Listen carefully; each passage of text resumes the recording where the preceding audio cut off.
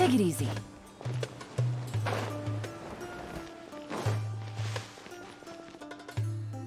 Candace, we're here! Has everyone arrived? Everyone is already waiting inside. Well, what are we waiting for? Let's join them! Please, wait a moment.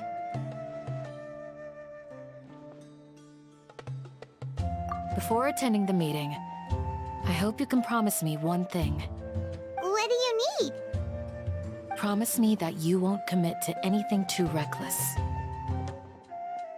What do you think? Okay.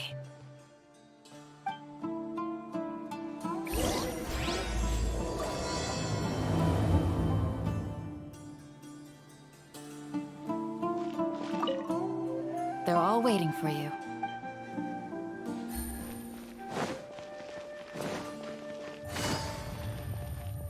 Clouds are like picture frames in the sky.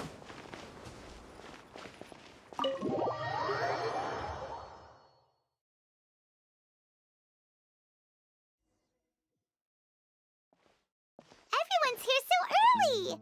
But why isn't anybody talking? We already discussed things a bit. Hey, where have you been? I've missed you too. Are you ready? Very well.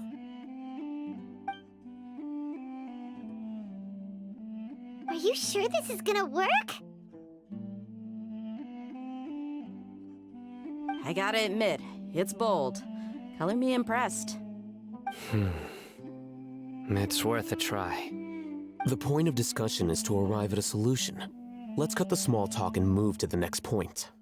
You're making Paimon nervous.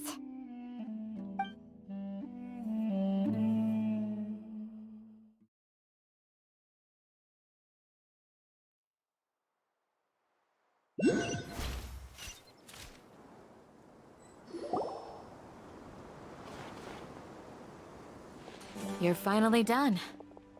I have some other stuff to take care of. Catch you all later. Come on, don't give me that face. I know what you're going to say. I'll be careful. That's what I wanted to hear. Take care. Well, Traveler, Paimon, judging from your expressions, the meeting must have been quite productive. You can tell? I'm not that good at scheming or strategy, but I can sense people's emotions. And based on your reaction, things must have gone quite well. Paimon's a little worried. Hopefully nothing will go wrong. To be honest, I feel the same. But you're already some of the most capable people I know. So you have my trust. Candace gave us a compliment. Your deeds speak for themselves. Candace, we stayed behind to tell you that, although you won't be coming with us, we'll be sure to remember your words. I'm very glad to hear that. I've said the same thing to everyone here today as I said to you when you arrived. Your safety is the most important thing. Only when you're safe can the plan be successful. So please, take care. You're welcome. And thank you for taking my advice. Good luck with everything. I'll be here in the village praying for you.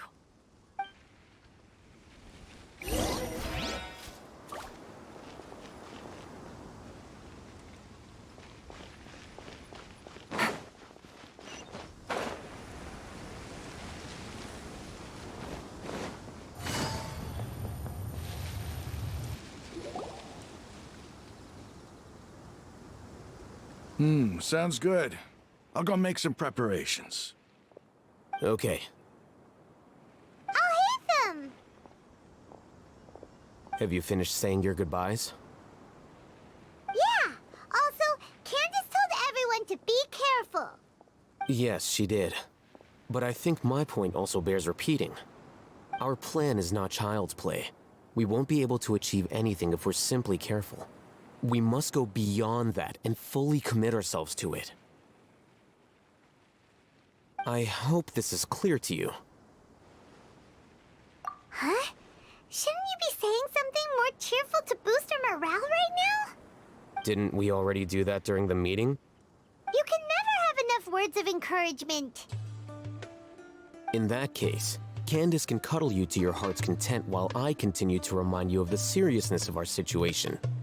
We all have our jobs to do, after all. It's like how some people can be put in charge of logistics while others will fight on the front lines. Speaking of the front lines, you don't look anything like a soldier. Of course. Compared to the mercenaries, I'm merely a feeble scholar. But the advantage of not being a mercenary is that I get to stay in a safer place and offer my strategic insight.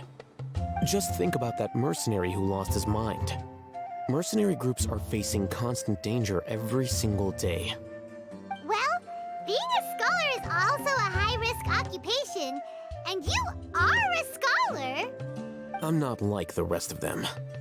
Even among members of the same species, some will exhibit far more potential than others. This guy. Paimon still remembers when those mercenaries in Port Ormos called you a lunatic. All intellectuals are lunatics in the eyes of fools. I'll take that as a compliment. That reminds me. Do you remember the record we saw in the King Deshret ruins? It mentioned forbidden knowledge. Wait, seriously? Remember? We went into the desert not long ago to exchange hostages with the Eremites. Once we arrived, the ground collapsed due to an earthquake, and we fell into some ruins. Still nothing? Come on. It was a remnant of King Deshret's bygone civilization, and we found some messages left by a priest of the king, and learned about the existence of forbidden knowledge. Oh, it's all coming back now! Thanks for reminding us. Forbidden knowledge has the power to drive people insane, but this fact has never been shared with the public. Even I, who has worked in the academia for some time, was never once informed of this. I think those mad scholars and mercenaries we encountered may have all fallen victim to the corrupting qualities of forbidden knowledge. But the academia has always held a different view. They have always believed that symptoms of madness are a side effect of human contact with divine knowledge as mere mortals. Come to think of it, perhaps the academia has also never understood the true nature of forbidden knowledge, and thus always approached the issue from the wrong direction. The Withering, Elazar, and the sandstorms. Don't you think what is happening right now across Sumeru is rather similar to the forbidden knowledge pollution that occurred in the desert thousands of years ago? But Paimon thought that Irminsul's disease is what caused the withering and the sandstorms. At least, that's what Tainari told us. Wait a second. Could it be that... Ah, you've connected the dots. The cause of Irminsul's illness may precisely be the pollution from forbidden knowledge. But if that's the case, what should we do? This is huge! Wait. Why do you think Lesser Lord Kusanali would have a solution to this situation? You mean, it's related to the scene you saw when you passed out in the Nvidia Forest? That whole, the world forget me thing? In that case, it's imperative that we rescue Lesser Lord Kusanali. Only by working with her to save Irminsul can we completely resolve the problem Sumeru currently faces. To make sure we're still on track, I would like to check on the state of some of our preparatory work. Where are we going? To an Eremite base.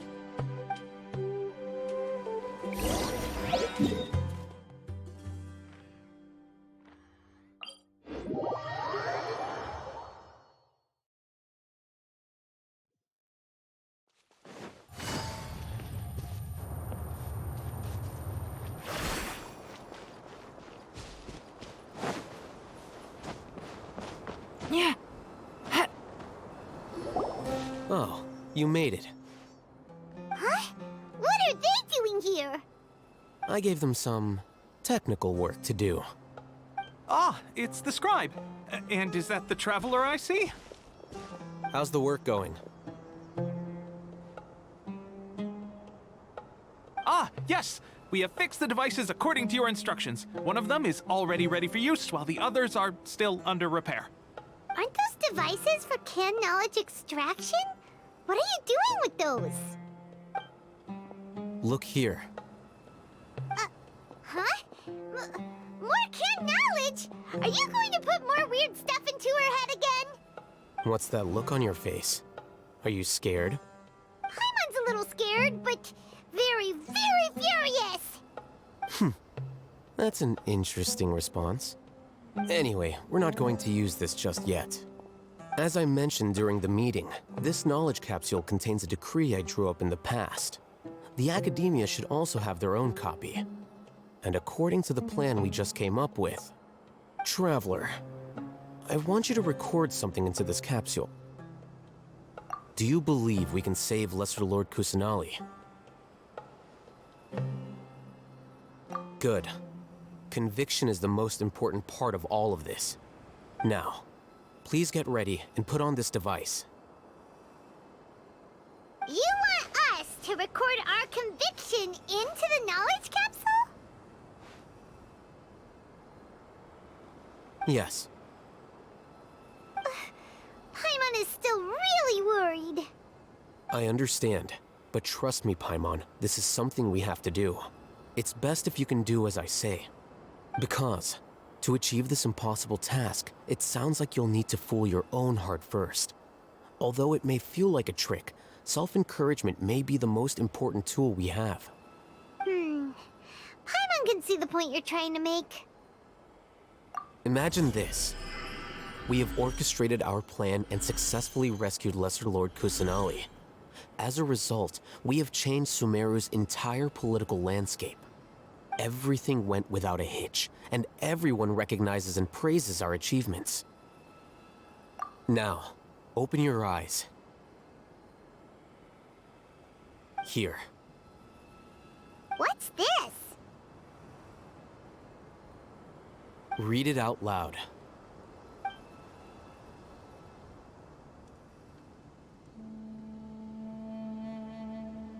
It's done. Is your head okay? Does anything hurt? It's just a recording. There should be no negative effects. But what was the point of doing this? Paimon doesn't get it. And that's perfectly fine. In any case, these capsules aren't meant to be used by you. Huh? What do you mean? Have you forgotten? Our plan needs to account for those who have long relied on the Akasha. You may find it hard to believe, but for those people, everything the Akasha transmits to them is nothing short of absolute truth. Imagine if you've been using a device like the Akasha since the day you were born, and this device has always supported you during times of need. After all that time, what do you think you'd become? A fool? A machine? A slave to orders. And that's why rules are so important. In addition, those who understand the rules can delineate boundaries and identify gray areas. But why would you need to identify the gray areas? You could say that those kinds of ambiguous zones can be very interesting. One might even say they're advantageous in the right hands. Things you're interested in are really out there. Are all Sumeru scholars like this? Anyway, that's enough chit-chat. I'm going to take those two to work on some small projects. You can head to Caravan Rebot and start preparing for the next step. Small projects? We're going to tinker with the Akasha terminal and make a few modifications.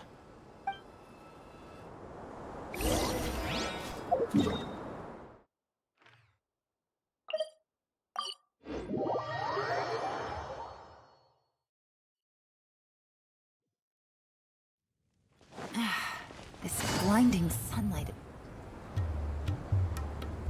I thought we agreed on a plan. How can you go back on your word? The plan is too radical and carries a high risk for casualties. I've given it a lot of thought. And in the end, I still can't agree to it. But it's still the best plan we have. As a former Matra, you of all people should be able to see the bigger picture and recognize the innate advantages of our plan. I did. And that's how I saw the danger behind these so-called advantages. Alhaitham's plan is even more radical than I imagined. Huh? Why are you guys arguing? My friend, you're just in time. Why don't you help me persuade Sino? He's turned against our plan. We agreed to work out a plan at the meeting.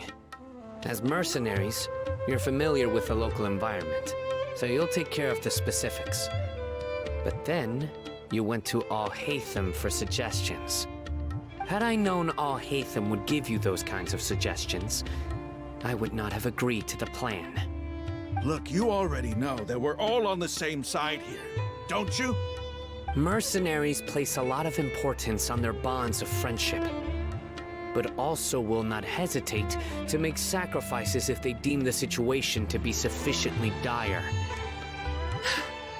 I'm sorry, but as things stand, I can't accept your principles. Seems you really do understand the ways of the desert. Traveler, Paimon, this is also something you should know. Rahman's plan is to have me work with the Caravan Reebok guards in my capacity as a Matra. We will arrest the mercenaries and escort them into Sumeru City. Wait, how can we work with the guards? We can't get through that wall easily, remember? Caravan Reebok would never let so many unregistered members of the Eremites enter Sumeru City. My plan will clear us of any possible suspicion, and also let us enter the city as a big group. There is no better way. That also sounds like something Alhaitham told you. Am I right? Doesn't Alhaitham know how dangerous this plan is? Of course he does. He told me. There is no perfect plan, but this can get the job done. He also said that with the help of Sino and the Traveler, our chance of success would increase significantly. I never blindly trust anyone, and I've always had a good eye for people. I think he made a number of valid points. It's my own choice to trust you. If I make the arrests alone, I can control myself and prevent you from getting hurt. But I can't guarantee that kind of discipline from the guards. To make the whole thing more convincing, you'll need to resist to some degree. Casualties are inevitable once push comes to shove. I'm okay with the deaths of enemies. But now that we're allies, I'm against the meaningless loss of our own. I can't believe a Matra would actually care about us. I've lived a hard life, and I can say that people like you are hard to come by. I've always treated my allies with honesty and respect. They have the right to know important things like this. Now you're making this hard for me. Hey, is there something we can do to help? I knew you would say that. We can help fight some of the mercenaries, which should reduce the number of times you'll have to struggle directly with the guards. That should help at least a little bit. Sino, on behalf of my people, I thank you for your kindness. But this is a mission we cannot turn our backs on. We strongly value the lives of our friends, but the goal we are about to achieve is even more important. We have no fear of casualties, because we crave the spoils of victory. So please, lend us your support. We will show you the determination of us desert dwellers. Well, now that you've put it that way, I can no longer refuse. But remember, you need to follow the plan and not do anything reckless. Candace made it very clear that we can only achieve our goals if we can ensure our safety. Since you and I both recognize the significance of this operation, there should be no more animosity between the followers of the Dendro Archon and those of King Deshret. Everyone's life is equally important. Okay, you have a deal. Let's do this for our shared dream. The guards should be stationed in the courtyard nearby. You can find them there.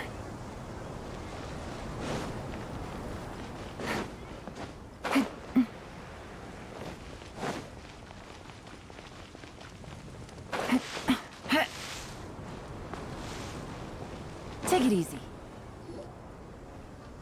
Guards! General Mahamatra! To what do we owe the honor? Keep your voice down. This is a secret operation. I'm going to arrest a large criminal gang near this location. According to the Academia's Guide and Regulations on Secret Operations, I have the right to ask for the cooperation of Caravan Rebot. Ah, of course, of course. Mahamatra Sino's order is the Academia's order. Just let us know what you need. But who exactly are you planning to arrest, and how many people are you expecting? Depending on the scale of this operation, we may need to report it to our superiors. They're a squad of Eremites whose number is comparable to Ain el Akhmar in Port Ormos. They're involved in the theft and resale of supplies from the Academia. As many as Ain al Akhmar? This should definitely be classified as a joint operation. Then I suggest that you report this to your superiors as soon as possible, and treat it as a top priority desert operation. I will need personnel. Got it. Please wait a moment. I'll contact them immediately.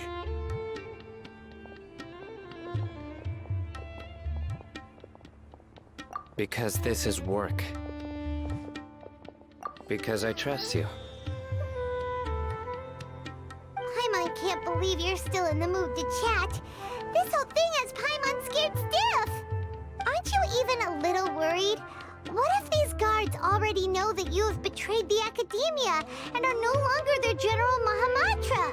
Even if that guard doesn't know, their superiors might, right? We discussed this, remember? The Caravan Rebot operation is of great importance. But don't worry, the guards there shouldn't know that Sino has stepped down. How can you be so sure? First, the other Matras still don't know why Sino has left, which proves that the Academia has been covering up the matter. Second, this is a crucial moment for the Academia's God creation plan. If something were to happen to the General Mahamatra, it's bound to attract a lot of unwanted attention. No matter how you look at it, they don't seem interested in sharing the news of Sino's departure. A reasonable inference. I agree. Which brings us to our next issue. I'm sure some of you have been wondering if the prediction function of the Akasha will affect our operation. The Akasha is still in operation, so I must remain on high alert. Actually, considering the power of the Akasha, it's quite strange that it hasn't already tried to interfere with my actions. I've given that a lot of thought. For now, I don't think you'll need to worry. If you remember, when you first came to Aru Village, all your actions and routes were predicted by the Akasha. It even gave that information to those who kidnapped the village keepers. But things like that never happened again after we met up with the Traveler. That's true. But why? Look at it from a different angle. Why do you think the Akasha will predict your actions? Because my personal data has been entered into the Akasha. That's true, but the key to this question is, how well can the Akasha make predictions about a person? Haven't you ever thought about it? Just how can it do this in the first place? Because the Akasha controls the entirety of Sumeru. The Academia firmly believes that all human actions can be explained through logic. By sorting and analyzing entered data, the Akasha can derive behavioral logic and predict the actions of those who fit an existing logic model. However, at the risk of sounding like an advocate for fallacies, can everyone truly be considered logical at all times? Emotions are part of our behavioral logic, but can you guarantee that every experience of the same joy or pain would be equally intense? How can our feelings and opinions be predictable down to the letter in every single instance? Sino, in the past, you've always worked alone. In the absence of another person who could sway you or your thoughts, the Akasha could produce predictions that were similar to your real-life behavioral principles. Decisive and principled, you were used to solving problems alone. That's why the Akasha could figure you out. But now, you've joined a team. And I believe the Akasha hasn't yet figured out the full composition of it. Our thoughts and logic have intermingled and weaved themselves together to become a complicated, chaotic mess. Any one of us could potentially disagree with another. The Akasha lacks data on these interactions, and it's impossible for it to predict your actions in the future based on your decisions in the past. After all, there's probably a limit to just how much we can be modeled or controlled by data. So, in my opinion, you're probably safe for now. Makes sense to me. I agree. The Akasha is not alive, and I don't think we can be completely controlled by something without a mind of its own. Is that so? I guess there are things that even the Akasha cannot calculate, and people will not be forever trapped by the past. Paimon's so glad that this is settled. Next time, pay attention during our meetings.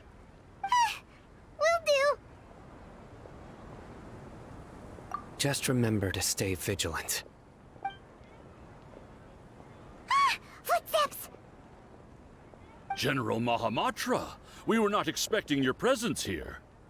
I'm the security officer of the Grand Deshret Desert District. My name is Luxembarbo. This is my assistant, the Traveler. She will be working with me. The construct next to her is for her work. Beep! Construct, beep! What a great honor to meet you. Your golden hair is as bright as the sun. And, is this the latest technology from the Academia? Have you made a decision regarding the matter I mentioned to your subordinate? It seems to be a dire situation, so of course you will have our full cooperation. To be perfectly honest, I've always longed to go on a mission with someone as well known as yourself. There's no need for flattery. Yes, sir. Take your most elite platoon and follow me to the eastern side of the district. We will carry out the operation there. Understood. Map. Hurry, bring the map!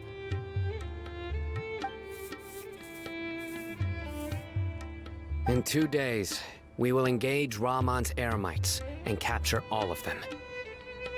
Any questions about the time or location?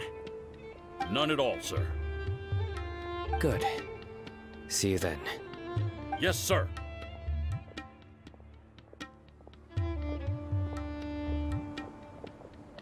Maybe hanging around the General Mahamatra isn't so bad after all.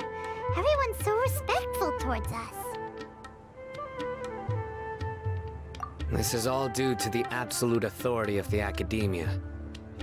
And now, we're going to strike back against that massive pillar of power. Get ready. We will move out in 2 days.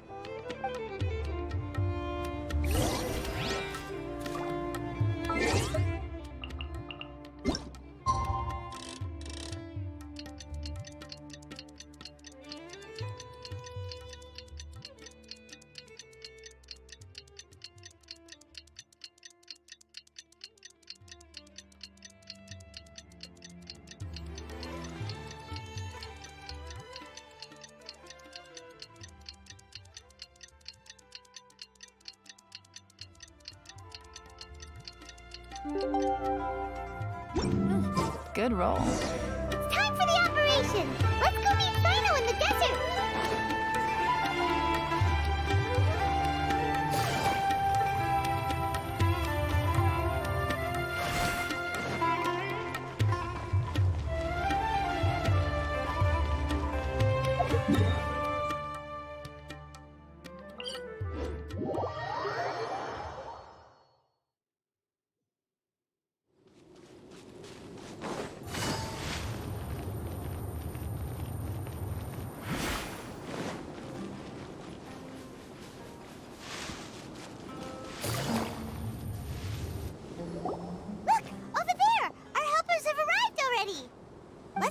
over.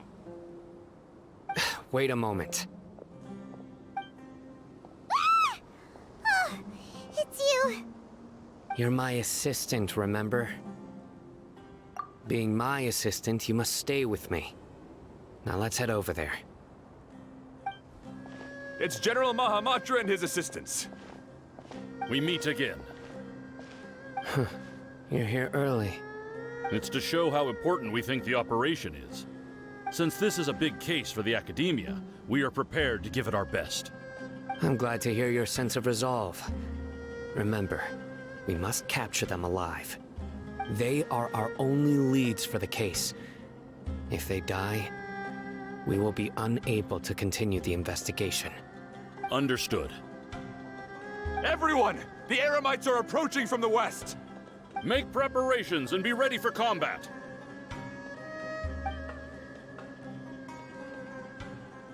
Halt! Oh? What a warm welcome! What do you want? Judging from those shiny weapons in your hands, it seems like you're not interested in a deal. Rahman, the Academia has caught wind of your smuggling and illicit sales. If you value your life, I advise you to surrender. Who are you supposed to be? A Matra from the Academia? I can't believe you came all this way just to catch us. I'm not here to talk. Oh. Nobody's given me this much time of day since I became a mercenary. Brothers! For that slight, let's wash our blades with their blood.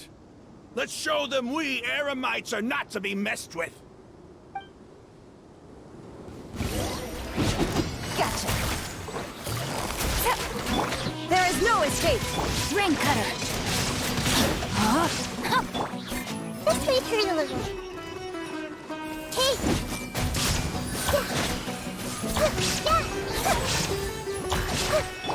Here comes the catch. Quietly now.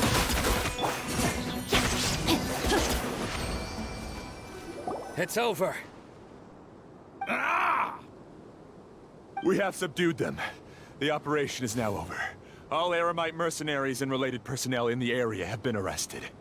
Ah, you pitiful Dendro Archon dogs! You'll regret this! I'm afraid you'll regret it first. King Deshret will curse you, and you will all! Silence! Oh, Restrain them and take them back to Caravan Rebot. Count their numbers and send them to the Academia as instructed by the General Mahamatra. Yes, sir!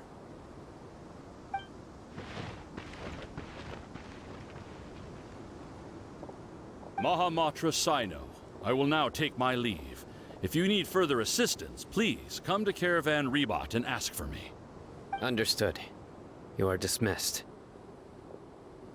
There they go. Let's talk elsewhere.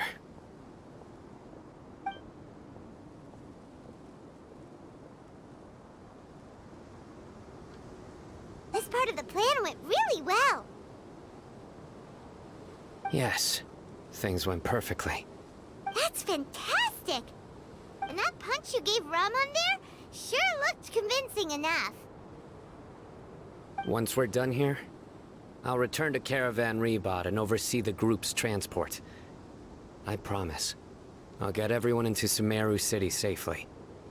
Yeah, you're the reason why everything went so well. It's not the time to celebrate yet. I believe Dia should already be waiting for you. Go join up with her. She will need you to introduce her to Tighnari. Speaking of which, is it really okay for us not to share the full plan with Tighnari? What if he'll feel miffed about it and refuse to work with us? I have a very close relationship with Tighnari. Given how well we know each other, I believe my message alone should be enough to bring him to our side. He knows I won't make jokes about things like this. If we need help, Tighnari is the best option. Get ready for the next phase of the plan. Don't keep them waiting.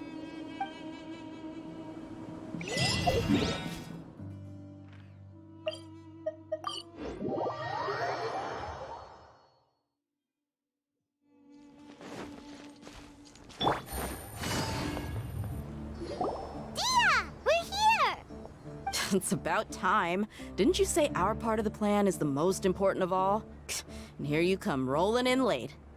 In the time it took you to get here, I already did 5 laps around the place, downed 7 drinks, and even did some clothes shopping. Sorry. We didn't mean to keep you waiting.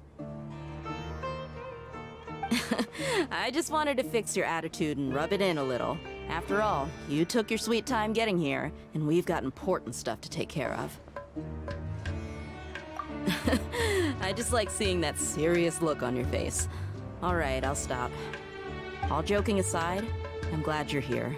Let's get moving and take care of this as soon as possible. But where should we start? Our responsibility is to get a status update on the Fatui Harbinger known as the Doctor. We need to make sure he won't get in our way when we rescue Lesser Lord Kusanali. Dealing with an institution that controls all of Sumeru is already hard enough. If the Doctor were to crash the party, it would be next to impossible for us to achieve our goals. Yeah, we sure don't want him showing up. Ooh, he really gives Paimon the creeps. Right? Hearing his name just reminds me of those stuffy old geezers in the academia. I'd rather not have to deal with someone like that. According to the plan, we should first go to Pardis DI and ask for Forest Watcher Tainari. If all Hatham and Sino's sources are solid, then we can be sure that Tainari still has the Academia's trust. So, we'll find Tainari and convince him to get us the latest intel on the Doctor. Then, depending on what we learn, we'll make any necessary adjustments to our plan. The sages have placed spies everywhere on the other side of the wall. I'll follow you as a bodyguard. You should be honored. I don't offer my services to just anyone you know. But Paimon thought mercenaries would do anything for Mora. That's certainly true. But when multiple employers are vying for your services, you should always go with the best offer. Let's see. If I were to charge you a bill, I guess I can apply a discount. How much more do you want? Paimon's not sure we can afford it. How much do I want? Hey, how about paying me with a smile? What do you say? I haven't seen you smiling much recently. If you ask me, someone like you must look lovely when they smile. Come on, give me a smile so that I can be less worried. Looking good! I hope this pretty smile will become our lucky charm. There are many kinds of smiles, but only a truly joyous one can bring blessings to others. Let's consider this smile a down payment for our future victory. Let's go. It's time to pay a visit to Pardis DI.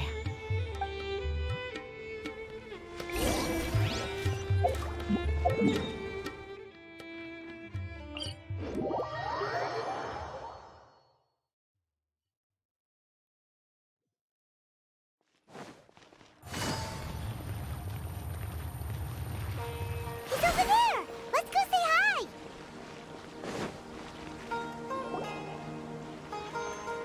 Tainari! Ah, Traveler, Paimon. And you are? Hey there. This is our friend Dia. She's an Aramite mercenary. A mercenary? You must have some big news for me. It's something really important. Please help us out. All right, then follow me.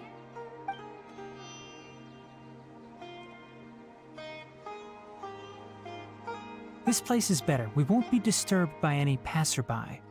Okay, what is this important thing you want to ask me? The Doctor, huh? He's that strange-looking Fatui Harbinger with the mask. Paimon thinks he has blue hair. Yes, I know him. Actually, he left Pardis DI just a little while ago. He left already? Yeah, he came looking for me. Can I ask what it was about? Sorry to ask you like this after having just met, but your answer is very important to us. For now, all we can share with you is that your friend Sino is working with us. Sino, you say?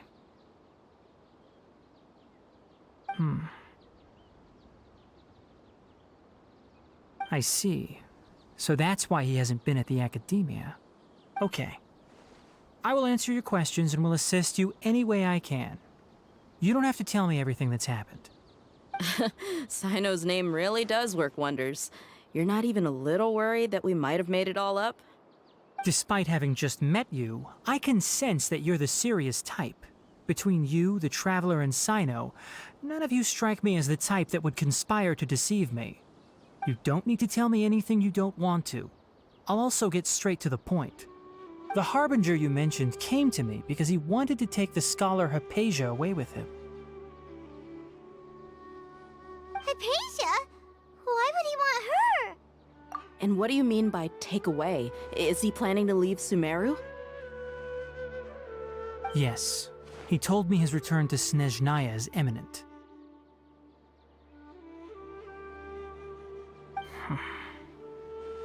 So you mean... you're leaving this place soon? Indeed. Otherwise, we could have perhaps talked a little more.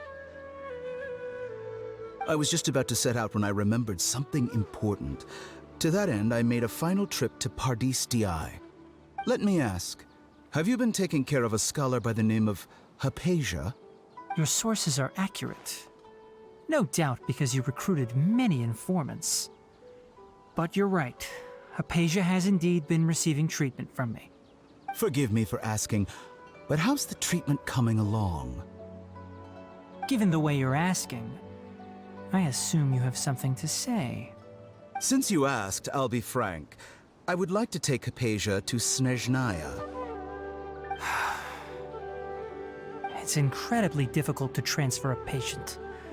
As a scholar yourself, shouldn't you at least be aware of this? Oh?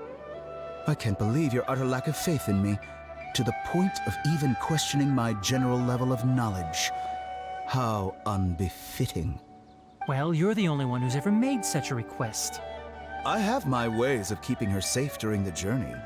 In addition, I can also promise that under my care, Hypatia will receive the most advanced and effective treatment. I will personally supervise her treatment and see to her recovery. Would that be agreeable to you? Hypatia was born in Sumeru and remains a scholar of the academia. Her situation has not become dire enough to necessitate her transfer to another nation. Transporting her to Snezhnaya is risky, and the potential benefits are unknown. As the person currently responsible for her treatment, I cannot possibly sign off on this transfer. Your suggestion is rude and reckless. I'll pass. I don't know much about the doctor, but after talking with him, I realized that, just like many other scholars, he possesses an aura of arrogance that I've come to detest. It's not so much that he's looking down on others, but more that he's so confident in himself and his abilities, to a point of near insanity. I would never refer a patient to someone like him. I prepared myself for a protracted battle of wits, and was really surprised to see him just give up on the topic. Still, his reaction really concerned me.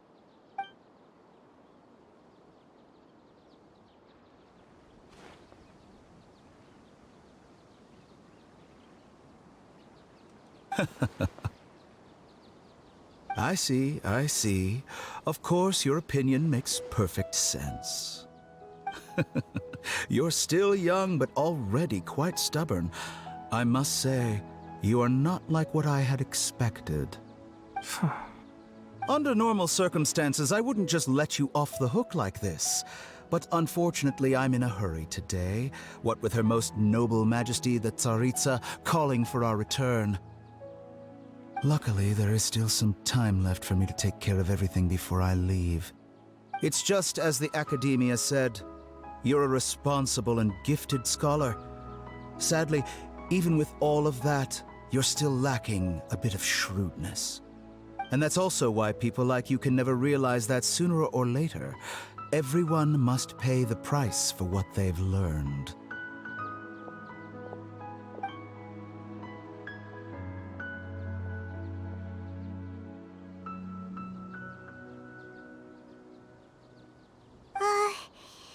Paimon can't help but feel like he's hinting at something unpleasant. He asked a question, yet didn't care for my answer. Perhaps I'm nothing but a talking rock in his eyes. He never came off as malicious, but an utter lack of compassion permeated throughout our conversation. From his tone, I can sense that he's always looked down on others. I can barely believe it myself. But if that's true, the situation will be in our favor. I don't think I missed any details. Frankly speaking, I don't want you to do anything too risky. Now that you know a little more, it should be easier for you to stay safe. Sorry we can't tell you everything. We appreciate that you helped us anyway. I won't forget your kindness. It's okay. I have an obligation to do so. To be perfectly honest, all of this may have started because of me.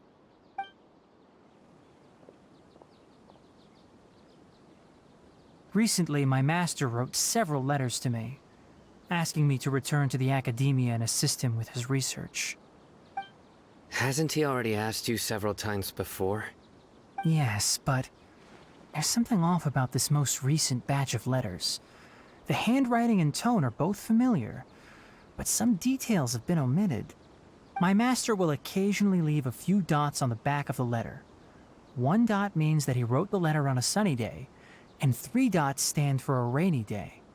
This has been a habit of his for many years, but I didn't find any dots in his recent letters. I believe something may have happened to him. I get it. Since you are always at Gandharvaville, you would like me, someone already working at the academia, to investigate this matter, right? I'd like to ask you to do that for me. If you can keep yourself safe, please withdraw immediately at the first hint of danger. I can do that, but I have a feeling it won't be that simple. The academia has been working on a big project. I'm not quite sure what it is, but your master might be involved with it. If the higher-ups really are hiding something, then it will be difficult to remove myself from the situation once the investigation starts. If the situation becomes critical, I'll leave the academia. If you don't see me there for an extended period, that's your cue. All right, we've got a plan. I'll stay at Gandharvaville to support you.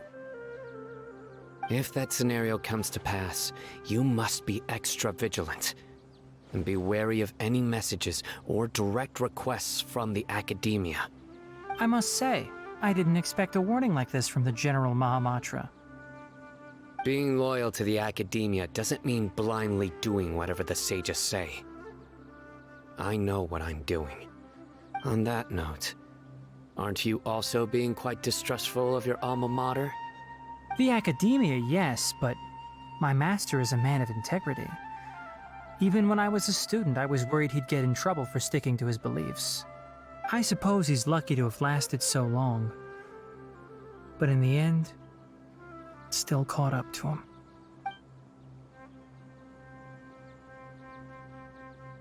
I see. So you noticed something was up with the academia from the very beginning. This may well be how Sino became involved in all this. In that case, I must keep my promise and help you however I can. Also, if you run into Sino again, please help me pass on a message to him. Trust your own senses and experiences. I think this may be something he needs to hear right now. Okay, we'll find a chance to tell him. Thanks. Right. Now let's go hunt down this Harbinger. Oh, by the way, which way did the doctor go when he left Pardis DI? That way. Gotcha. Thanks so much. We'll be on our way.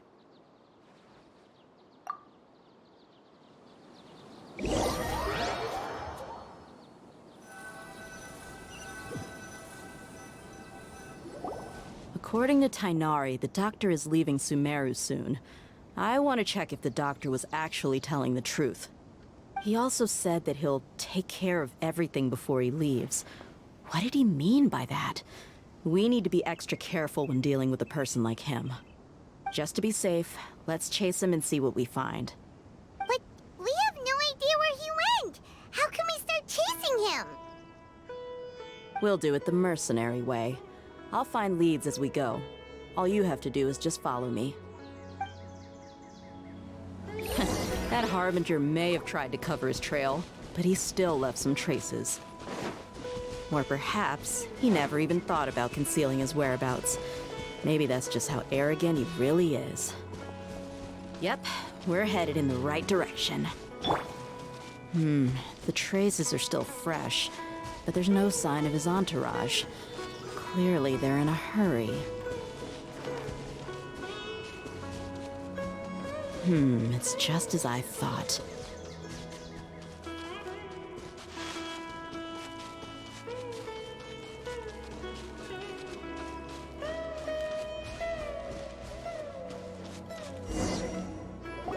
We can stop here. I think I know where the doctor went. To the south of here is Port Ormos, which seems to be where they're headed. Port Ormos? They're going to leave by boat? That's right. Let's go to the port and have a look for ourselves.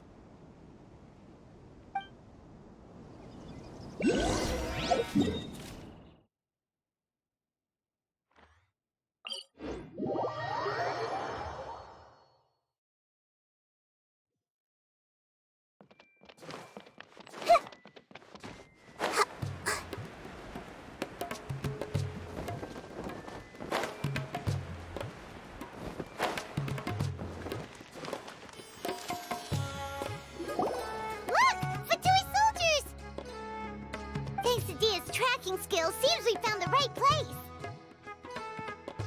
Shh! Don't draw their attention. The port is crawling with Fatui soldiers. Let's keep going and see what we can find. Now this is a proper farewell ceremony for a Snezhnayan Harbinger. The Lord Harbinger is leaving. I've still only seen him once or twice. I used to hold a position in our homeland, and back then, the doctor spoke in a very different way from the way he speaks now. Maybe the way people talk in Sumeru has rubbed off on him? It's always like that when you spend too long away from home. When he gets back to Snezhnaya, perhaps it will also take him some time to get used to the life there again. Huh? But, sir, that can't be right.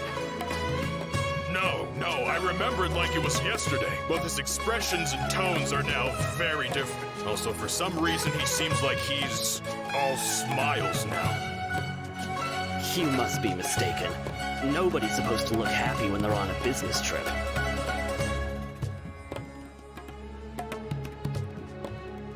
The doctor is on that boat. So he told the truth after all. He is actually leaving Sumeru.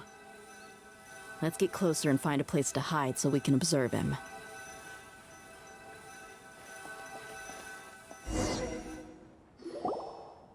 This place will do. We can hide here while we keep an eye on the boat.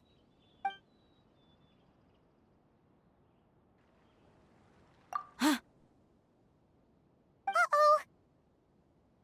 He saw us!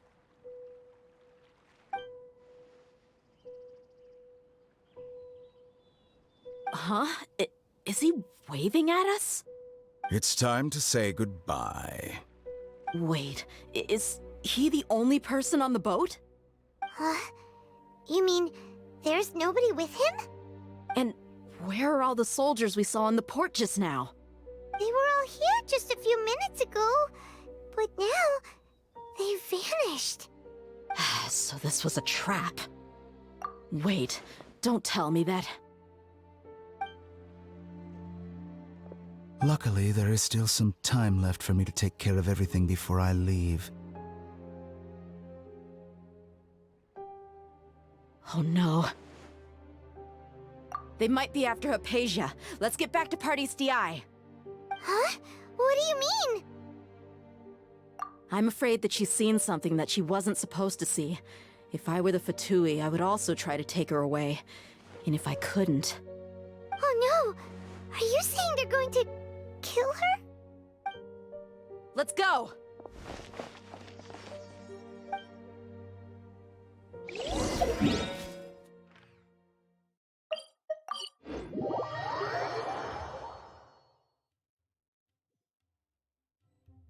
Paradis Di is not a place you Fatui can just show up and do as you please.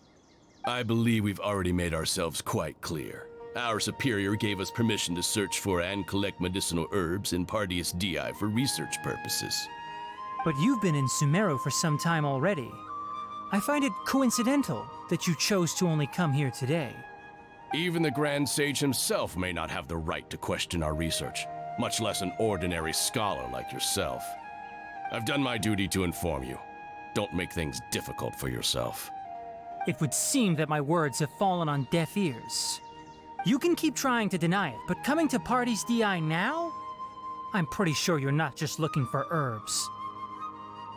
With all due respect, your baseless speculations will only lead to unnecessary trouble. Well, you only have your Harbinger to blame. He knows nothing about keeping a low profile. I may be staying at Paradis Di as a scholar, but that doesn't mean I'm no longer a forest watcher.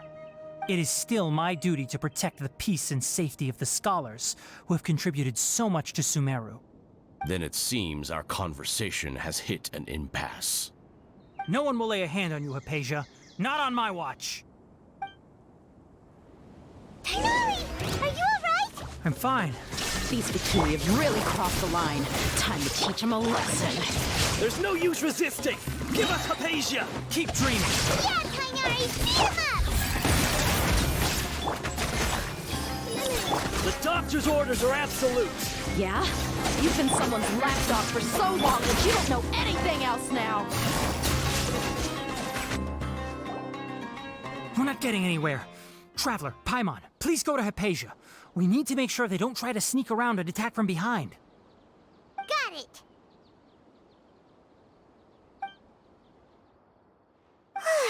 Hypatia's still here. Doesn't look like anyone's broken in.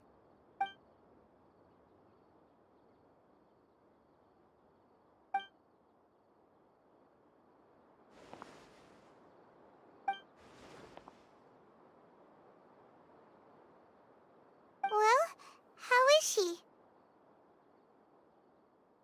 Oh, that's good.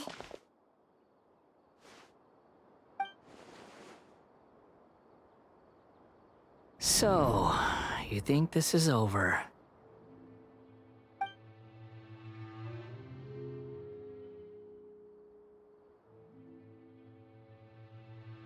What?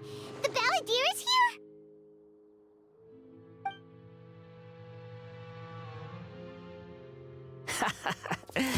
I've missed that look of abject horror. You've given me that look every time we meet. But, where is he?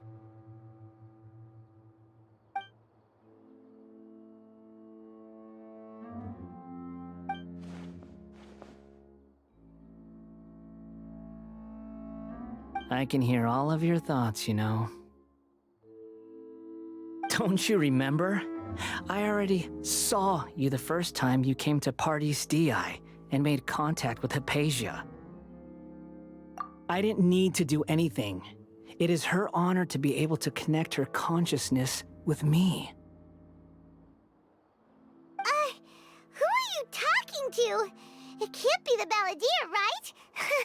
That's impossible. I know you must be curious. I might as well tell you that I decided to enter Hypatia's consciousness the moment I sensed your touch. I wanted to observe you on a fool's errand. Hey, Traveler! What are you doing? My deification is nearly complete. All that's left now are just some final details. Do you understand? Even if you manage to rescue Lesser Lord Kusanali, it will be impossible for you to defeat a bona fide god like me. Is it wise to force that childlike god into a divine battle against me?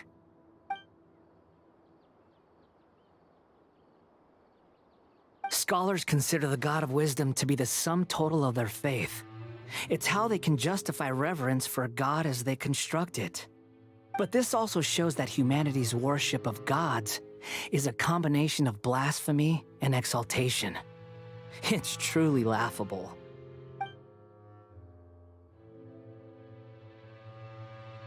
Yes. What is it?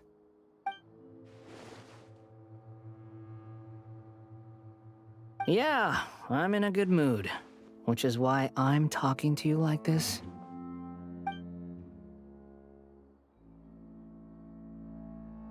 What do you mean?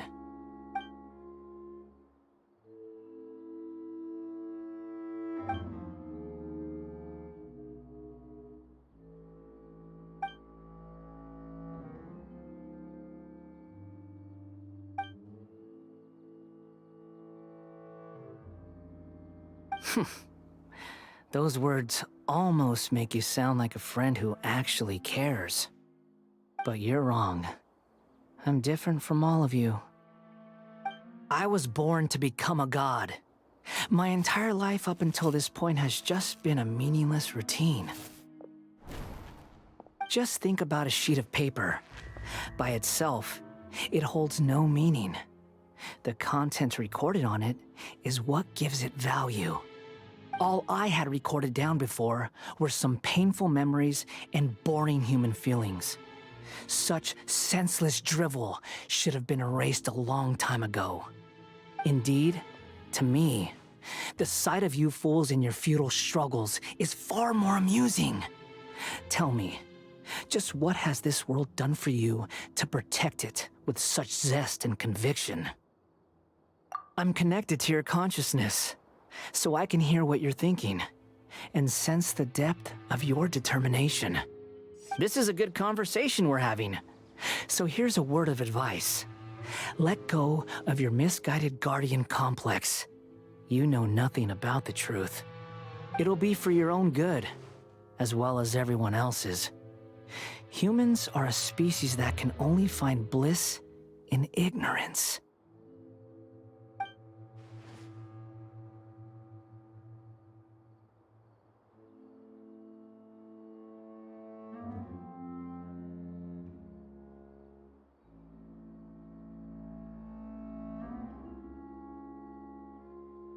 Ah, you've seen my affection for her. If you were in my position, I think you'd feel the same way. She peered into my consciousness and saw my past. Someone like that is qualified to become my first follower. All gods need followers. So Hypatia has been chosen. Her appearance heralds my imminent arrival at the throne of divinity, while her worship shall become my glory.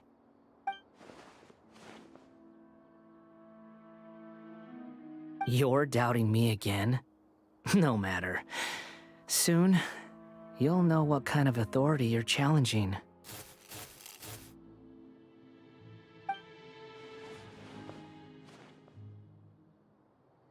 Who wants to hurt my devout follower?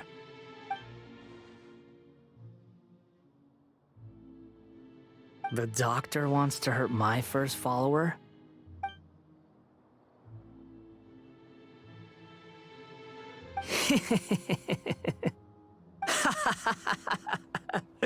How very amusing.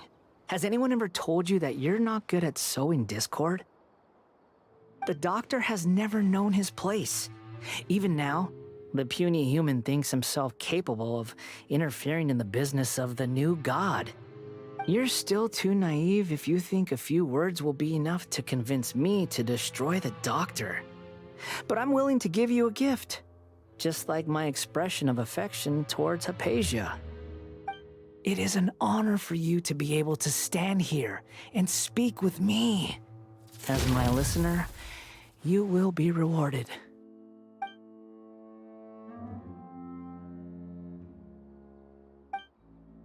Both good things and bad things can be called gifts.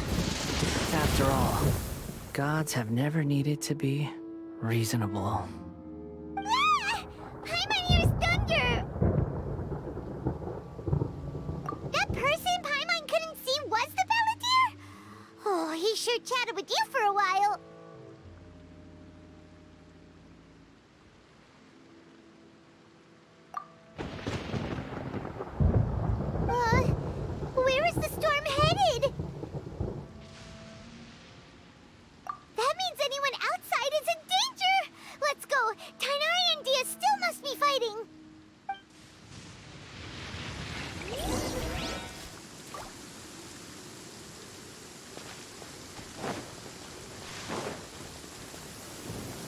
Take it easy. Oh! Have the Fatui retreated? Hey! What happened to you? He's hurt. I'm fine. Don't move. I've seen eremites get struck by lightning before. You need to rest. Struck by lightning? We were fighting, and just as things started looking grim, the weather suddenly became extremely strange. Lightning started attacking everyone, almost as if it were alive. Luckily, there were only 2 of us, and both of us were nimble enough to dodge most of the strikes. There were a lot of Fatui, though, and they were being torn to shreds by the bolts of lightning.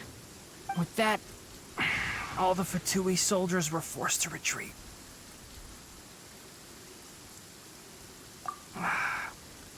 It's all right. My wound aside, you look like you've seen something unpleasant. Is Hypatia? Hey, didn't I tell you not to move? Just in case. Let's go to Hypatia's place and talk about things there.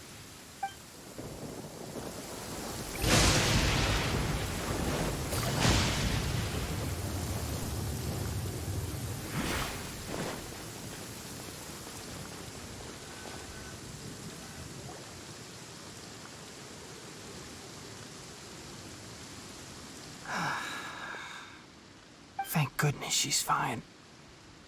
Hey, how about taking care of yourself first? I understand my condition. The wound is not fatal. I'll be all right. Ugh. The more you understand medicine, the worse of a patient you become. I know. They always think they can push through the pain. Oh, he sat down. Let me rest for a bit. Sorry, Traveler. Now you may start.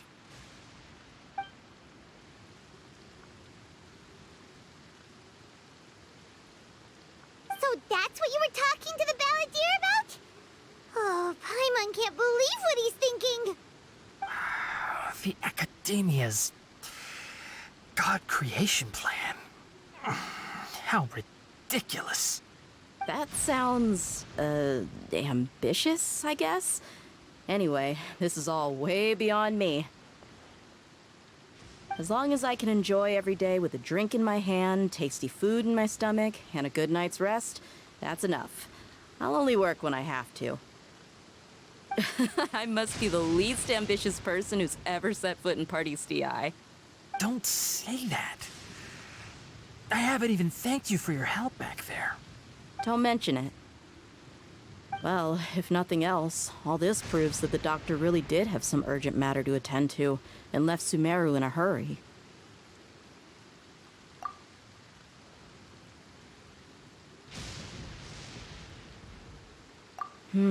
Maybe the Fatui want to cover up some secret of the Balladeer.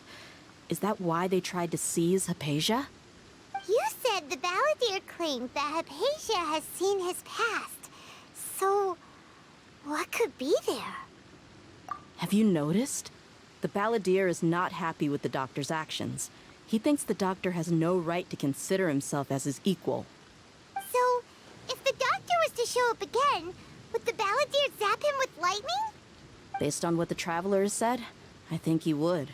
Having the doctor gone benefits him as well as us. In other words, we've successfully completed this stage of the plan. The doctor is out of the picture now. Yay! That's a big accomplishment! I'm also happy for you. Thank you for the help, Tighnari. Make sure you rest up for now. Yeah. All right. Okay, that wraps things up for us here at Party's DI. Traveler, it's about time we rendezvous with the others at the Grand Bazaar. Let's continue to keep a low profile. You can head there once you're ready.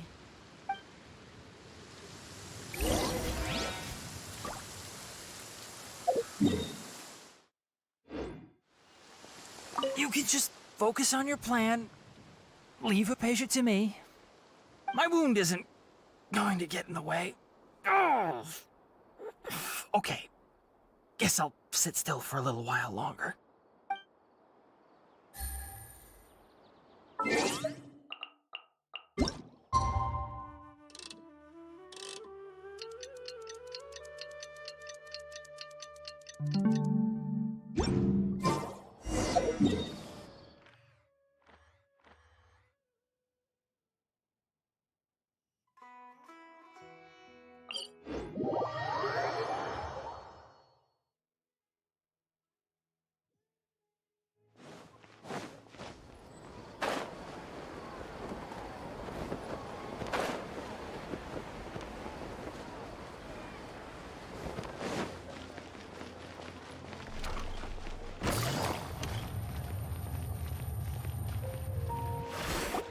All right, everyone is here.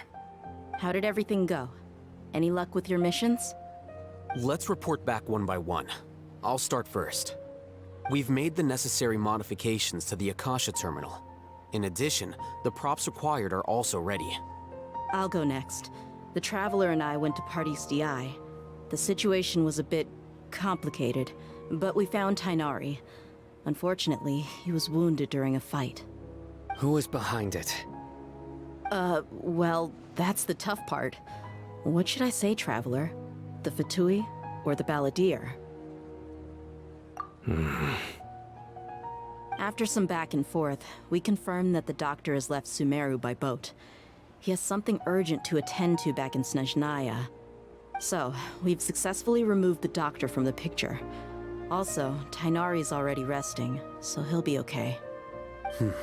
Good. Oh, Tighnari also asked us to tell you this message. Trust your own senses and experiences. All right. I'll remember that. Everything also went smoothly on my side.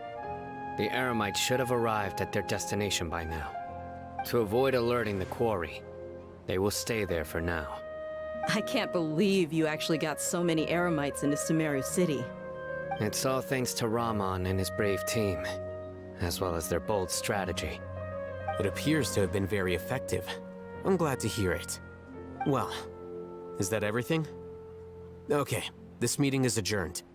Huh? Wait, you mean that's it? Well, what else is there to discuss? Shouldn't you end with some words of encouragement? You know, to fire us up now? Personally, I'd rather we all go home and get some rest. I'll hate them, you... Ugh. Oh, and if you wanted someone to say something to that effect, then I must reiterate that I'm here to strategize and not to lead. So you should find someone more suitable to do that. But I thought all of you Academia big shots were great speakers. Then I should remind you that I'm the scribe. I know that. So what? A scribe is responsible for recording meetings, not speaking. Fine, whatever. Well, Cyno doesn't seem to be much of a talker either. I guess that leaves it to my employer. Employer? Yep, the Traveler hired me. That's right. So come on, boss. What do you have to say for the team? Yeah, say something to boost morale. Huh? What are you all doing here? Oh, it's Nilu! Hey, everyone. I'm not disturbing you, am I? Not at all. I was actually just about to go find you. Judging from the group and all your serious faces, you were discussing something important, weren't you? But you also look like you're up to no good. Seems pretty interesting.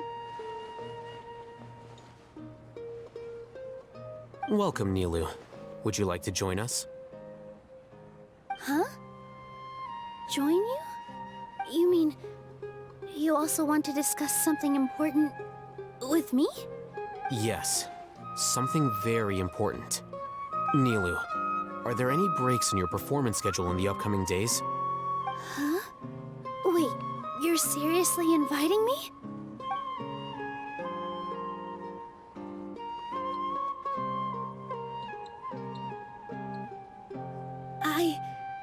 I can't believe my ears.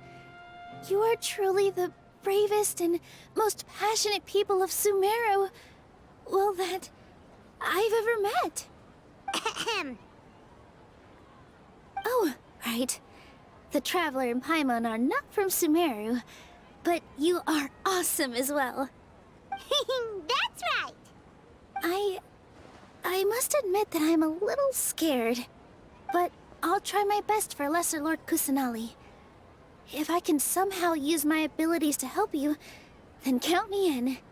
Remember, believe in yourself. Okay. I'll get my friends at the Grand Bazaar to help us tomorrow. Just remember not to say too much. Be discreet. Yep, you got it. All the preparations are done. Now, can we finally conclude this meeting?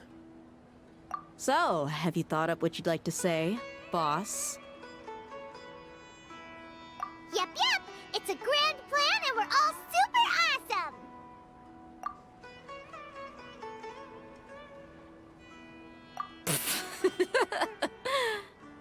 Well said. A good night's rest before an operation can be the difference between success and failure.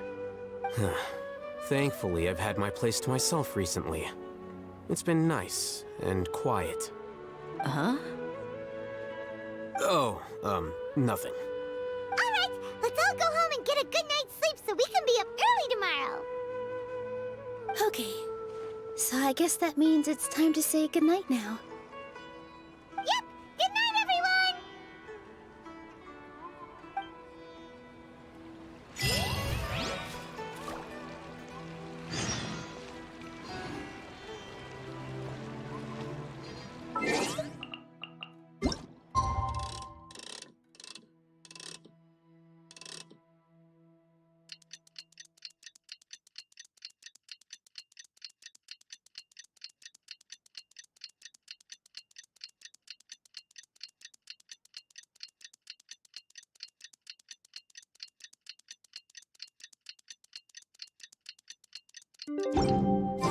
Today is the Academia's Neogarbaha Day. We can finally put our plan into action. Alhaitham should be waiting for us. Let's go to the Academia and find him.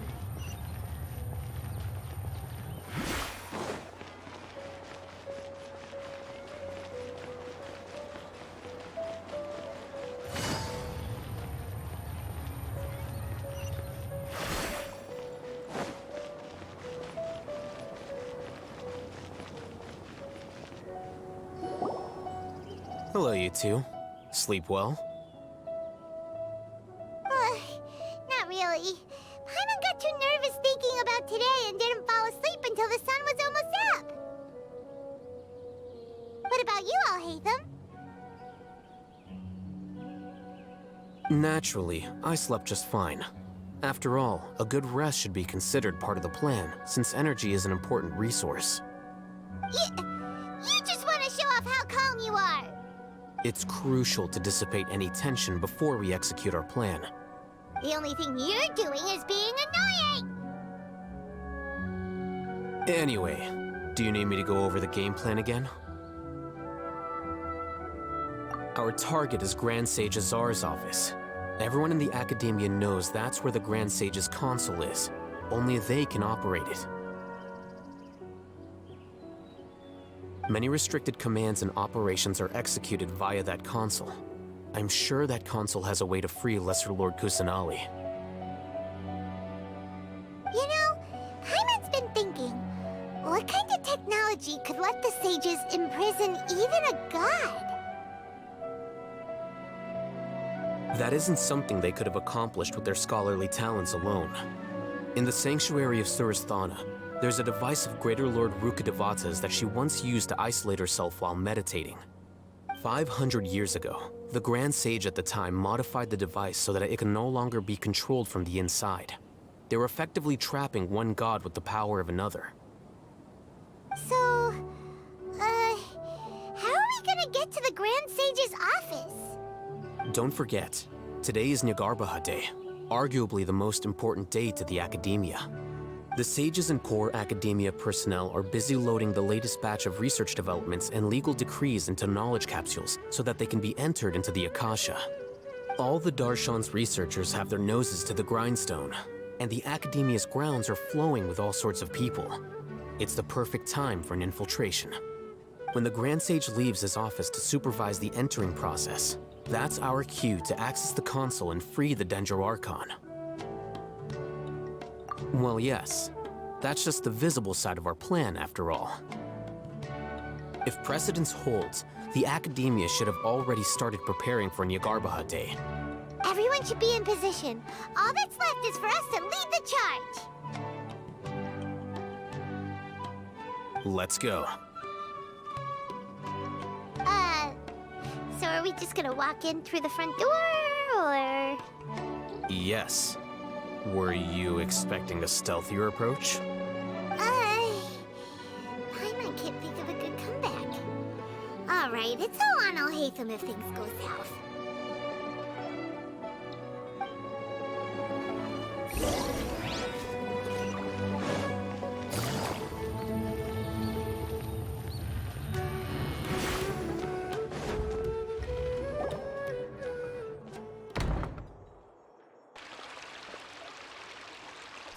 Scribe?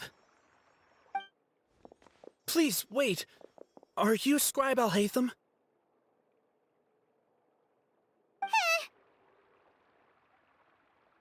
That's me. Is something the matter? I'm in a hurry. No. I was just surprised to see you here. I had heard that the sages were looking for you not long ago, but I didn't know what for. And, also, please don't bring outside guests into the Academia. Outside guests? How did you arrive at such a conclusion? Your groundless inference shames the Haravatat Darshan. What did you say? I'm the top student in Haravatat, and I earned 3rd place at the last Inter-Darshan debate. Don't look down on me! That wasn't my intention. As your Haravatat senior, I just assumed that you possessed a greater aptitude for critical thinking. Look, based on what you already know, the purpose of my return and the reason they're here should be obvious. Is that so? Wait a moment. Let me think. Don't tell me the answer. The sages search for you. A blonde-haired traveler. Outside guests. So, from the start, the sages weren't looking for you, but this traveler? And you were gone from the Academia for so long because... Hey, shh.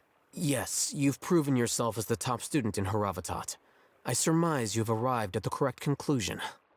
As I expected. Please, forgive me. I wasn't thinking clearly just now. Thank you for getting me back on track. It's nothing. We'll be on our way then. All right. Thank you for your contributions to the Academia, Scribe.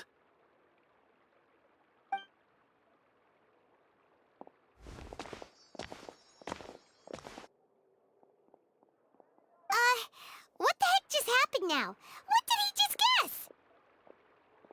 I'm afraid I don't know either.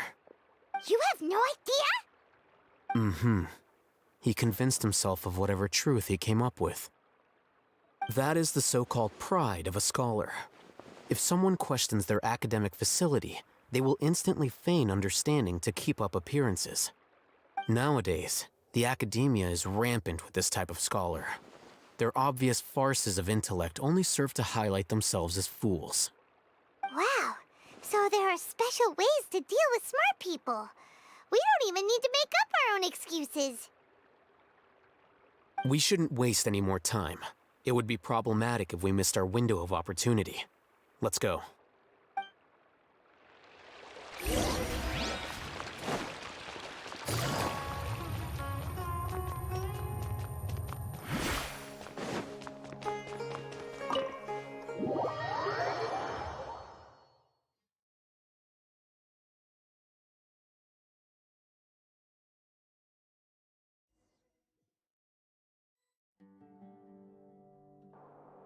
Is this the Academia's library? Indeed.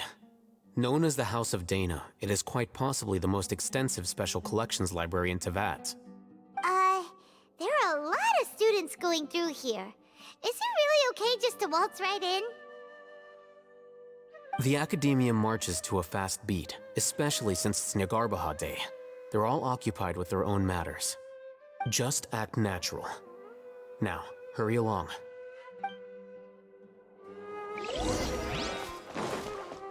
Scatter!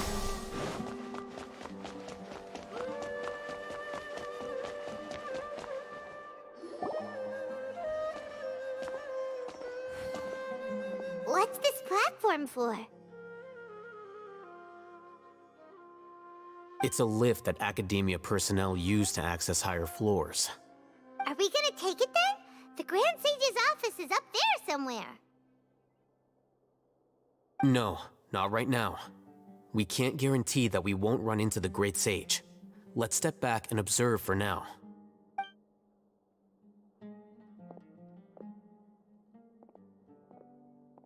You think the Grand Sage will exit from there? And after he does, we'd sneak past him? Oh, Paimon thinks that's really dangerous. Who knows? However, if we can confirm Azar's current location, our operation will be much safer if we... Allow me to offer you a hint. If you wish to know his location, look behind you.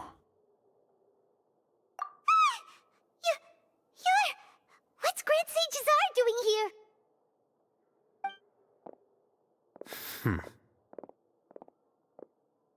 Do not tell me you believed the Academia would not grow suspicious of you after such a prolonged absence, scribe. An eyewitness had informed me of your whereabouts, so I came to personally welcome you. Great Sage, I didn't expect you to care so much about me. I'm truly flattered. I'm sure, but compared to you, I am far more interested in these two unexpected guests. You are the Traveler and Paimon, correct?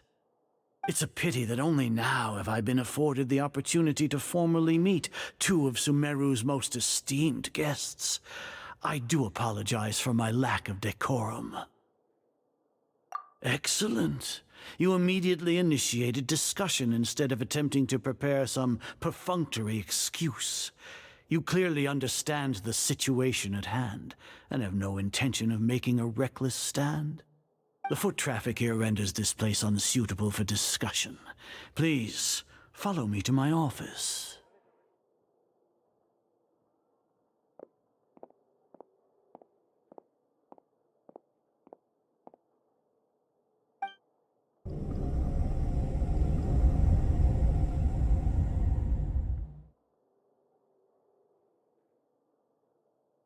This place is crawling with guards. There's no way out for us. All right then, Traveler. What did you wish to discuss with me? Today is Nyargarbaha Day, so I still have many responsibilities to attend to. There is little time for idle chit-chat before I detain you all. You seem to know quite a bit about our endeavors. If that is so, then you should be praising our great work, rather than using your trivial misgivings in a futile attempt to sway me. Trivial? Then tell me, what do the Fatui want from me? Worthless. Those are all completely worthless. Benefits, divine power. These materialistic words do nothing but debase our great work. Creating a god. Yes, we are using human wisdom to create a god. If humanity cannot attain omniscience and omnipotence, then we shall create a god to reveal them. This is the pinnacle of human wisdom. We shall regain a god's guidance at long last.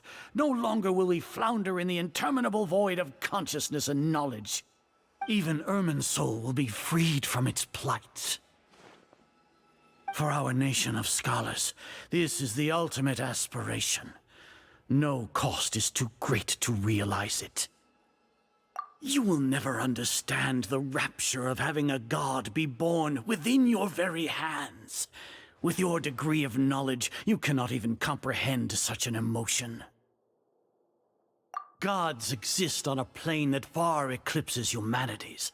Lesser Lord Kusanali, what can she even do? Care for the people? Fend off sandstorms? Fabricate silly fairy tales? These are but child's play for the academia. Does that make us equal to the gods? We are a people favored by Greater Lord Rukkhadevata. Though I may have personally not seen it, our forefathers bore witness to true wisdom. The ascension of the Lesser Lord has brought nothing but bewilderment to the scholars. They all ask, is that truly what true wisdom is supposed to look like? With that in mind, it is better to keep her isolated in the sanctuary of Suristhana, so our academy will not become embroiled in turmoil. What a pathetic justification! Do you really think that only the super smart or powerful should be able to call themselves gods? As per your judgment, Grand Sage, they are indeed dangerous individuals. Not only are they acting against the academia, but their ideologies have the potential to lead scholars astray. Looks like there really was merit in my assignment. Oh, Hatham? Are you talking about us? Anyway, I've brought them to the academia as ordered, but it took some time and trouble. Oh, that reminds me. Here's the investigation report you had requested. It's a summary of my time spent with the Traveler, an array of information about her ready for your perusal. Oh, Hatham! So you're still on the academia side! We finally started to trust you!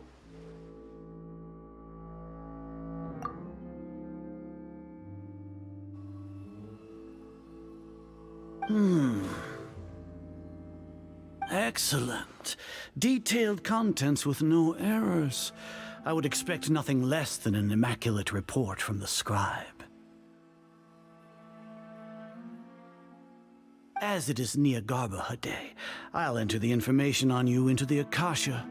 Surely you know what that means. We'll be monitored, just like Sino. With the Akasha's calculation prowess, all of your actions will be predicted with an accuracy of at least 98%. Furthermore, your data will be updated in real time whenever new information presents itself. To put it into words you can understand, wherever you go, you will be walking under an invisible leash. This is Sumeru's greatest penalty for dishonest persons. Are you not familiar with the concept that great responsibility begets an equally great suspicion? In any case, you are Sumeru's most concerning external variable. Locking you down will greatly decrease the chance of any undesirable outcomes coming to pass. You're despicable! Despicable? Perhaps from your perspective, but I suppose you had mentally prepared yourselves for this, no? Your ploy was to sacrifice the Traveler here, was it not? Lord Azar, I know what you're trying to say, but I've been following your plan this entire time. Why are you doubting me at this juncture? Must I delineate your entire plan? Very well, I will spell things out. First off, I received an eyewitness report that you were spotted with the Traveler at Caravan Ribat. However, you immediately departed for the desert and escaped surveillance range. Judging by the time, you all likely encountered the truant General Mahamatra in the desert. Am I correct? Maybe Paimon shouldn't have mentioned Sino just now. The Academia had not received correspondence from its scribe for a prolonged time. You were also in the company of the Traveler, a close associate of Lesser Lord Kusanali and General Mahamatra Sino, who had defected from the Academia. With their instigation, what was the probability that you would betray the Academia? Rationally speaking, 50%? 70%? What do you think? Regardless, that's only a guess. The facts are that I've brought the Traveler right before you, and I gave you my report. Indeed, your boldness deserves praise. To think that despite status as an outlander, the Traveler is still willing to sacrifice for the sake of your plan. If I'm correct, you have a contingency plan to save Lesser Lord Kusanali and ruin our great work. Sneak into the Academia on Nia Garbaha Day, using Alhaitham's status as the scribe, for there is a good chance that an opportunity to save the Lesser Lord will arise. Should your intentions be discovered, Alhaitham will turn traitor and sacrifice the Traveler, thus proving his innocence. He can then stay inside the Academia and continue searching for a way to proceed forward. As for Sino, according to the Akasha's calculations, he will soon return to the Academia and confront me in person. I suppose this is also a part of your plan?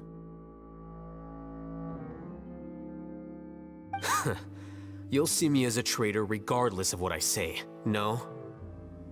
Even if you impugn me, it would have little effect on you all. You misunderstand. Losing our scribe would irreparably damage the Academia's regular operations and the development of Sumeru's future academic systems.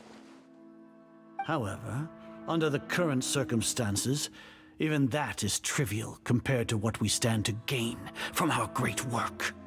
You said that I betrayed the Academia, but you, Azar, you've betrayed all of Sumeru, betrayed its Archon. So flight has turned to fight at long last. Guards!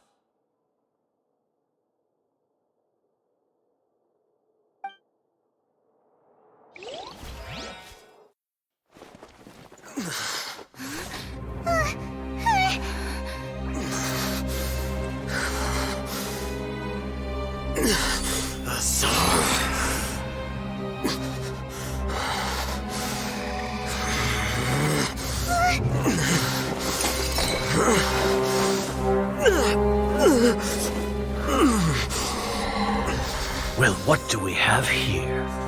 So you stole that divine knowledge capsule. Traitor! You traitor! Even the most rational scholar will yearn for the power of a god in a moment of desperation.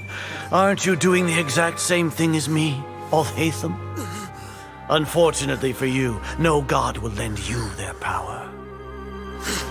Azar!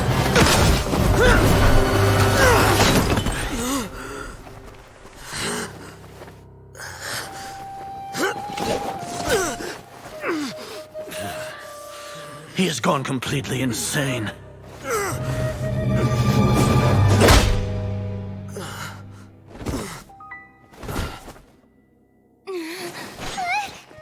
Take him to the Matra and exile him to Aru village.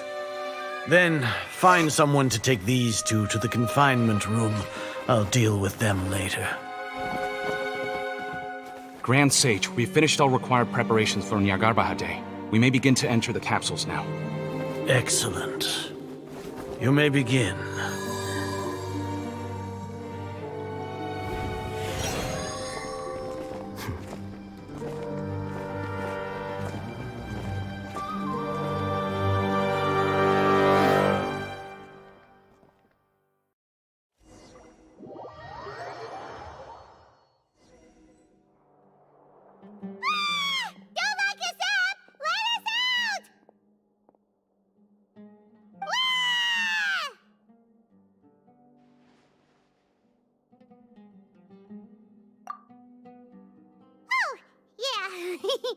Paimon got a bit carried away there. How was Paimon's acting just now? Great, huh?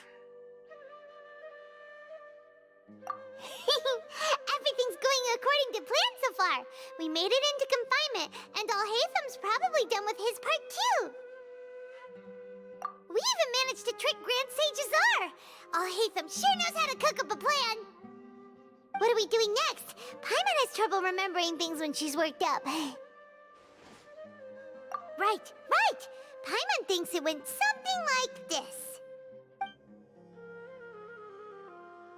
Apart from that, we still have yet another goal in the first stage of our operation, which is to send the Traveler to the confinement room. What? Why do we want to get her locked up on purpose? She's always been the person the sages are most afraid of, as well as the greatest obstacle to the successful implementation of their plan. They are very aware of the risk she poses to them. Once the Traveler is imprisoned, the sages will likely think that everything is under control. And with their guard down, the next phase of our plan will have a much higher chance of success. I can already see the pompous looks on their faces. Oh, that's a super tricky plan. But Paimon still thinks it's not really worth it. That isn't the only reason, of course. She has a more important task once she's in confinement. According to the Academia scholars in Ramon's custody, Lesser Lord Kusanali has sealed off her consciousness in the Akasha ever since she was captured by the Doctor. That way, they can't pry any more information from her. Even if we break into the sanctuary of Surasthana, it will take time to awaken Lesser Lord Kusanali's consciousness. We need to do that in advance. So our job is to wake up Nahida! Okay, totally worth getting thrown and jailed for.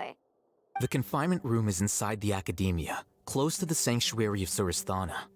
It's a completely enclosed space, and you won't be receiving any visitors. I'll work with Ramon's scholars to make some modifications to your Akasha terminal. Once you're in, get as close as you can to Lesser Lord Kusanali and try to connect to her consciousness. However, as for whether she'll actually wake up, that will depend on our luck.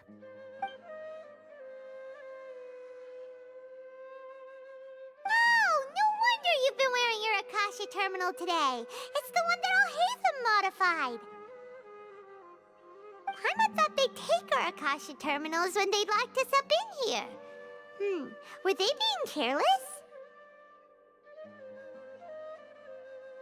Alright, so what now?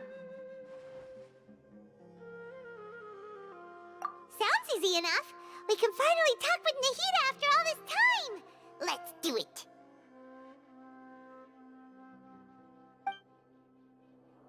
There's a light flashing on your Akasha terminal.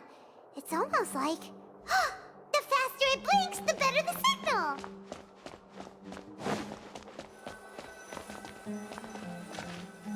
Whoa, it's Mora! Ooh, Mora! No, Paimon, we're not here to hunt for treasure. Here? No signal again. Is it getting jammed?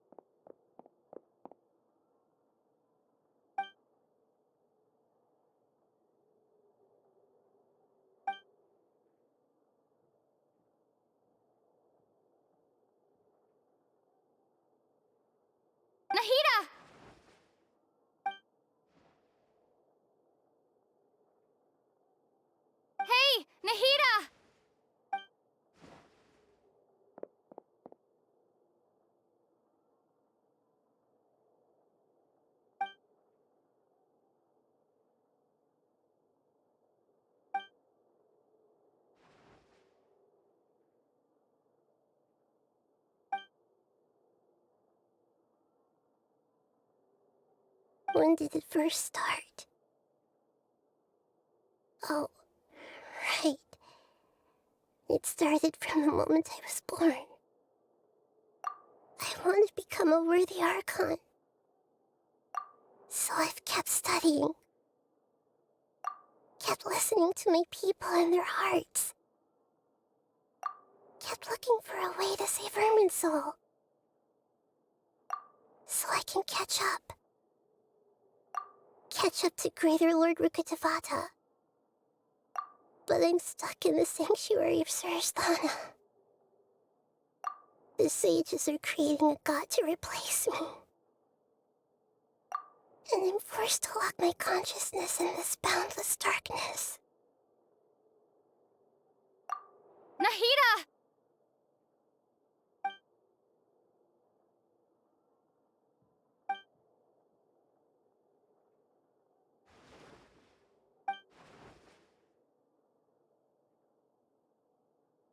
Nahida!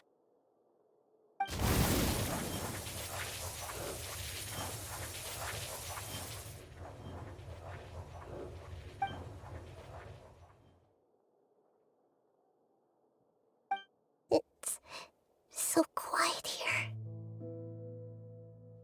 Now that I think of it, I don't think I've ever actually listened to my own inner voice. Do Archons have them? Should Archons have them? Have I been doing the right thing? Am I really not needed? How do I really feel about all of this? It's so quiet here. Since you're the god of wisdom, you've known the answers to all these questions since the very beginning, haven't you? Who are you? Whose voice is that? It sounds familiar.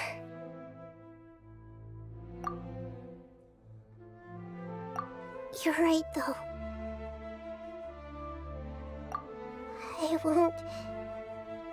I won't ignore my own voice anymore.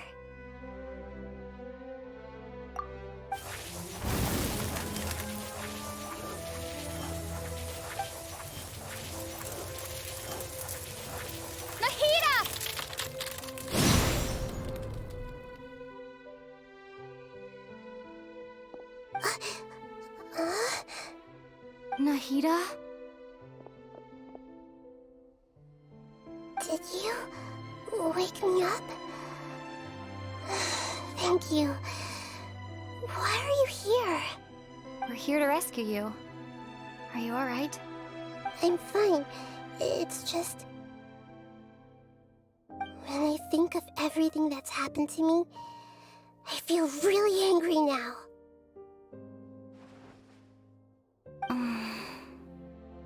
You should have been angry ages ago.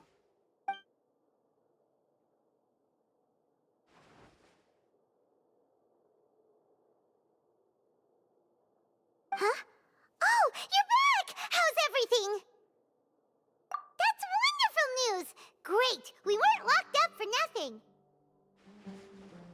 When you went to wake up Nahida, Paimon was listening for any sounds outside. You were out for a long time. There are fewer and fewer scholars going about now. You think everyone's done with their Nyargarbaha Day stuff?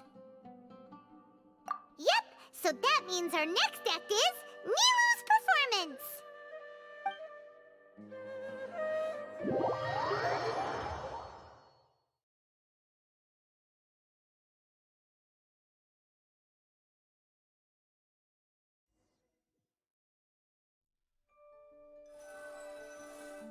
Nilou, are you sure about this? You're taking such a great risk for them. I'm sure, and I'm going. You know that I don't like to pass up any opportunity to dance, and this one is especially important. All right. You seem to have a lot of trust in them, so I won't say more on the subject. But if anything happens, the few of us here may not be able to help you. Don't worry. They've been through worse. Everything's going to be fine. All right. You know, if you really do get arrested, we'll do everything we can to get you back. Be careful, even if it's only for our sakes. Thanks, Mr. Zubair. You're so very kind.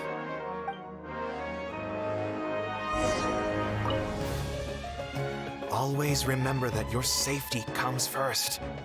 Don't forget that you're the star of Zubair Theater.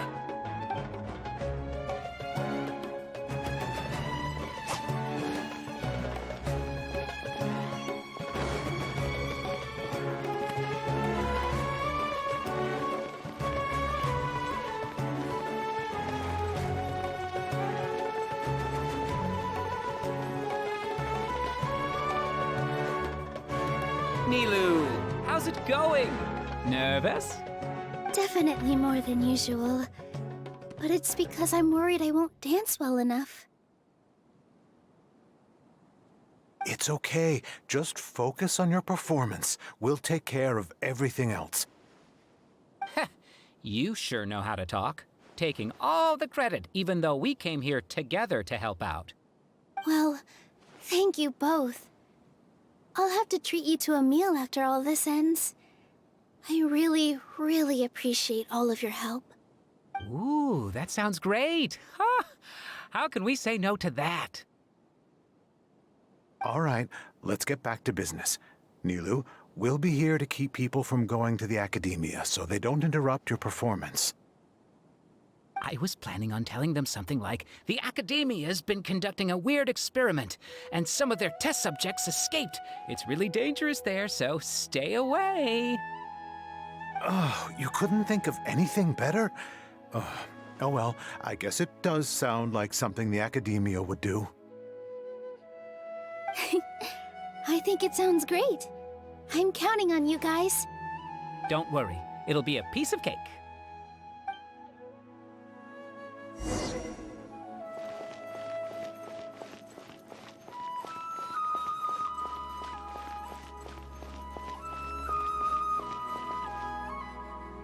Hey, Nilou!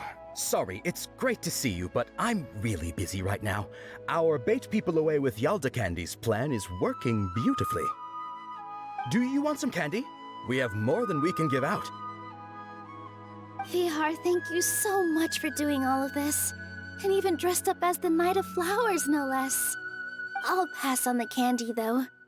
I cut back on sweets in the period leading up to a performance, and I'm about to start one. You have a point. The stage is cleared and everything's ready, so you can start your performance at any time. Yeah, thanks to you. I'm really grateful. All right, time to hit the stage. You're welcome. The honor's all mine, since I'll have such a great view of the show.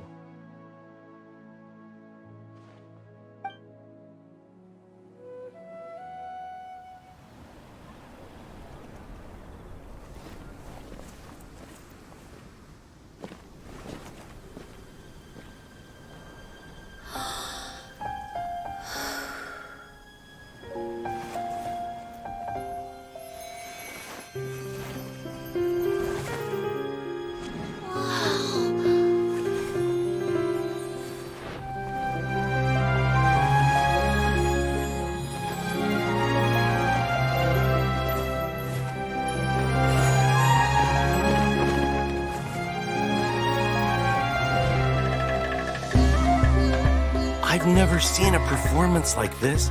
This is incredible. Yeah, but I heard that public performances like these have been banned. I can't believe she's doing this here.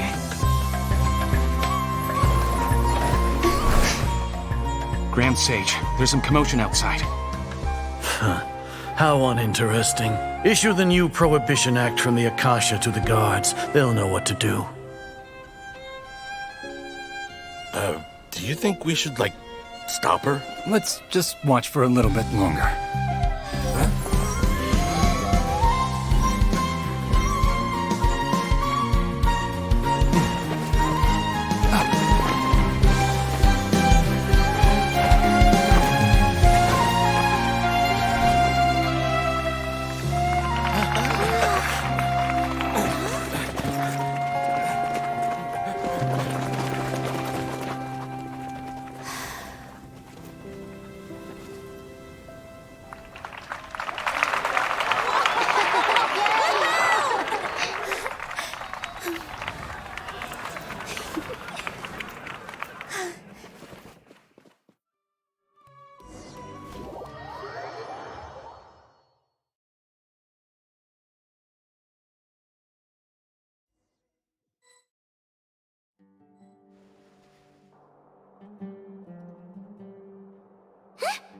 Did you hear that?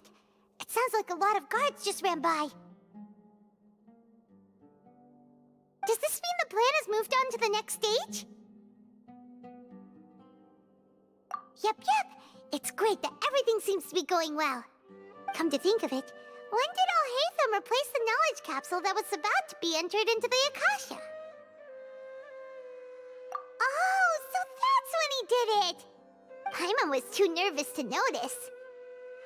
Speaking of, didn't Alhaitham also yoink the divine knowledge capsule from that mercenary leader in Port Ormos when everyone else was distracted? It's a time-tested trick of his. Why are we complimenting him? Yeah, he's smart and all, but he still makes Paimon's blood boil. Let's review our plan for this stage again. It's not like we have anything else to do right now anyway, and it'll help us feel more confident. Paimon remembers that Nilu's task was supposed to go a bit like this. Now that Lesser Lord Kusanali's consciousness has been forcefully sealed, the core figures of the academia and their guards have started to wear their Akasha terminals again. With the doctor's technological support, they think they have nothing to fear. How despicable of them to rely on such a person. But this is also our chance. I was originally asked to draft the knowledge capsule for the Artistic Performances Prohibition Act when I was still at the academia. It should be on the Grand Sage's desk right now, and will be entered into the Akasha during the next Nyargarbaha Day. Are they really going to stop all artistic performances? That's horrible! I'll make an identical knowledge capsule, but this time, I'll smuggle some misleading information into it. We only need to find an opportunity to switch the capsules. Once it's been entered into the Akasha on Nyargarbaha Day, if someone were to be seen performing in public, the sages would definitely use that opportunity to announce the ban, and so the misleading information will be disseminated amongst the guards. Sure sounds complicated, but it seems like if everything goes well, we'll be able to get rid of all the guards in the academia without any effort. That's pretty clever, getting right into their heads. I just have one question. Even if we manage to get the misleading info out to the guards, how can we be sure that they'll believe it? People who are used to relying on the Akasha become less inquisitive, and their ability to distinguish truth from misinformation is significantly reduced. They will view everything the Akasha releases to them as the unequivocal truth. The Akasha will turn humans into machines. I've seen it happen many times. Yikes. Good thing I didn't wear it for long when I was working in Sumeru City. At first, I thought it was a good thing too. By the way, this plan still requires a performer, right? Do you have someone in mind? Nilu of Zubair Theater. I know her really well. We can trust her. I'm kinda hesitant to ask her to participate in a dangerous plan like this, but we can ask her in person. All right. After the guards and the academia are gone, then it'll be time for me and my stowaway brothers to shine.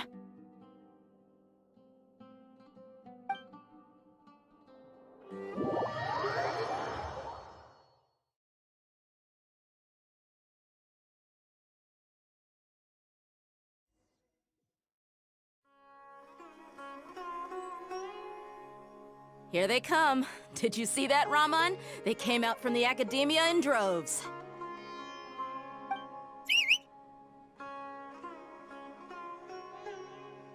After laying low in the city for so long, this is the moment we've been waiting for. My brothers have already sprung into action. We couldn't do anything to them inside their coop, but outside the academia, this is our hunting ground. With a lioness like you, the prey sure won't be able to run far. We still need to eliminate the guards as soon as possible. If we give the sages enough time to realize what's happening, the plan's doomed. Yeah, all they've done is to sit on their cushy salaries and twiddle their thumbs all day while we fought and struggled every day in the desert. The only advantage they might have is their numbers. Speaking of which, most of the guards who report directly to the Six Sages belong to the Corps of 30, but they have a completely different reputation. Following those blasted sages every whim, throwing away all the principles of being a mercenary. As someone in the same profession, I'm obligated to teach them a good lesson today.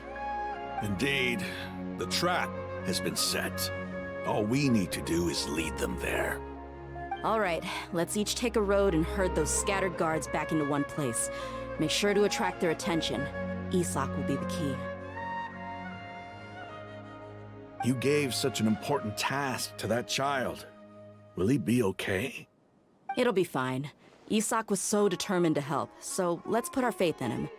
Besides, even if he's caught, the guards would be too scared to do anything to him. They've never seen Lesser Lord Kusanali in person, after all. You've got a point. Anyway, I think I see them coming. Let's head out. Good luck.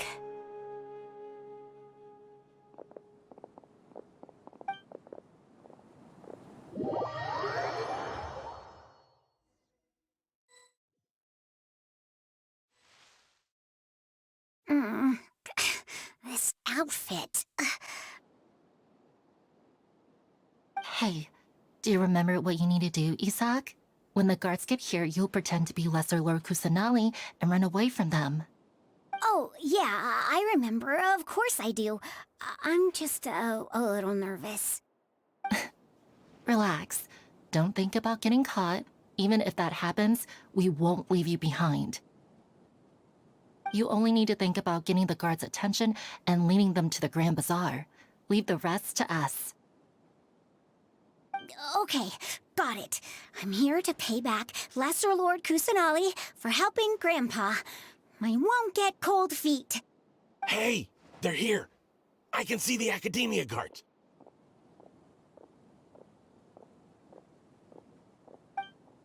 All right, it's time, Isak. Take a deep breath and go. You can do this.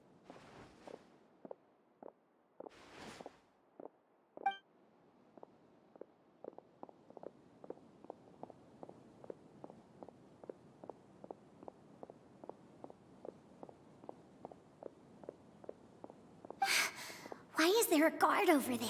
Did he already run ahead of me? This is different from our plan. But there's no time. I need to make a choice.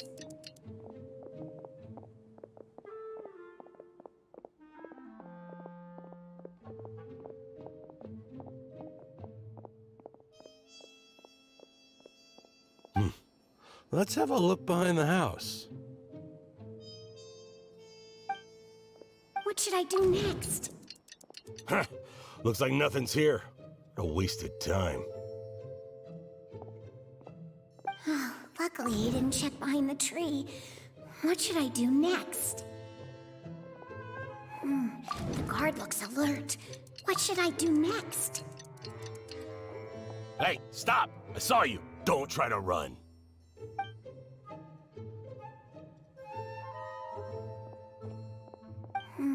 The guard looks alert. What should I do next? Doesn't seem like anything unusual's around here. Looks like the guard finally left. I need to go.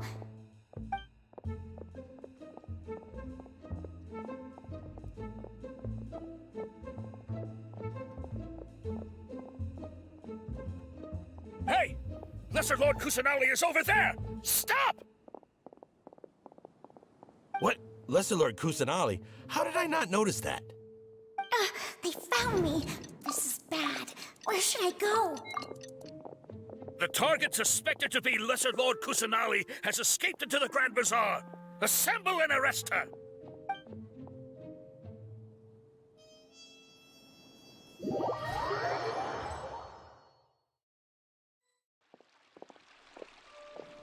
Where did she go?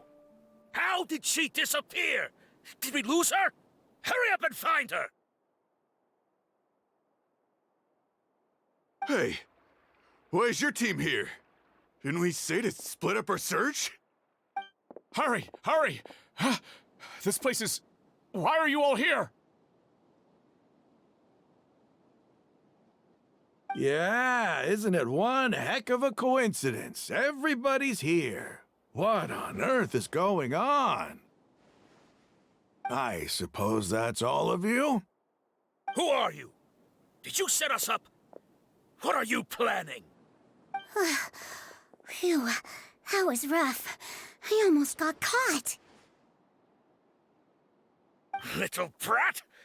So you're not actually Lesser Lord Kusanali. Who exactly are you all? Eremites from the desert? Just some colleagues. Think of this as a business competition, or a personal grudge. After stepping into our traps, stop thinking of yourselves as hunters. Behave like the prey you are.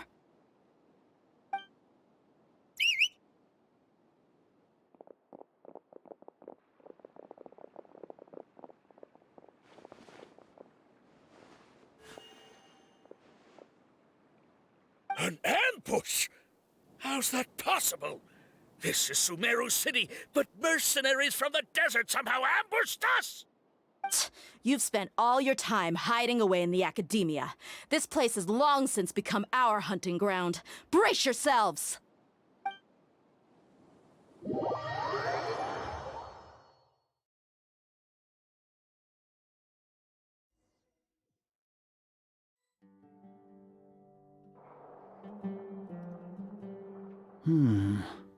This is odd. The academia has quieted down after the conclusion of the Nyagarbha Day ceremonies, but it's much quieter than usual. Where are the guards? Why have I not seen a single one? Guards? Guards! Grand Sage, how may I be of assistance? I called for the guards. Why did you come? My apologies, Grand Sage. Right now, all Academia guards have entered the city to perform the ordered arrest. I thought you knew. Arrest? Who is there to arrest? I have an ominous feeling. Arrest Lesser Lord Kusanali, right? Is that not what the order was? Lesser Lord Kusanali? You mean she has disappeared? Yes. I wouldn't dare make up something like that. Right now, everyone is in a panic, and many are saying that Lesser Lord Kusanali will take revenge on us. What happened? Just what is going on? Lesser Lord Kusanali somehow escaped? Was it Alhaitham and his party that freed her? That's impossible. The Academia is heavily guarded today, and any order to release Lesser Lord Kusanali would be strictly confidential. Besides, Alhaitham and the Traveler are already in our hands. What manner of trickery did they employ? How could Lesser Lord Kusanali disappear into thin air? Disappear? Wait. How was the arrest order distributed to the guards? It was issued by the Akasha earlier today. Only you have the authority to send messages like that, so I thought it was your order. Let me check.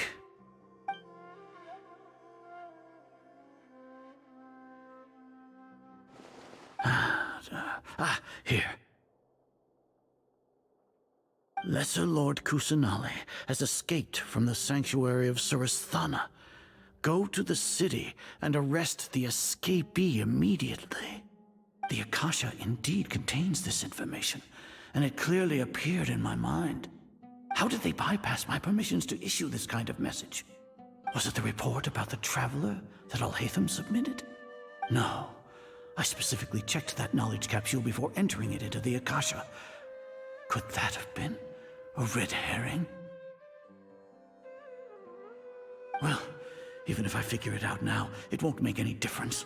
The important thing now is to confirm Lesser Lord Kusanali's status. Have you been to the sanctuary of Surasthana to confirm that Lesser Lord Kusanali has indeed escaped? Confirm? No, I haven't. It may be a bit offensive to say this, but Grand Sage, what you're saying doesn't make any sense. How can the information in the Akasha be inaccurate? What the Akasha decrees is fact. That is common knowledge to all of us. If we have to confirm the information and knowledge from the Akasha ourselves, then how is that any different from us learning that information ourselves? Wouldn't Greater Lord Rukkhadevata's legacy lose its meaning that way? In the beginning, it was I who asked you to believe in the Akasha, to believe in the legacy left by Greater Lord Rukkhadevata. Are you trying to use my words against me? No, Grand Sage. I'm merely confused because I believe in you. I never meant to refute you. Stay here and see if there are any suspicious people around. I'll go to the sanctuary of Suristhana on my own. Yes, Grand Sage.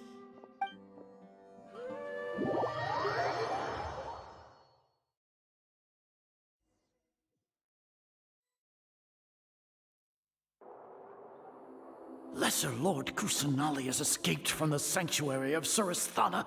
Go to the city and arrest the escapee immediately. How can that be? Stop thinking about it. Stop. It must be a trick of theirs. As long as I personally confirm it.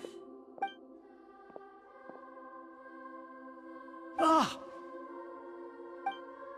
Impossible. That's impossible. There must be something wrong with my eyes.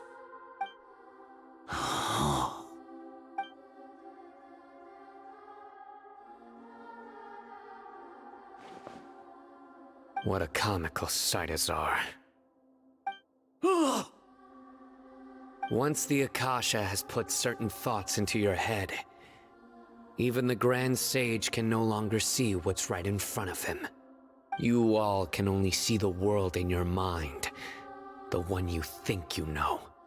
And precisely because of this, you disregarded Lesser Lord Kusanali's existence. She has been a wise and worthy Archon. Sino, have you been waiting for a chance like this? The Akasha predicted that you would return to the Academia to confront me, but I didn't expect it to turn out like this. I was careless. No, you were blinded. Your faults stem from your reliance on the Akasha. You're still the same as always. I truly did not expect a proud person like you to cooperate with Alhaitham and the Traveler. People change, Azar. Admit it. The Akasha can't predict my actions anymore. Then tell me, what have you found during your investigation? You want to buy time? This is the sanctuary of Suristhana. Under your own regulations, even Academia staff are forbidden to come here. No one will come to save you. As for the investigation, I've at least confirmed that you are guilty of insurgency against the Archon. A serious crime. So what? Did you do all of this so I would plead guilty in front of you, General Mahamatra? No. I want you to plead guilty in front of the Archon herself. You once said that I had no standing to judge you. So now, how about judgment in the name of a god?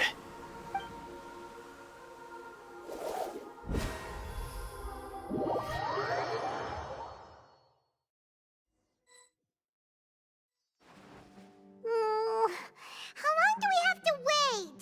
Paimon wants to know how things are going out there.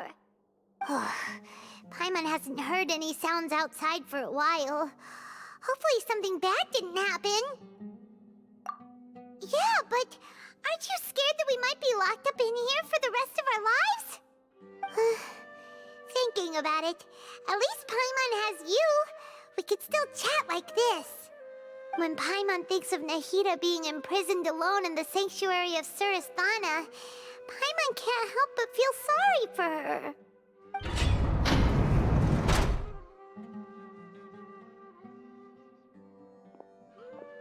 Here comes your savior. Dia! Paimon just knew you would come to rescue us! You two really owe me some big thanks. I had to search through who knows how many guards to find the key here. It felt even more tiring than whacking them. I'm exhausted. Thanks a lot. Need Paimon to rub your shoulders? No, that's, I'll pass. What are you afraid of? Oh, are you ticklish? Now isn't the time to talk about being ticklish. Things in the city and on Sino's side are both going well. The guards that stormed out of the academia are all taken care of. The Corps of 30 is in charge of the city's defenses, but we already talked to Asfand. They've been fed up with the sages bossing them around. As long as it doesn't break their employment contracts, they'll turn a blind eye. That's probably because you've been super great friends with them for a long time. So, how's Sino doing? The Grand Sage is in his custody. Even I know how terrible it is to fall into Sino's hands, so he probably does too. Sino forced him to release Lesser Lord Kusanali. He has no choice but to obey. So, hurry to the sanctuary of Surasthana. Assuming nothing weird happened, we should have already rescued our Archon. Honestly, I didn't expect our ragtag bunch to do this well. We just came together last minute to save the Archon, you know? Alright, you two better go. I still have to clean up some messes in the city. See you around.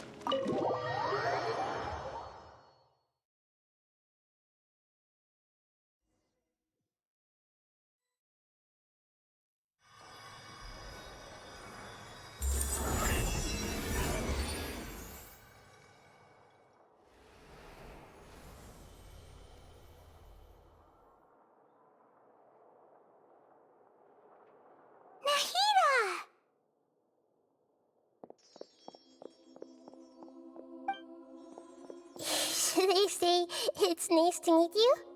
This is the first time we've met in real life. Before, we've only met in dreams, consciousness, or when I was in someone else's body. Thank you so much for coming to rescue me, but I also need to apologize. During this time, I did some self-reflection. My sense of inferiority and yielding to the academia led to all of this, and created so much trouble for you all. Exactly! We're here because you're a good Archon and one of our friends! Thanks, you too. Amazing. So this is how it feels to walk out of that cage with my own body. It's like I just had an endlessly long dream. I can't even tell if I just woke up or was only now born into this world. My concept of self has become so clear. But now doesn't seem to be the time to indulge in this feeling. This is really embarrassing. You all just rescued an Archon, and now she needs your help to save her country, and even the entire world. It's okay. With you here, Paimon's sure that everything will work out. There's one more thing. What is it? For all the things the Academia did to me, and for all the folly it committed in the name of wisdom, as their Archon, I will make them pay. Ah! Wow! That's the spirit! You're finally standing up for yourself and not letting people walk all over you! I understand now.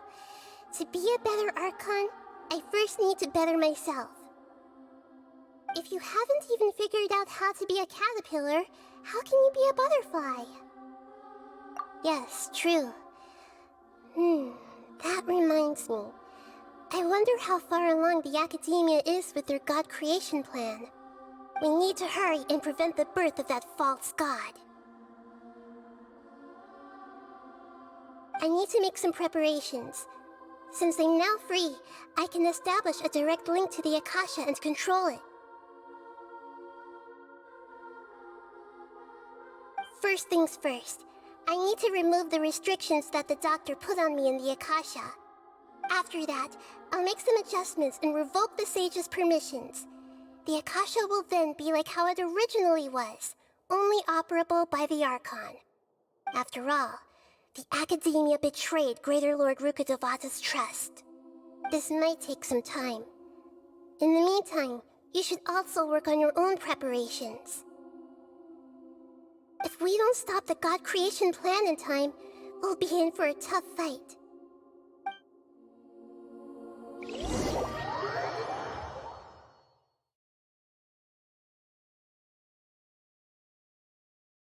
You might as well prepare for a fight. When we're done, we can take a walk around. After all, we missed out on a lot of stuff when we were locked up.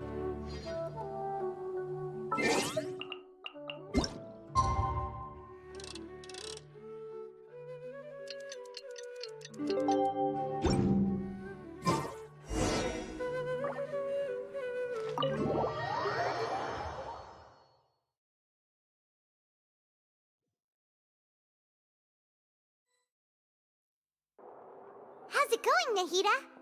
I'm done with the parts that needed my involvement to complete. Although it's my first time working with the Akasha like this, its internal structure and operation procedures are easy for me to understand. Greater Lord Rukkhadevata's design is truly brilliant. Oh, also, this is for you. Huh? What's this little floaty thingy?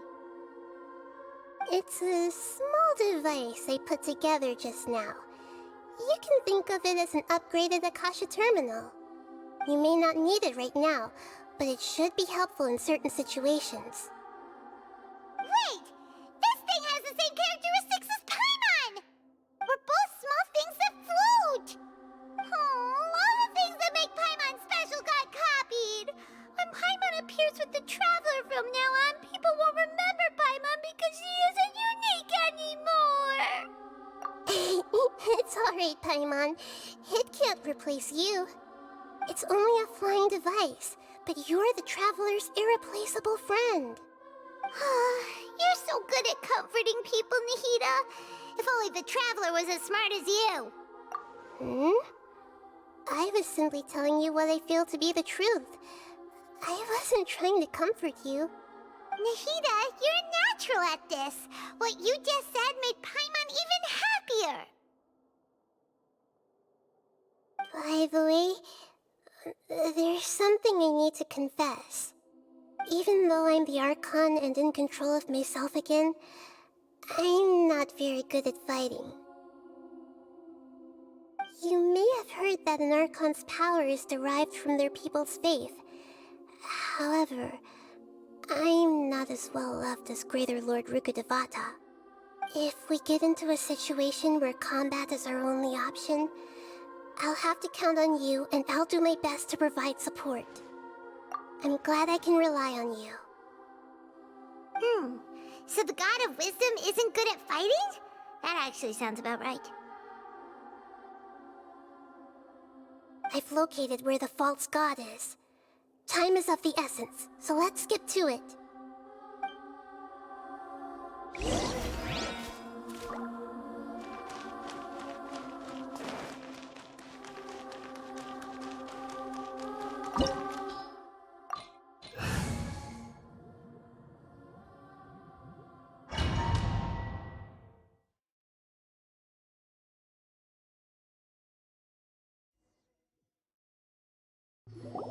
What is this place? Is this really the way we need to go? Wow. Who would have thought there'd be a place like this hidden right slap bang in the middle of the city? The sages wanted to realize their god creation plan without being discovered. The safest and most convenient way would be to build within the Academia itself. That's true. They were already hiding one god, so why not two? Judging from the structure here, the project is a huge undertaking. The sages really saw the God creation plan as their ultimate goal. But this place doesn't look like it could have been constructed by the academia alone. The Fatui under the Doctor sure didn't hold back. They provided a lot of technological support. Yeah, or else they wouldn't have been that generous. Is that it, though? I've always felt that this Doctor is different from the academia sages. He doesn't seem to share their sense of urgency. Instead of being interested in the end product, it's like he's enjoying the experimental process. The Fatui Harbingers are all such weirdos. So, the Doctor being weird is actually normal. So, this Fatui that they're trying to turn into a god is called the Balladeer? We had previously come into contact with his consciousness. He harbors particularly strong obsessions. One is the desire for a gnosis, since he was created to be the vessel for one. The other obsession is probably related to his past. I can't quite explain it. Paimon knows that he was a prototype puppet for the Raiden Shogun before he became a Fatui Harbinger. That's why he wants a gnosis so badly. There's no way he'd willingly be a test subject. Now with that temper and ego of his. It sounds like you know the Balladeer quite well. I see. Tell me more about him and what he's like. The more we know now, the better we can plan for and react to any future situation.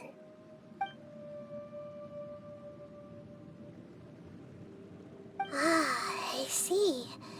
How fascinating. Alright, time to go. Let's get through here and meet him in person.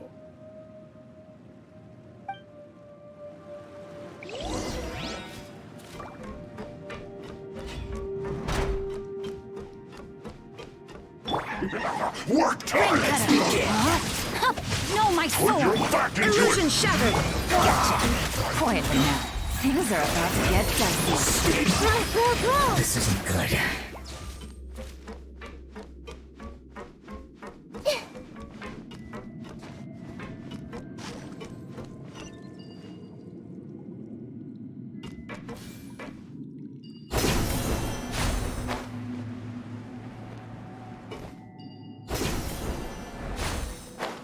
It looks like we can climb up these pipes.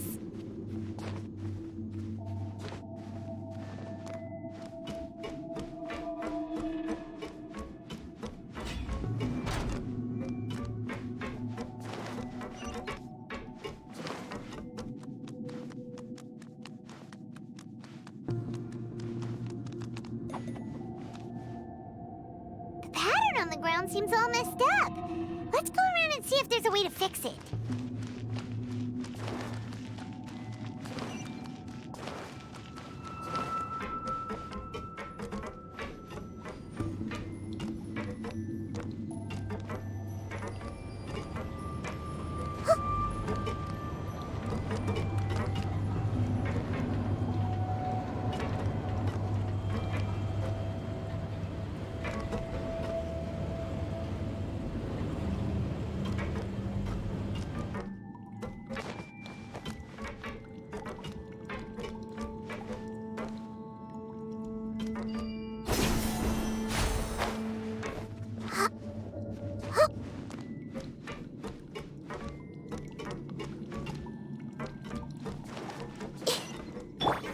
Let me weave you a verse. Rain outlines your fate. Busted. Gotcha. There is no escape. Stay Yeah. I guess this is it.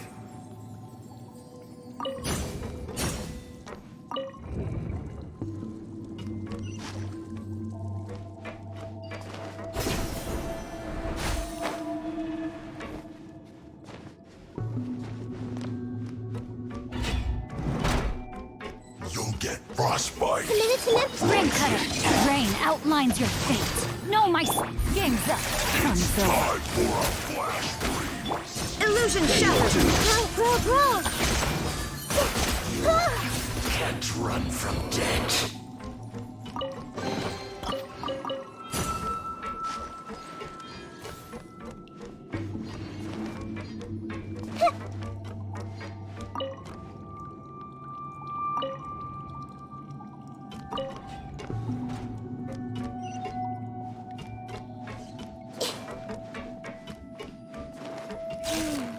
The cart is stuck. Maybe there's something wrong with the trip.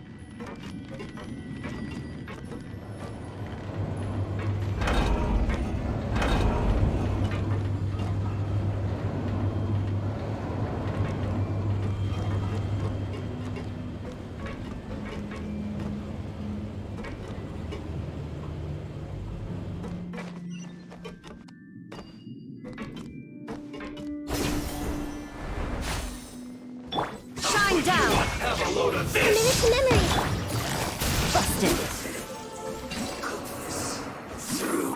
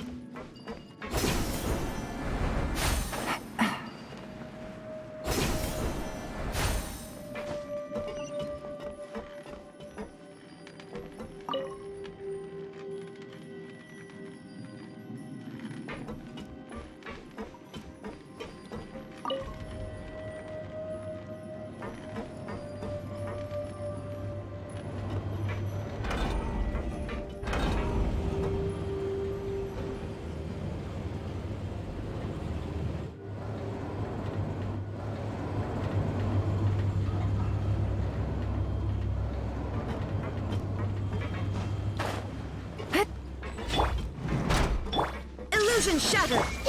Let's begin. Gotcha! Quietly now. No, my sword! Let me weave you a bit. Here comes the catch. Shine down! Don't be a killjoy! We've only just begun. Miscalculated.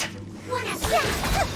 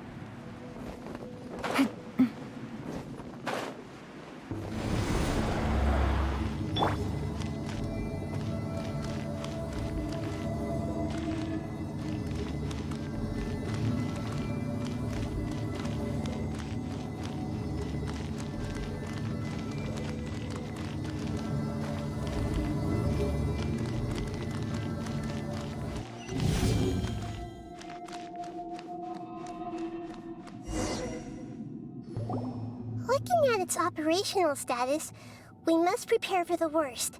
The god they wanted to create is likely close to completion or already completed. Oh no! What should we do? Paimon can't imagine how hard it would be to fight against a Fatui Harbinger with a Gnosis! Are you nervous, Paimon? If you really want to know, of course Paimon's nervous! Aren't you too, Nahida? Yes, I am. This is probably the first time I faced with a calamity of this degree since my birth. I feel not just nervous, but curious as well. Curious? Curious about what? Curious about our fate. To me, everything we perceive in this world, everything we learn, and everything that happens to us is considered knowledge. And if it's a form of knowledge, then it can be understood. However, only fate is about that which has yet to occur, so it has always drawn my curiosity. So to me, fate is the ultimate knowledge. That's also why I love observing humans and all the things that happen to them. It all brings me great satisfaction. And now, at long last, I'm not just an observer anymore. I will personally experience my own fate with you by my side. Isn't this such a wonderfully exciting thing? Ah, so that's what you mean. Paimon thinks she understands what you're feeling. Agreed.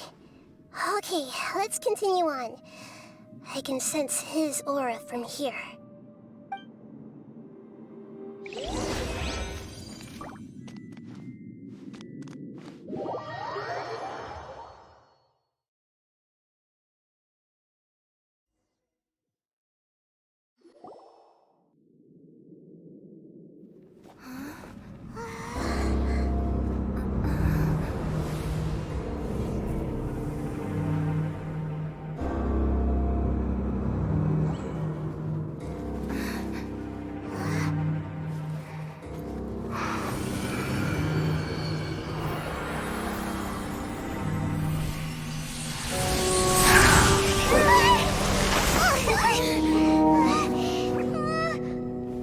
Who would have thought the world would be so eager for my birth? I remember you, Booer, the god of wisdom, and standing beside you, the traveler. Is he all-knowing and powerful now like Greater Lord Rukkhadevata? No, I can't feel the same kind of divinity I felt from the Greater Lord. It seems that the sages didn't get the chance to infuse the divine knowledge capsules into him. But even still, he has undoubtedly become a true god now. So we're too late? The Balladeer has already become a god? The Balladeer. A long bygone title. When my spirit ascended to divinity, I felt as if I had existed for the same number of epochs as heaven and earth. Looking back, the existence of what once called itself Kunikazushi appears infinitely small and ugly.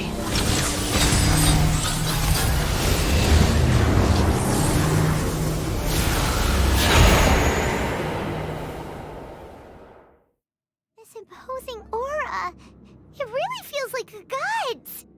A body that capitalizes on the Balladeer's original construction as a mechanical puppet, with the Gnosis serving as a constant power supply. How much effort and resources did the sages put into this? From a purely technological perspective, it's a commendable achievement indeed. It's no exaggeration to say, this is the culmination of human wisdom. You sure are something! Dishing out compliments at a time like this? But I don't think he's reached the spiritual height of a god. Strife is engraved upon every god and every gnosis brought forth into this world. Can you feel it? The exhilaration of such power, and the thrill of anticipation for our contention. Nahida wouldn't feel the same things as you! Do you not realize that you are interrupting a conversation between gods? Lowly creature, know your place!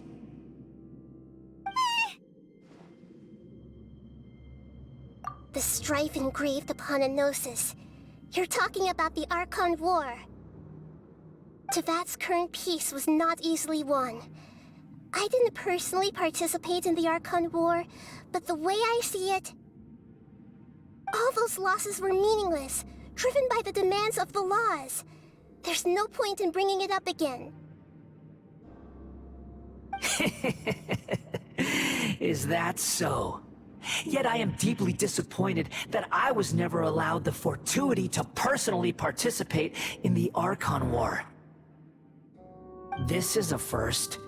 Encountering a god in this world who does not crave power. No wonder your own people have abandoned you, God of Wisdom. Your judgment is as your existence, unsubstantial. This is where everything ends, Booer, the God of Wisdom. You should know that wisdom cannot solve every problem. Like now, where your only option is to face me in combat.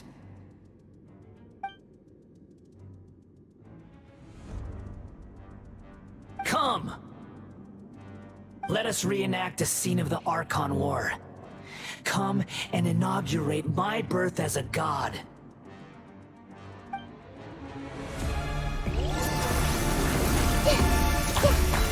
Perish! Witness the power for what, huh? No, my sword! There is no escape! Gotcha! Game's up! Insignificant pest! Make yourselves at home. I see everything. It's my scars. Yeah, this place hurt a little.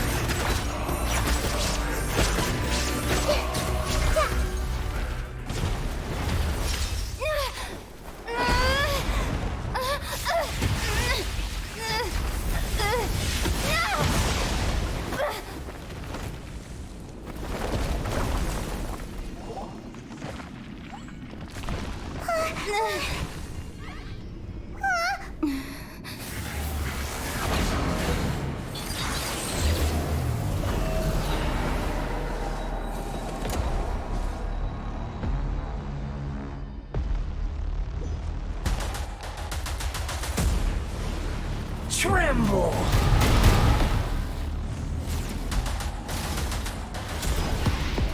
Burn to oblivion! Let me leave you alone. Rain outlines your fate. Body and mind. Kneel! Not good. Time to act.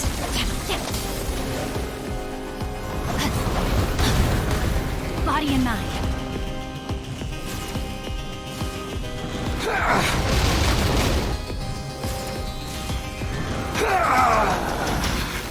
Shine down!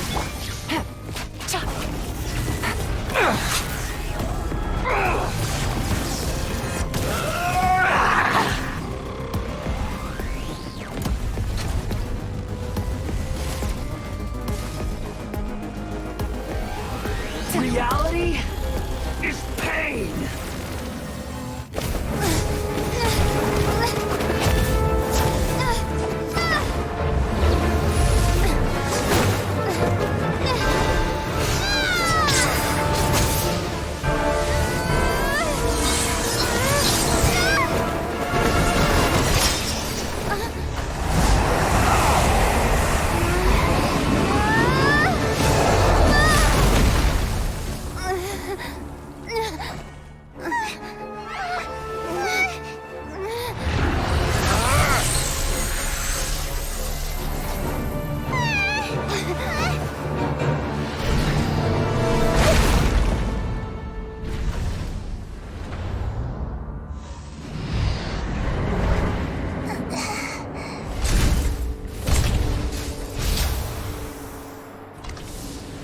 This is supposed to be a battle between gods, yet you choose to hide behind a mortal. And now, you're acting like you'd sacrifice yourself for a human. Are you having fun proving a false sense of heroism to yourself, Booer?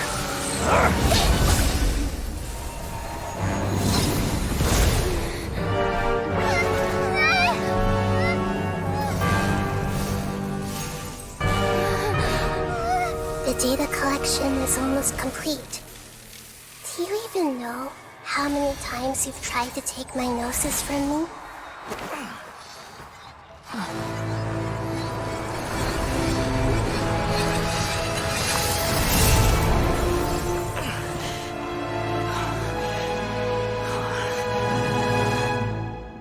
We just concluded the 168th loop. Did you know that in the effort to create you, the people of Sumeru were forced to live through the exact same number of Sub-Zerus festivals and samsara cycles? The power of dreams. When did you use it on me?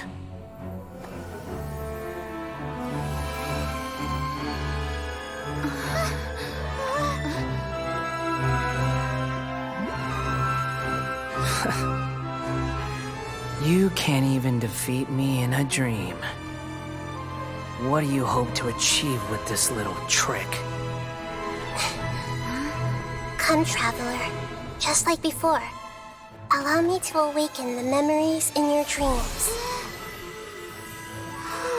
All that battle experience! It's more than that. Compile everyone's wisdom in the name of the Archon. That is the original function of the Akasha. I've sent everything that happened just now to the people of Sumeru in the form of knowledge. I've asked them to help you find a way to defeat the false god.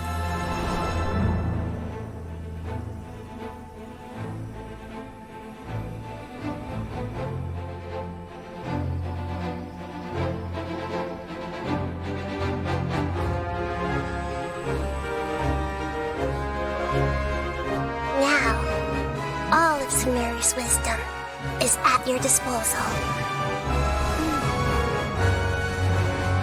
Meaningless tricks won't save you.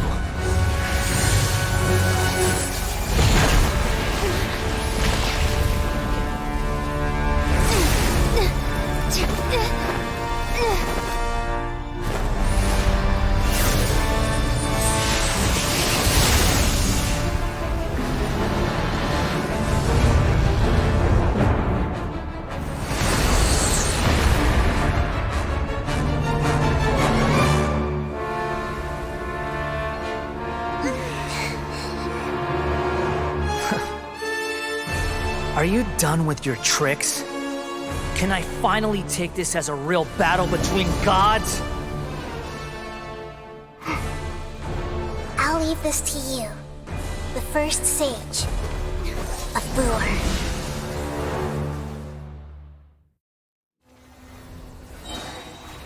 I am the all-knowing God.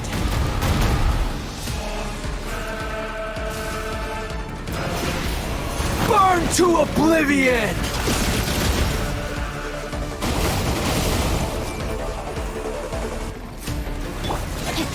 Kneel! I let my guard down. No, my sword!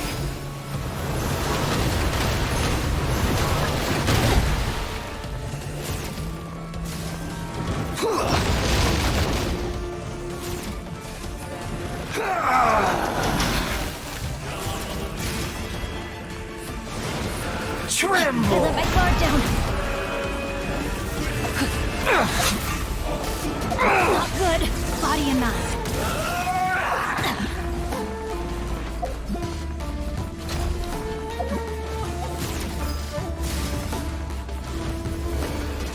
Reality is pain!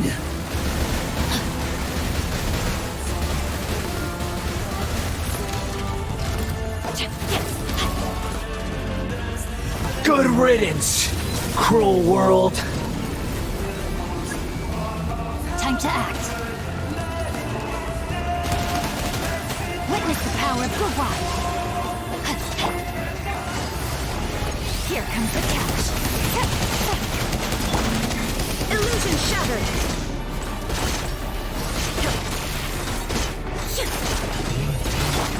The Temple of Wisdom. Committed to memory. Take it easy.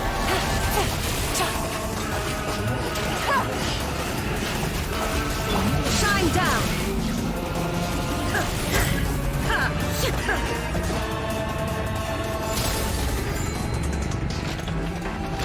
Your new god awakens! Godhood is mine now, Beelzebub.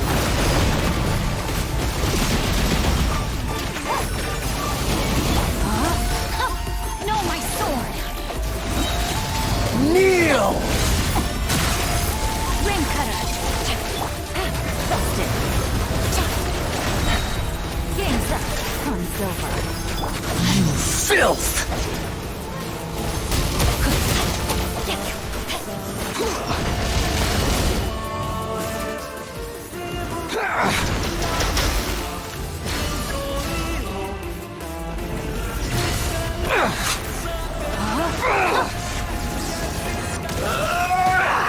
Time to act.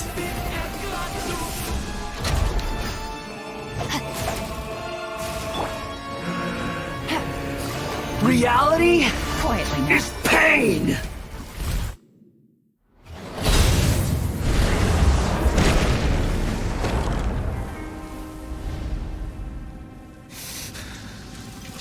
Humans. Filthy humans.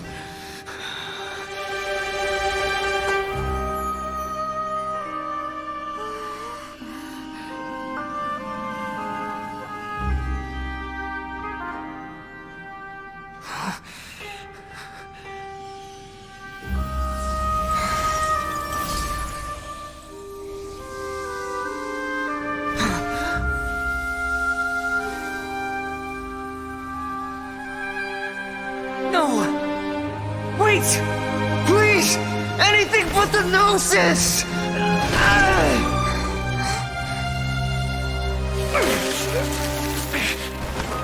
That's mine! Don't even try! I'll never go back!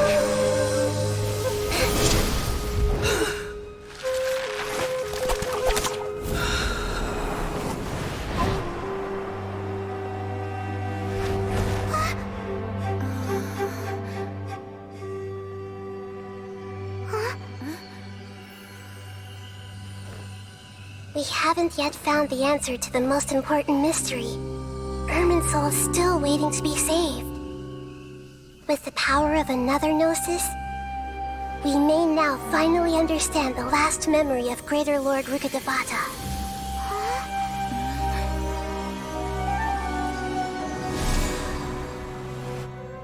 This is... That's right. This is the last memory of my predecessor.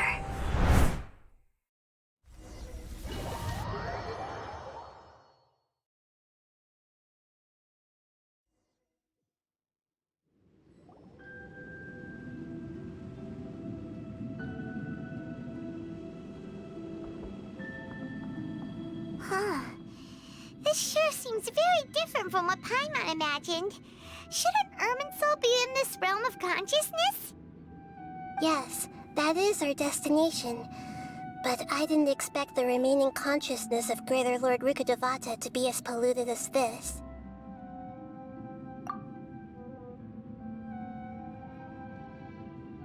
Forbidden knowledge? It seems you know about a concept that even I don't completely understand. Could you tell me what you know?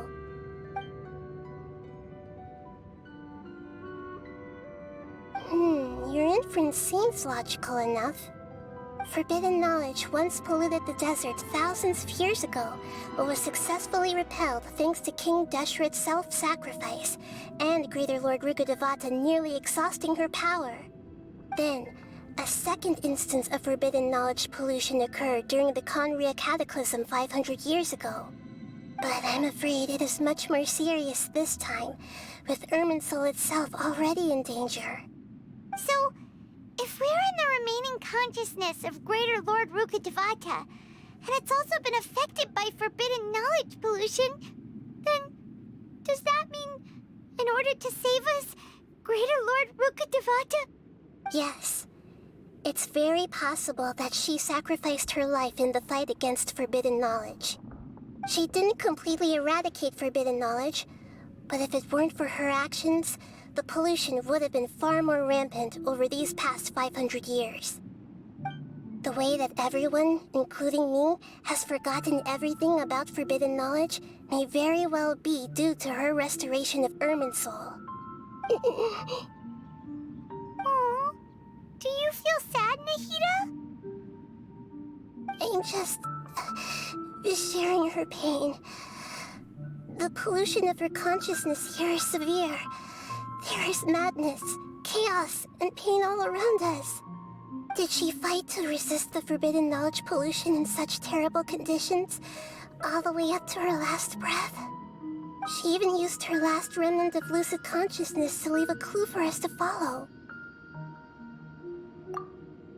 Yes, her words were distorted by forbidden knowledge, so that's all we could hear. But now, we have a chance to find the answer to this mystery. We can cross the polluted consciousness until we found the right path to meet with our lucid consciousness. And then, we'll let Greater Lord Rukkhadevata tell us the truth in person.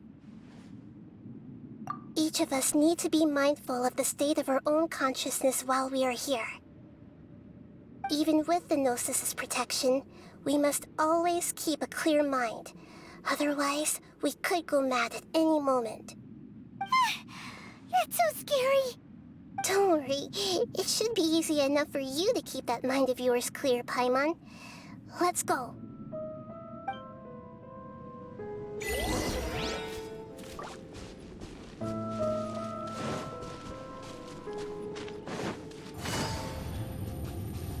Are we in the air? And why is there a huge boat? That's the boat of consciousness, which symbolizes reason here. Its course is the direction our consciousness... Wow! What are these? The monsters seem to have been affected by them.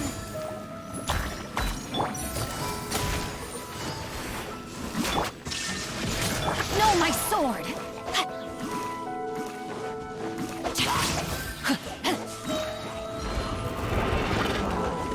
Let me weave you a verse. Grow, grow, grow! Busted.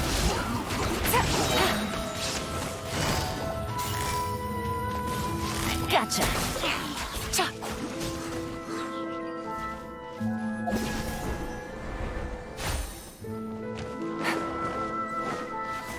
Things are about to get dicey. Busted. Rain outlines your fate. No, my sword!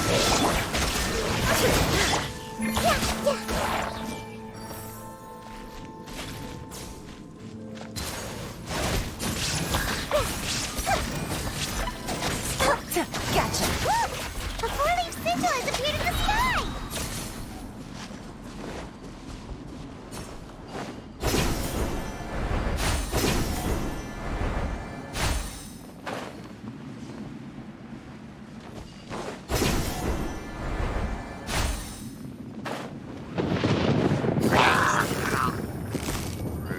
Busted. Illusion shattered.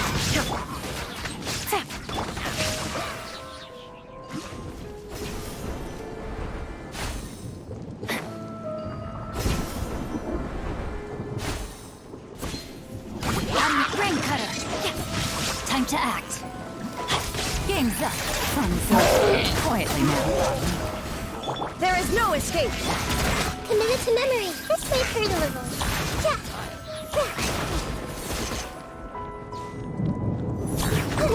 Life lasts forever.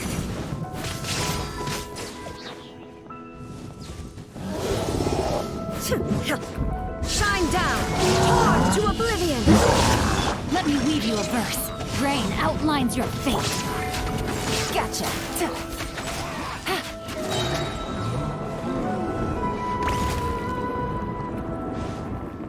Busted. Here comes the cash. Illusion shattered.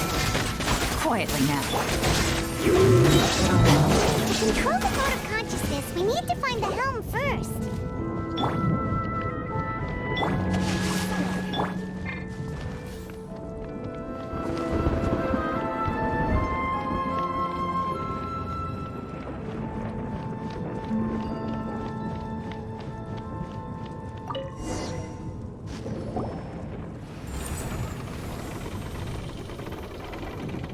changed direction.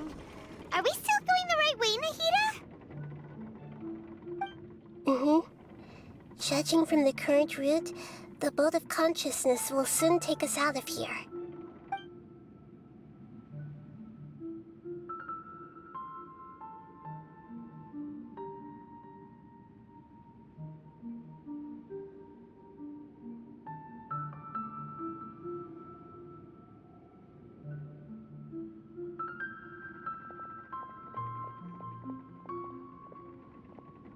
We'll be arriving at our destination soon.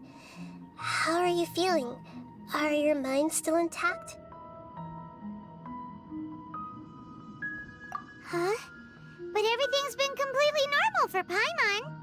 Hopefully there won't be any more interruptions. This time, we should be able to meet Greater Lord Rukkhadevata.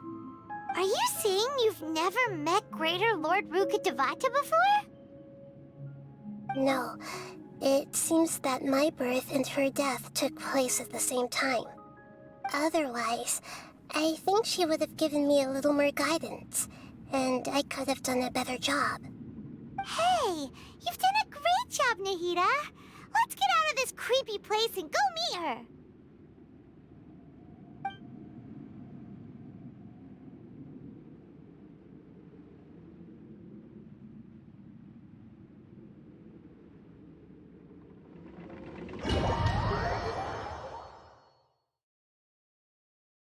So, is this the place you were talking about?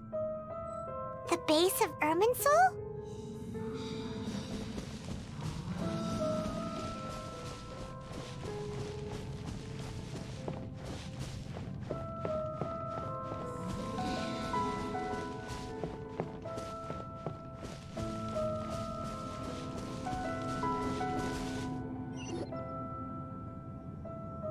Well, this is the place.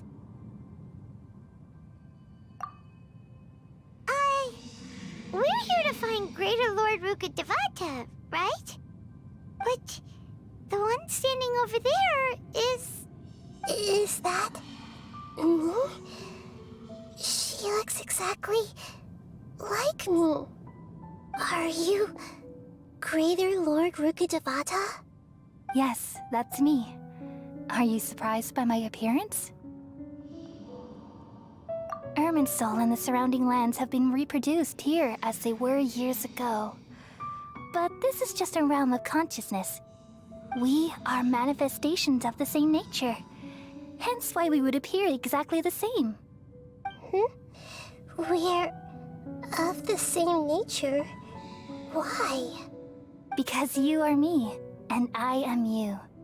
You are me in the new samsara. The new samsara? As Greater Lord Rukkhadevata, I'm the avatar of Irminsul. And you are the purest branch snapped from Irminsul. Imagine it this way. Even if a tree dies, its branches will eventually take root and grow, continuing the tree's life in another form. I'm merely the remaining consciousness of Greater Lord Rukkhadevata. The real me has presumably died a long time ago.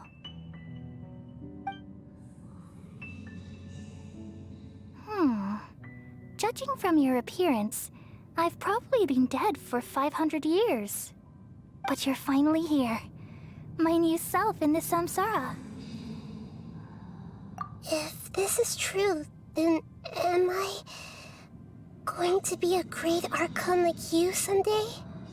Though we share the same nature, our fates are bound to be different. All things have their own fate. When a branch grows into a mature tree, it won't be the same as the original tree. That's why fate is the ultimate knowledge, isn't it? That's a great insight. Yes, very good. It's also precisely why you won't become like me. Really? But perhaps you may become an even greater Archon than I. I already see a determination in you that I didn't possess in my time, and the future that it leads you to will be yours alone. Along with the blessings from your past experiences. Don't worry. The growth of wisdom is like that of a plant. You only need to wait quietly for the flower to bloom. Come to think of it, the sages never had the faintest inkling of the meaning of wisdom. Thank you. Nothing makes me happier than discovering that the Archon I always admired was in fact myself in another fate. It's so nice to speak with you, Greater Lord Rukkhadevata. I've always wanted to meet you. The feeling is mutual. From the moment I snapped the branch off Irminsul and created you, I've also looked forward to talking with you. Could you tell me why you wanted to create me? And what exactly happened when you died? Ah, I see. You're here seeking answers, right? Everything that day, even the sky itself, changed into a color like this. At that time, the seven were all summoned to the nation of Conria. Except for me. I had a more important task to attend to. I had to protect Irminsul. The disaster occurred together with the pollution of forbidden knowledge. At that very moment, with my consciousness connected to Irminsul, I sensed something was wrong. The pain started to torment my mind. By the time I reached Irminsul, it was already displaying signs of corruption. Had I not repelled the pollution of forbidden knowledge with King Deshret thousands of years ago, I might have felt even more hopeless and lost. So what exactly is forbidden knowledge? It's a kind of knowledge that doesn't belong to this world, and a form of truth that can't be understood.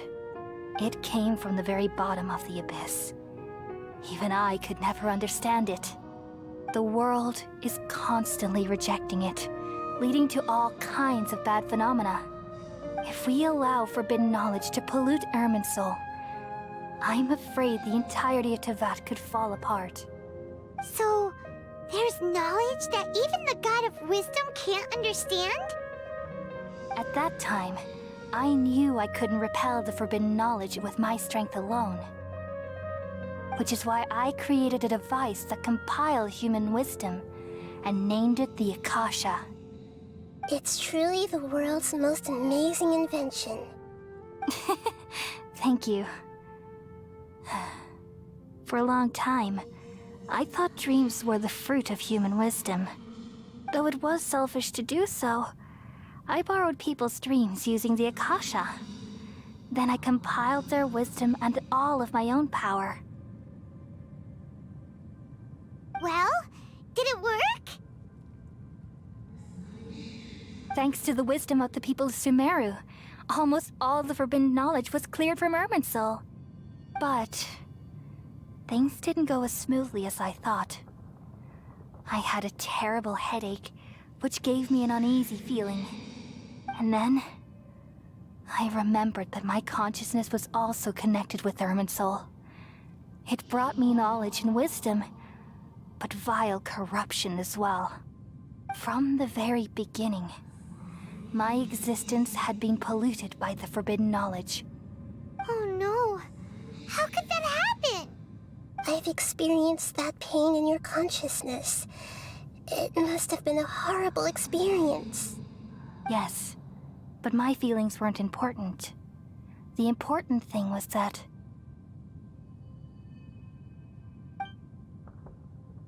even if I died, my existence and everything related to me would continue to exist in Irminsul as memories and knowledge, meaning that the forbidden knowledge couldn't ever be permanently eradicated. And there's no way for me to eliminate myself. It would be a sort of paradox. So, I took the purest branch of Irminsul as my incarnation in the next samsara, and left a trail of clues, all in hopes that you would come here and remove me and my pollution from Irminsul forever. Wait, No, I can't. So you realize what that implies. You are very smart indeed. Irminsul has all the knowledge and memories of this world. And as you've realized just now, removing me from Irminsul means I essentially will never have existed in this world. But this is the only way to save Irminsul. People love you so much, and they've missed you so much over the past 500 years. I am exactly the same. So how can we just forget you like this? Is there really no other way? There must be something else I can do. You're the god of wisdom, Boer. You should know that there is no other way. But this is so cruel. I don't want to forget you. No need to feel so sad, Boer. As someone who delights in wisdom, you should feel joy at finally finding the answer. These are the words in their entirety. The answer you've been seeking all along. Let the world completely forget me.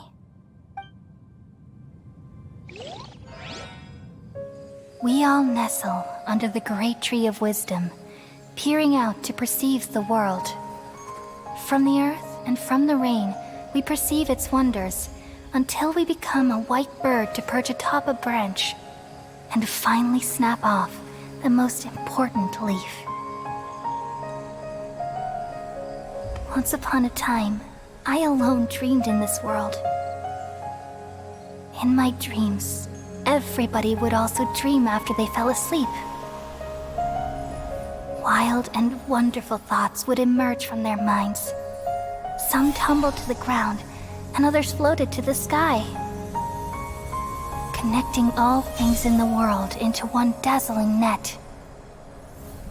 Among a plethora of worlds were numerous smaller worlds, all of fate, finding within the tapestry their brilliant glow.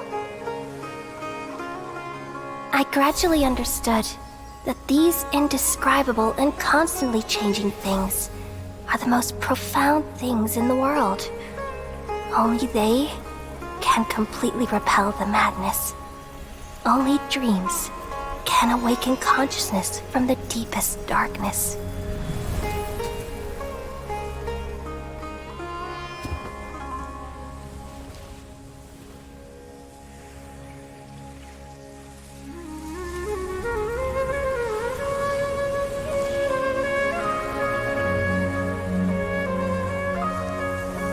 I'm the one who posed this question, yet also the one who sought a solution.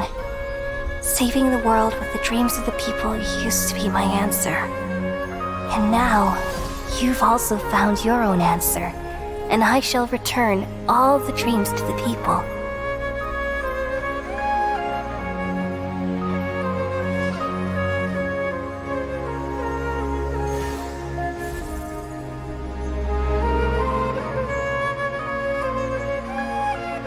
Goodbye, people of Sumeru. May you be blessed tonight with the sweetest of dreams.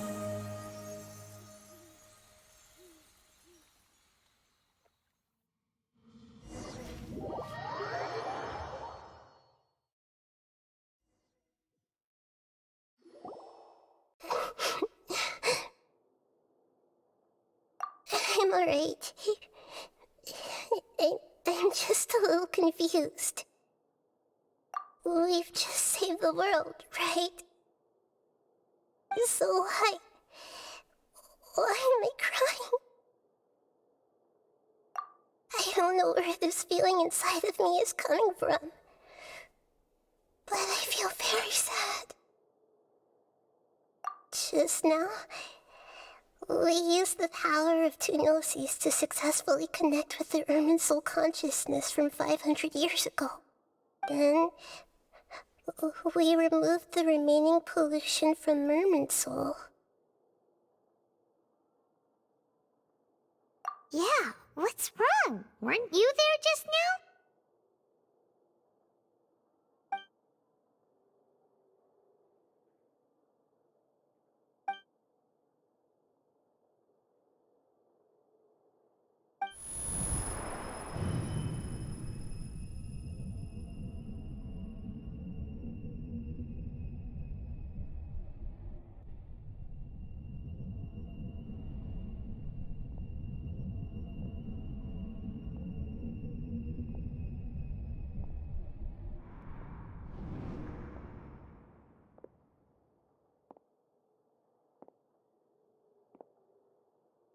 Huh?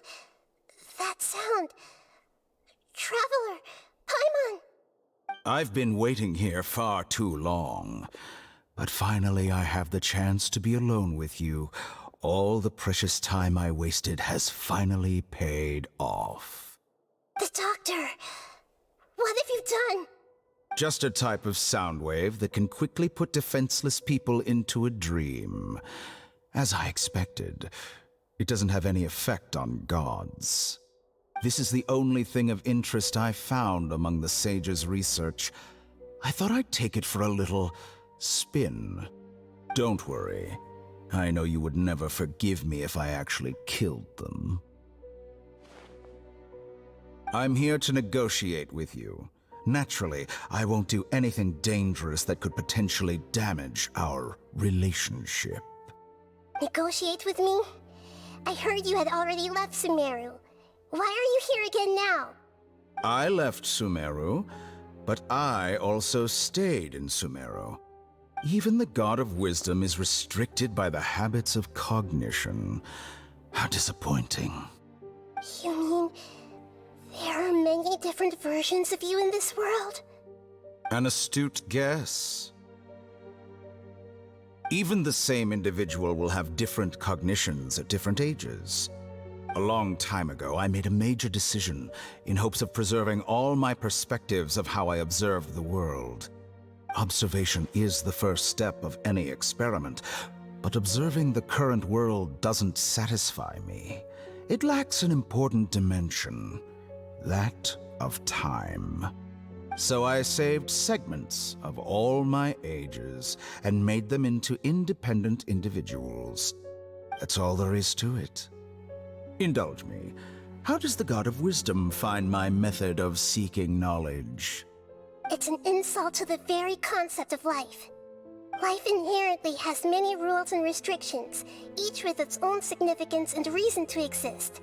They can't be broken on a whim. Good. Amazing, even. Indeed, it's difficult for humans to make peace with themselves, not to mention oneself from a different period. Since you were in the academia, why wait until now to show up? You could very well have stopped us and helped that fake god. Simple. Let me ask you this. Would any staff member ever help the subject in the middle of an experiment? It was my experiment. So why should I interfere with the results? The academia saw the plan to create a god as their ultimate goal, yet you only saw it as an ordinary experiment. You really are crazy. If the experiment succeeded, you would have had a new god on your hands. How would you have faced your own god then? Would you still take the same stance? Would you still hold the same view of yourself? I'm first and foremost a scholar. These results should be left to the judgment of the hypothetical me confronted with that outcome. But you're right. And that's exactly why I'm disappointed with the conclusion of this experiment. As an individual, you don't have any sense of belonging. You seem to have even fewer convictions than a typical scholar. Oh no, I certainly have my own convictions. They just don't fit your standards, that's all. All right, that's enough conversation for today. The experiment is over, and it's time to tidy up the equipment and reclaim any useful materials. For example, the Gnosis. Lesser Lord Kusanali, you're an intelligent Archon. I'm sure you understand the disparity in our combat abilities at this time. Besides, you have no way to use that electro-gnosis in battle. Didn't you say you were here to negotiate with me? Somehow, it's starting to seem like you intend to take it by force now. I'm merely stating a fact. After all, I'm also a scholar. Naturally, I hope to show proper respect and dignity to the God of Wisdom. Your hypocrisy is built on absolute confidence. I understand your scheme, but... what if I were to destroy the Gnosis now and awaken the heavenly principles? Awaken the heavenly principles? Do you think that's really possible? The heavenly principles have been silent for many years, but the Gnosis are symbols of their control over Teyvat and all the laws. Will the destruction of a Gnosis attract the attention of the heavenly principles? And if so, how do the Fatui plan to deal with the consequences? Do you dare to gamble such a possibility with me? Gamble? How surprising. I thought you would show evidence or use rigorous reasoning to prove your point. The word gamble is the last thing I expected to hear from the God of Wisdom. But this is a clever move. You must have seen through me when I first captured your consciousness. As a scholar, I respect all possibilities. This has always been my principle and is an essential trait as an experimenter. Indeed, I can't ignore this possibility. So tell me then, what are your conditions? This foreign Gnosis will only lead to disaster if it stays in Sumeru. But this Electro-Gnosis is the prize I obtained after defeating one of your fellow Harbingers. Now, as the one who initiated this cascade of events, shouldn't you pay the corresponding price? Price? Interesting. What price would you have me pay? How about erasing all your other segments? So this is how you wish to restrict me, the most threatening opponent of the Nation of Wisdom. What you request of me is like plucking out the eyes I have placed in the dimension of time. Segments are extraordinarily difficult to make. They require extremely rare resources and enormous amounts of time and effort, requiring me to destroy them all here and now. Bravo. A suitably wise decision on your part. Yes, how very interesting. Can I assume that you have long been wary of me? Among all the versions of me, this segment you see now is the most selfish. If it weren't me, your idea wouldn't have worked. What did you see when you were imprisoned? You were observing me, and that's how you know I've long grown tired of their doubts and endless arguments. Like you said, it's difficult to make peace with yourself. Being as smart as you are, have you managed to do that? I see. If you think all those versions of me are worth a gnosis, then deal. You sure didn't hesitate much. Is the relationship between all the versions of you really that bad? I don't think there's any need to dwell on that. The surplus versions of me can be exchanged for a gnosis. Do you think anyone can offer themselves at a higher price? Besides, with my abilities, it's only a matter of time until I find better perspectives. Perhaps it's best to say, you're just temporarily ahead. But what I'd like to know is, how can you be sure that I've really erased them? I can see your remaining honesty.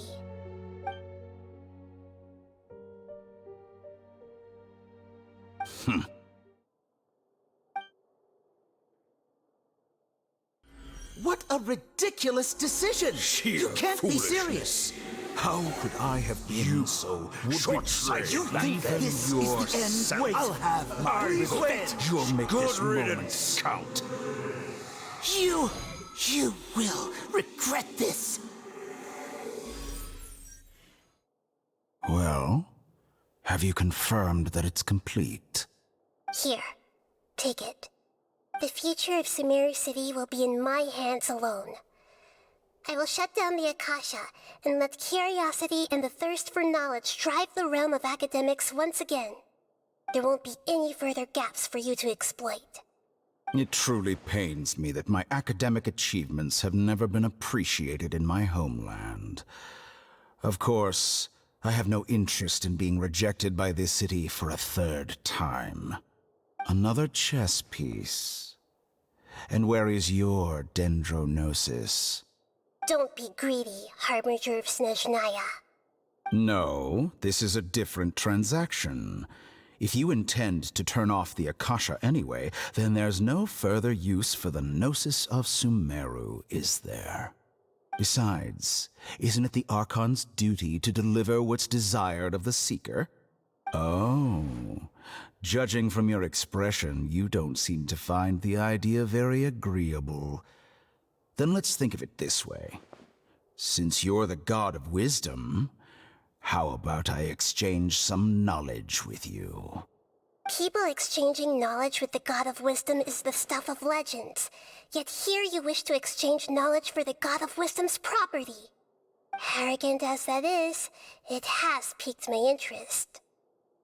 Let me ask you, have you in all your mighty knowledge ever heard the rumor that the skies of Teyvat are fake? Huh?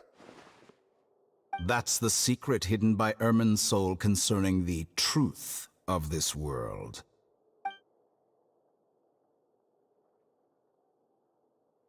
Once I finish telling you about this, it will be time for me to say goodbye. With negotiations, we've all gotten what we wanted. I'm very glad I got to meet you like this.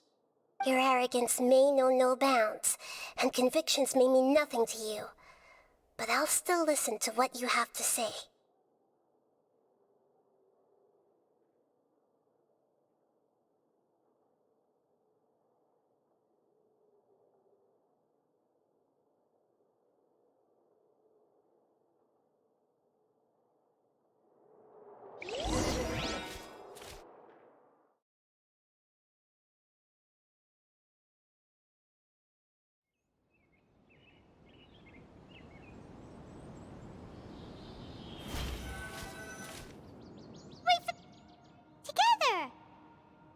Okay, wake her up.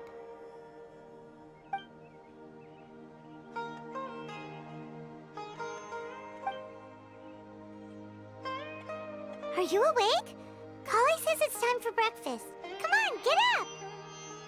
Good morning! How are you feeling today?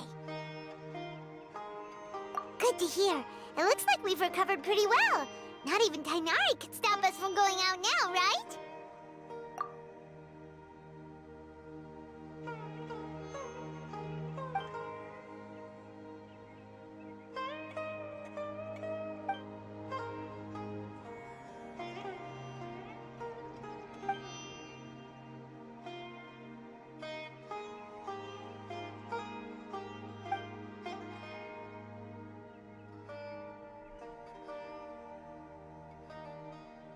Traveler, let's go!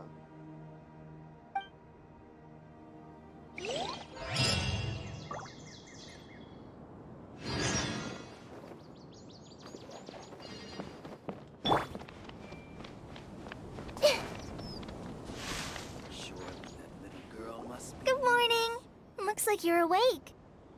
Yep. I prepared some breakfast today. Please have a taste. I hope you'll like it. It's nice to have you here so we can eat something yummy. Well, now that I've recovered from Elazar, I'm feeling better than ever. I can even prepare 4 or 5 meals a day now. And Paimon bets they're all delicious. Oh, by the Someone brought a letter for you after you went to sleep last night. Nope. Paimon wanted to read the letter with you after you woke up, so Paimon didn't open it. Alright, let's read it now. Oh, it's from Nilu! Ahem. We're going to hold a feast at the Grand Bazaar and celebrate Cyano's reinstatement as the General Mahamatra. As heroes of Sumeru, please be sure to attend. I'll wait for you. The date of the banquet is written on the back. It's in 2 days. Oh, I've also heard that you've become heroes here as well. That's amazing. Everyone's aware of your abilities. There's no need to be modest. Anyway, let's go to the Grand Bazaar to have a look. Oh, before you leave, be sure to inform Master Tighnari.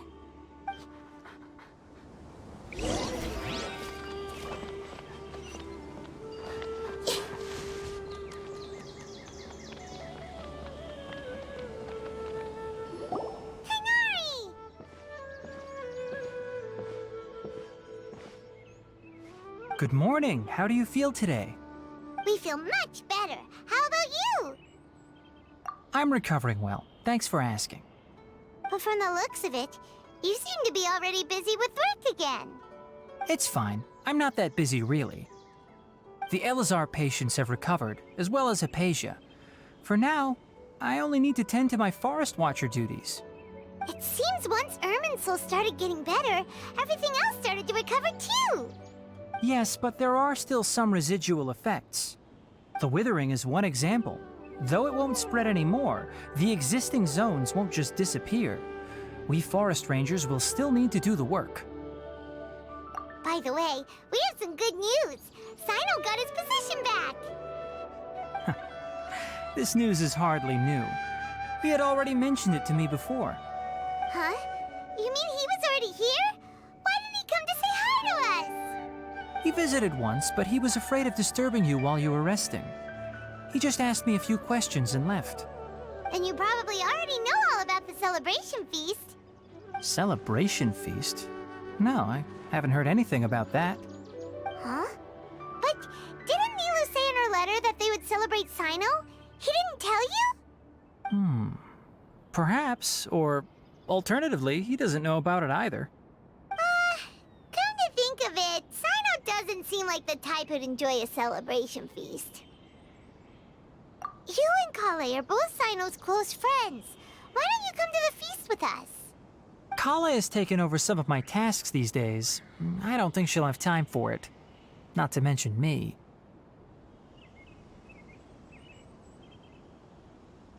You see, some VIPs have come to the forest recently. Huh? VIPs? Very important Paimons? Well, technically speaking, they are former VIPs. The sages involved in recent incidents have begun their training in the Nvidia Forest, and the people they had previously imprisoned have all been released. Huh? Yes, he's a little weak, but he isn't injured and his condition is stable. Lesser Lord Kusanali, in her boundless mercy, has decided to spare Azar and the other wrongdoers. Supposedly, they were ashamed of their shallow ideologies and have decided to dedicate the rest of their lives to cultivating wisdom in the Nvidia Forest.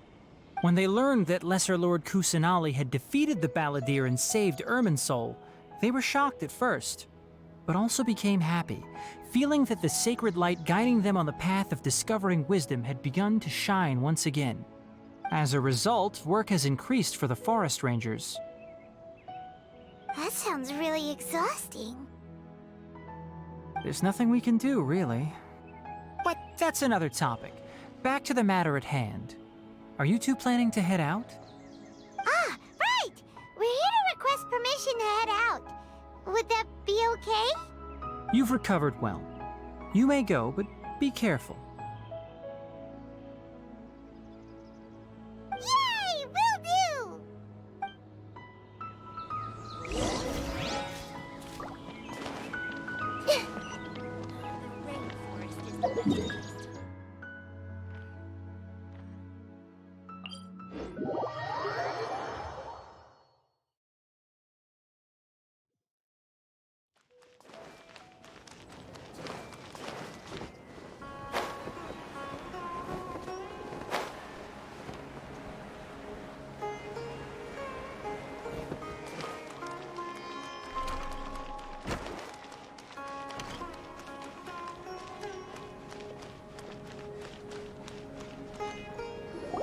Well, there won't be any problems if the feast starts at that time. Everything has already been prepared. Mr. Zubair, I finished tallying things up here. Well, except for the guests. Is a simple reply really that much to ask of our guests? It's affecting our arrangements. Oh, it'll be fine. Besides, it never hurts to get things ready in advance.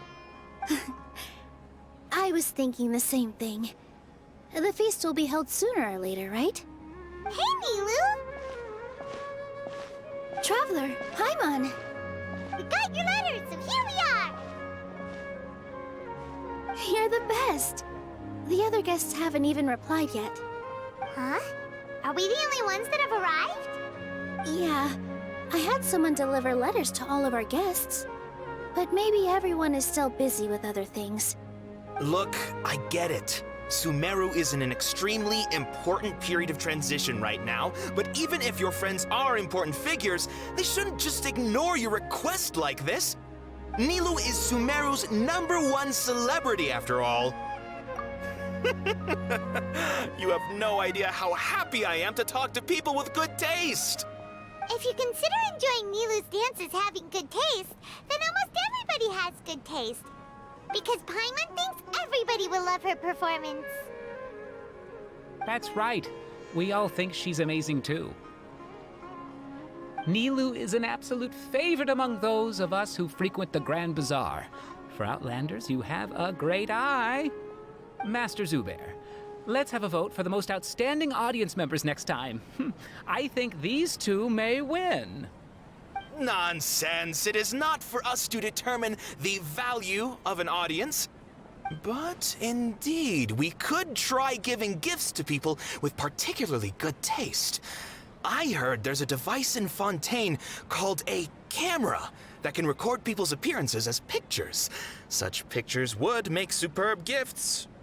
Ooh, good idea. I wonder where we can find one. I don't want you giving pictures of me to everyone. I'm satisfied just being able to perform here. There's always a lot going on at the Grand Bazaar. Yeah, and that's why I love it here. Traveler and Paimon, could you help confirm if the letters were actually delivered? If for some reason they didn't receive the letters, then please tell everyone that there will be a feast here. Yeah, we can also check out how everything in Sumeru is going now. When I wrote the letters, I heard that Dia was in Port Ormos, and Alhaitham was at the Academia. As for Sino, we've only heard that he appears at the Academia from time to time. I'm not too sure about Ramon's whereabouts. My guess is that he's with Dia. As for Dunyarzad, I just hope she's feeling better. I sent her a letter, but I was afraid of disturbing her. If you have time, please ask about her for me. Okay, got it. Let's go, Traveler.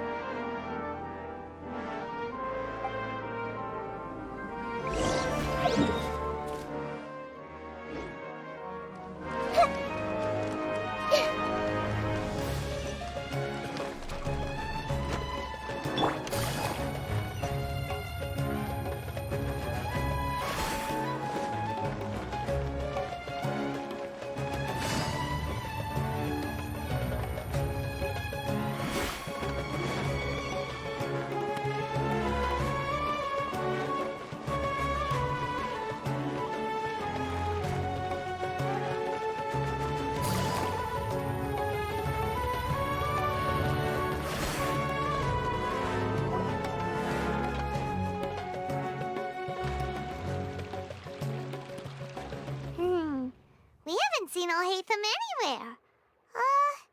Let's ask that person over there.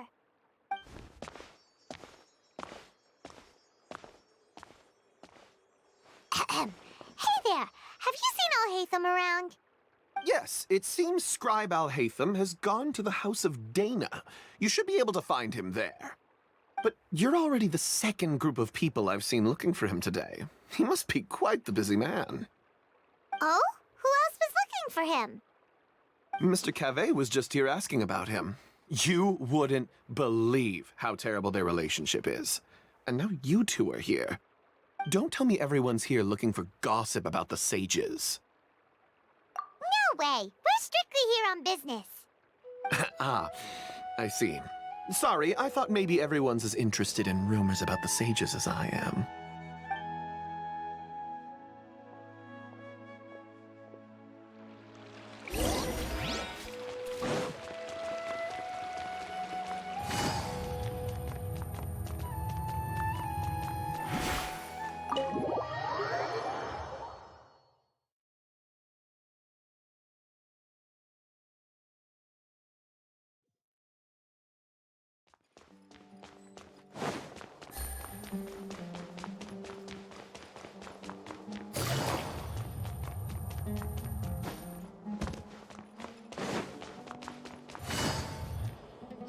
Hatham should be around here somewhere, right? Oh, he's over there! But it looks like he might not have time for us. Just put down that worthless book and tell me what happened in the academia. This is not just some worthless book. Do you have any idea how difficult it is to find a physical book like this in Sumeru? It doesn't matter. It's probably just another thing that you used your authority to get your hands on anyway. Just put it aside. Listen, I came back today only to hear that the sages have disappeared. Oh? You sound surprised.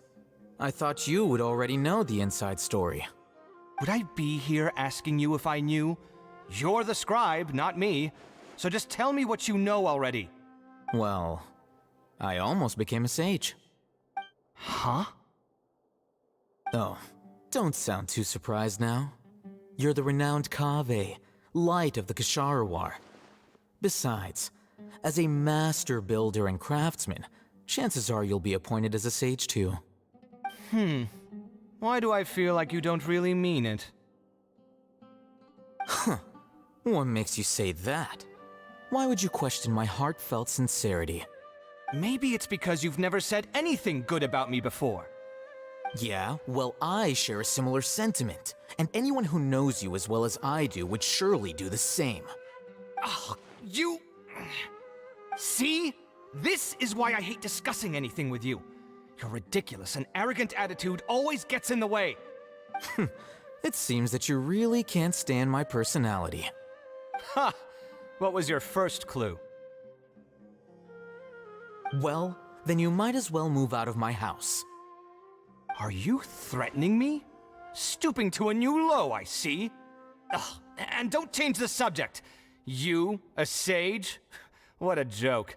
The academia might as well just close tomorrow. Are they having a fight? Forget what's going on with the academia. Haven't you been busy with your construction project? Tell me, when are you going to build yourself a mansion? Don't get me started. I get angry just thinking about it. So, what great building did our master architect work on this time? Like I need to tell you. Keep your nose out of my business. No, I think we deserve to know. Where were you when Sumeru needed you most? I was in the desert for a large project, but considering Haravatat's utter ignorance of architectural and aesthetic matters, you probably wouldn't understand. Which is truly unfortunate. I can only pity the man who doesn't understand the first thing about beauty and romance. Unlike a true... Hold on, wait a second. What do you mean by when Sumeru needed me most? Well, while you were out fiddling around in the desert, many people came together to save Sumeru from a crisis. Ha! And you think I'd believe that? Look, all you really need to know is that Azar and all his accomplices have all been overthrown. Huh? What nonsense are you talking about? It's no skin off my nose if you don't believe me. It's not like my Darshan was the one trying to apply for funding from the Grand Sage. Yours, though, on the other hand... You know what? I'll ask around. I'm sure someone knows what's going on here. You're dead if I find out you're lying to me.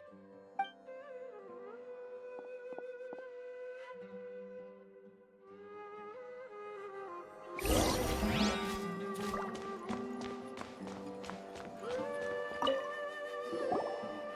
Hatham! Oh, it's you two.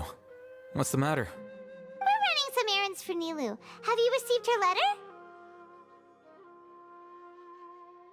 Letter? Nilou said she sent out a letter inviting everyone to a celebration feast in 2 days at the Grand Bazaar. We'll also be celebrating Sino's reinstatement as General Mahamatra. If she addressed the letter to all Haytham of the Academia, then the letter should have gone to my office. I've been busy these days, so I haven't had time to check for any new mail at my office. I only now have some free time to attend to personal matters. Have you always been so busy with your work? Of course not.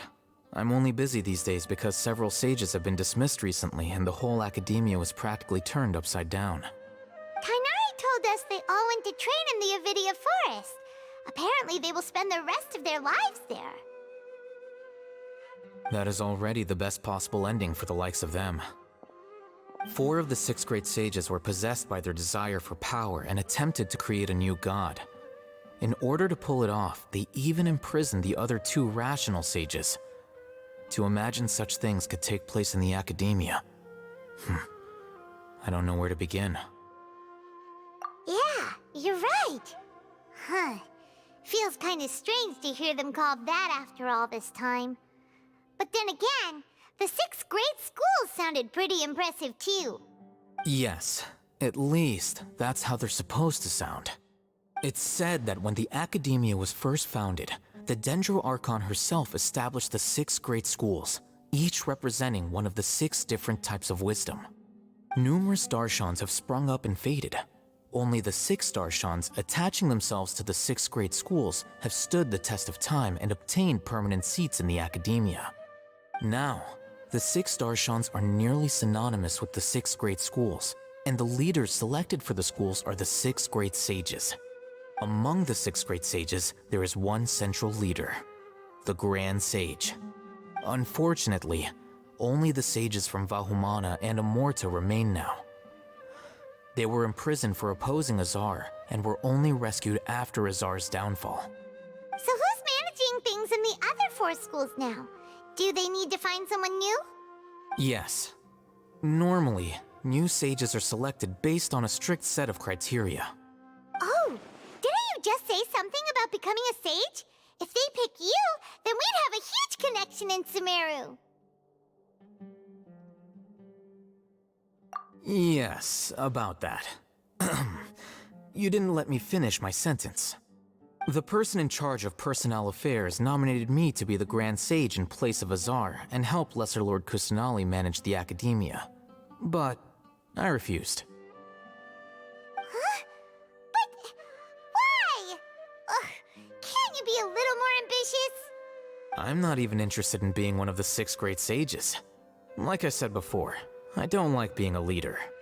Oh, all right. So are you busy these days trying to find others to take the job? That's not my job either. I'm only responsible for handling important affairs within the Academia before the new sages take office. And the first thing I'll do is reject Kasharawar's application for funding. By the way, who was that other person just now? Is he your friend? Do we look like friends? Paimon doesn't know. That's why Paimon's asking. His name is Kaveh, my roommate. You could say he's the representative for Ksharawar scholars. Which is exactly why he always has so many problems. So everything that's happened recently must be a huge change for the people of Sumeru. Such is the work of the Academia Scribe. Well, anyway, no matter how busy you are, since you are our planner, remember to attend the celebration feast in 2 days. All right, I'll see you there.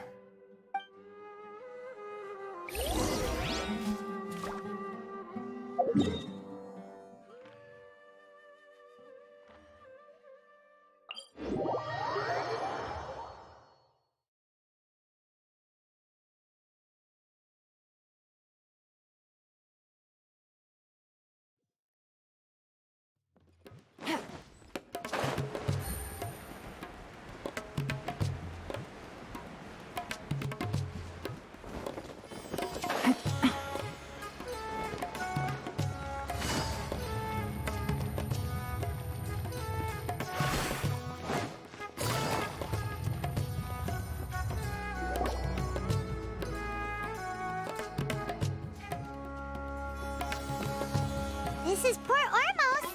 Now where could you... Is that Paimon I hear? Huh? Oh, it's been a while. How are you doing? Gunyarzad! It's been so long since we've seen you! I'm doing well. I can go as far as saying I have never been happier in my entire life. I don't know if you've heard, but Alizar has completely disappeared, and all the patients have recovered. You kidding? Knowing them and the connections they've got, I'm sure they've heard about it. Yeah! That's right. My lady is feeling better now, so I'm accompanying her for a walk. Why do you still call me that, Dia? You've already informed my father of your resignation. I guess I'm just used to calling you my lady. Old habits die hard. Resignation? You mean you're quitting? Yeah, I might start losing my edge if I keep being a bodyguard for the Homayanis. You know that my parents and I are fond of you, and that we appreciate you very much. It wouldn't be a problem if you wish to continue to be our bodyguard. I'm not a woman that's easily persuaded. You should know that by now, my lady. When I took this job, I had already decided that I'd quit as soon as you'd recovered. It's time for me to get back out there and chase that horizon.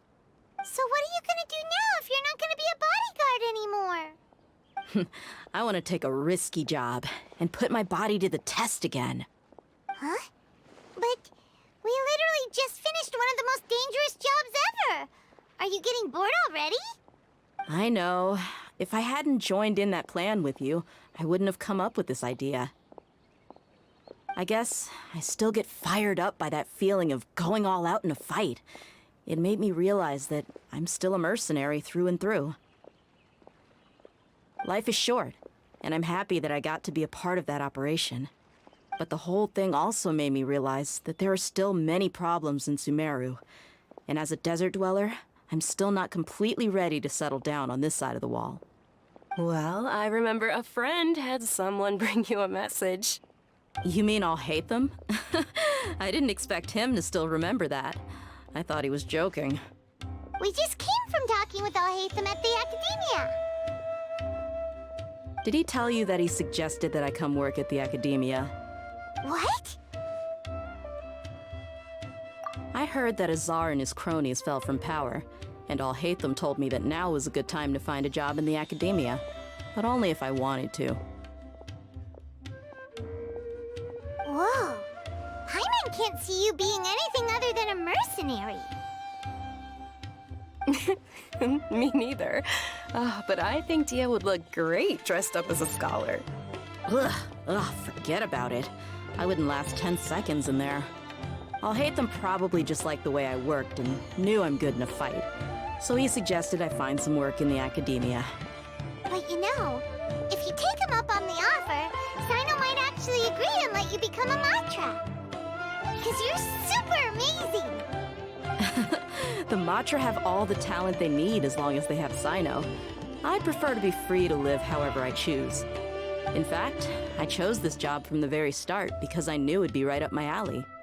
Even if being a mercenary means facing all kinds of danger.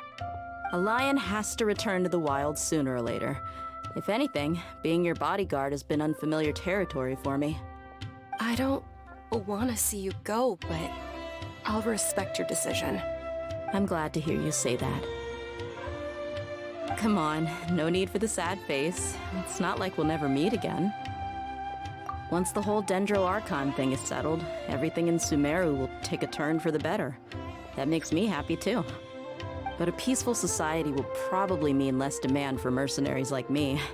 Before long, we'll be a dying breed. So I'd better get to work while I still can. Huh? But wait a second! You make it sound like you're leaving now! Well, no, not yet at least. I promised my lady I'd stick around until next week. So, have you been in Port Ormos this entire time? We were wondering if you had received a letter from Nilou. Oh, did Nilou write to us? She heard that you were seen in Port Ormos, so she sent the letter here. Huh. It was probably sent to the inn that we're staying at. My lady has been very energetic lately and keeps taking me on hikes, staying out even into the night. By the time we get back, the receptionist is usually off napping on the job. Right, and we tend to leave quite early in the morning, so the old man on duty is also usually dozing off. So what it really sounds like is that the person on duty is always asleep. I bet the letter's at the reception desk. I'll go check later. No wonder there wasn't a reply. You never received the letter. Good thing Nilu asked us to come and check on that. Sorry to make you two come all the way out here.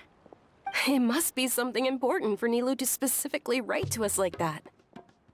Yes, she said they were preparing a victory feast in the Grand Bazaar, and will also be celebrating Sino's reinstatement as General Mahamatra. She was hoping you could come. Great! I'll be sure to attend. Count me in too. But is there some sort of dress code or anything for the feast? Can I just show up looking like this? Since it's being organized by Nilu, I don't think she'll be too picky about that. If anything, I think she wants to see us as our most natural selves. All right, then this is how I'll show up. The feast will be held in 2 days, so don't forget. Sure. Thank you so much for letting us know. We'll see you there. Oh, by the way, do you happen to know where Sino and Raman are? The General Mahamatra always comes and goes without a trace. Normally no one knows his whereabouts. Oh. But last time we met, he mentioned that he had something to do in Aru Village. You can try your luck there. As for Raman, your guess is as good as mine. I only remember he said that he had something to discuss with Sino. You can ask Sino when you meet him. Don't mention it. You better get going. All right, on to our next stop.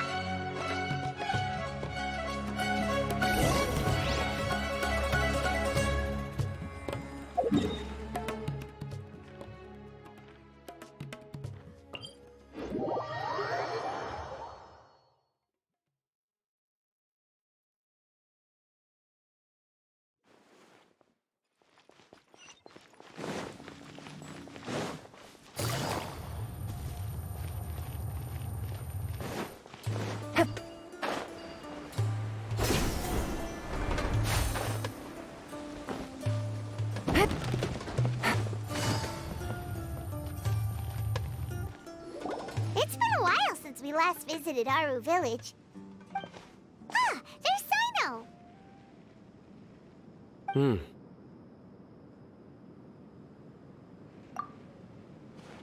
What brings you here? We recovered well, and Tanari agreed to let us leave, so now we're out and about again.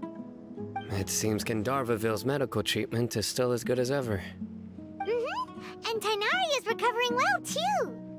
That's good to hear.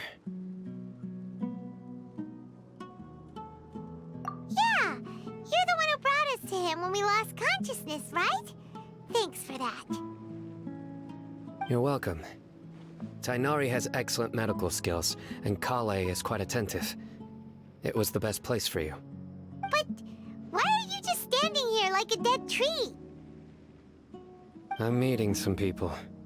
Oh, you mean Candace? I've already talked with Candace and the village chief. They're still at the usual place. You can go there if you'd like to see them. But you know one of the people I'm meeting as well. Oh, by King Deshret's blessing, my friend suddenly appears in the desert. Don't tell me you've run into trouble and need us to help now. Raman! And... huh? Sataria? Oh, you know me? Oh, well, you're pretty famous in the academia. Don't worry, these are our friends. No need to be so guarded. I see. I'm doing well. Many good things have happened recently. Same here. Really, I feel that my whole life has started to shine after suddenly finding a new direction. Oh, tell us everything. Yeah, you go ahead. Alright, well, I suppose I should start by saying... I've decided to leave the academia. What? It's not that I've given up on being a scholar. Instead, you could say I've found a new identity. I will no longer pursue research like a typical scholar, but I have not completely given up on my relationship to knowledge either. I can see what you're saying now. What do you mean? I plan to leave the academia and return to teach here in the desert. Wow, so you want to become a teacher? Setaria will return to support education here and teach people from the desert. She can't teach everyone on her own, but there are many of us Eremites all over Sumeru. She came to discuss a collaboration with me and hoped that I could bring her ideas to the Eremites. Yes, it's my hope that the Eremites can help me select a group of smart people with the best aptitude for teaching. I'll teach them, and after they've finished learning from me, they can go educate more people. That is the true meaning of education and the spreading of knowledge. The people of King Deshret suffer from sandstorms, exile, and ignorance. Miss Setaria is more than welcome to come teach here. Her arrival is like a star shining in the desert night. The stars have always guided caravans, thieves, soldiers, and travelers who get lost in the night. They lead those in the dark out of trouble and back to safety. Oh, please. Where's all of this coming from? I'm starting to feel a little embarrassed. You deserve these compliments. Mercenaries are accustomed to danger and don't fear death, which is why we recognize extraordinary actions the common people would easily overlook. Setaria's idea will bring much good to many people. At first, I feared it was destined to fail. Everyone knows that the academia doesn't allow scholars to teach in the desert without permission. As you know, all knowledge is under their surveillance and control, and very few desert dwellers are as lucky as me. But what I heard at that time has been haunting my heart, as if there were lightning bolts constantly bombarding my soul. Setaria, you tread a treacherous path, and the longer you ignore it, the tighter the academia's grasp on you will become. Setaria, why haven't you gone home? Never forget that the desert that belongs to you lies elsewhere. Miss. These words sparked something in me, and I knew that I had to bring something back to my people after going home. I gathered up the courage to approach the Grand Sage, only to find that he was no longer at the academia. Lord Sino told me that Azar didn't belong there anymore. Azar has received much-needed punishment. Though, if you ask me, it may have been too light. You probably have already heard.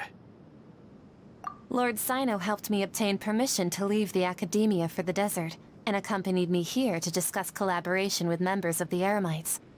My plan was able to go smoothly thanks to him and Rahman. You're all doing so much for the desert. Aside from that, I also have some other business to discuss with Sino. Lesser Lord Kusanali has allocated many resources to support and develop the desert. I've done some business for her, and part of it required the assistance of the Eremites. I applied for a few batches of educational materials from the academia, and sent them to several groups in the desert, as instructed by Lesser Lord Kusanali. I believe the people will make good use of them. That's exactly what the people here need. Physical books and other related items. If it weren't for Sino and Lesser Lord Kusanali, I'm afraid we'd never be able to get our hands on them. Apart from this, the academia is also recruiting scholars that are willing to teach in the desert. I'll let you and Setaria know as soon as I have any more news. We must be persistent about this, and maintain these resources to ensure long-term effectiveness.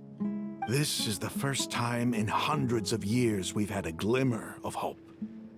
I think this may be the turning point for the desert. Remember these words.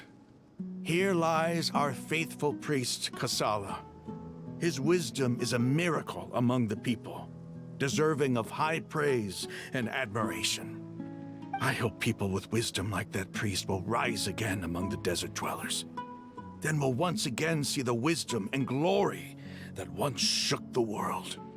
Enough about us. Are you here to discuss some business too? No, not at all. We're actually here on behalf of Nilou.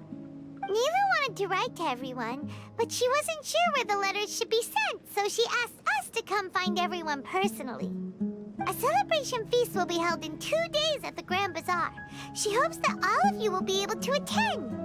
At the feast, we'll also be celebrating Sino's reinstatement as General Mahamatra. Although, judging from your appearance, it seems you've already been reinstated. Paimon thought you would only start working for the Academia after the feast. Celebration? Feast? It's the first I've heard of it. Tighnari was right. He really didn't know.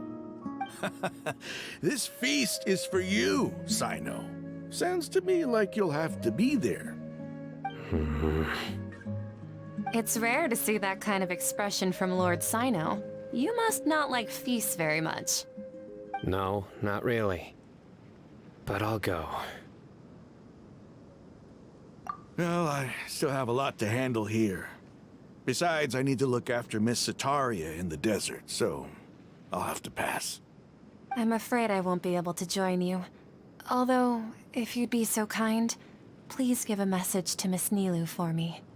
The message is, I'm sorry for how I treated you before, but now I understand the beauty of your dance. It's like a light shining in the sky.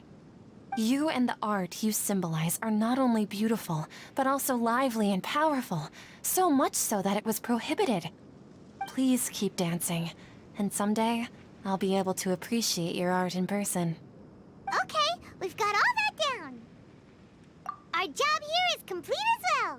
Oh, Sino, remember, party's in 2 days. Make sure you're there. Got it.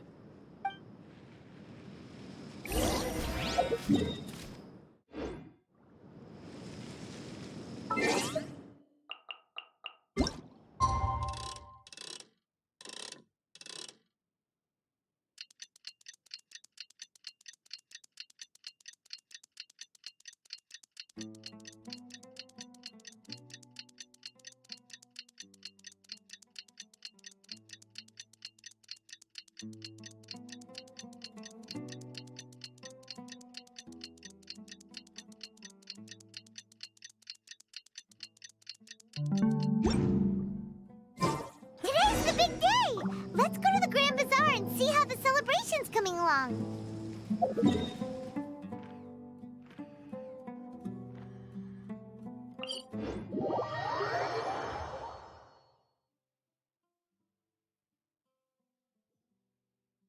Take it easy.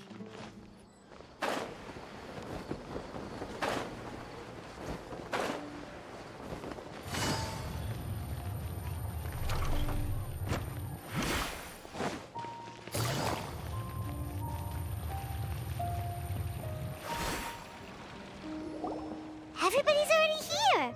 Looks like we're the last ones to arrive. I'm here. Ah, there you are.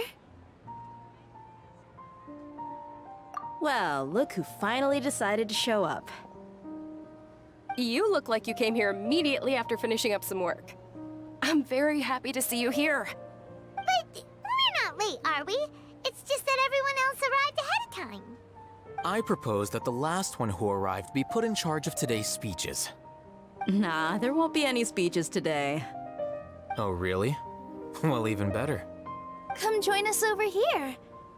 Let's share some great food and drinks, and chat about all sorts of fun things. Everything looks quite good. Wow! Paimon can't wait!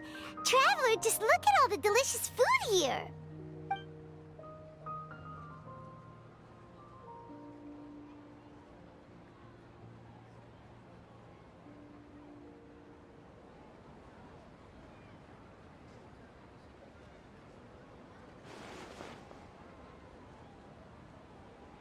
Whoa!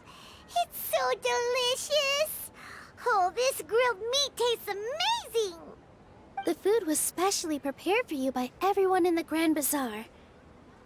And we have gifts that were sent by the residents of Sumeru City when they heard we were holding a feast. Everyone that came said that you saved Sumeru, and wanted me to thank you all on their behalf. Feels kinda nice to be seen as a hero.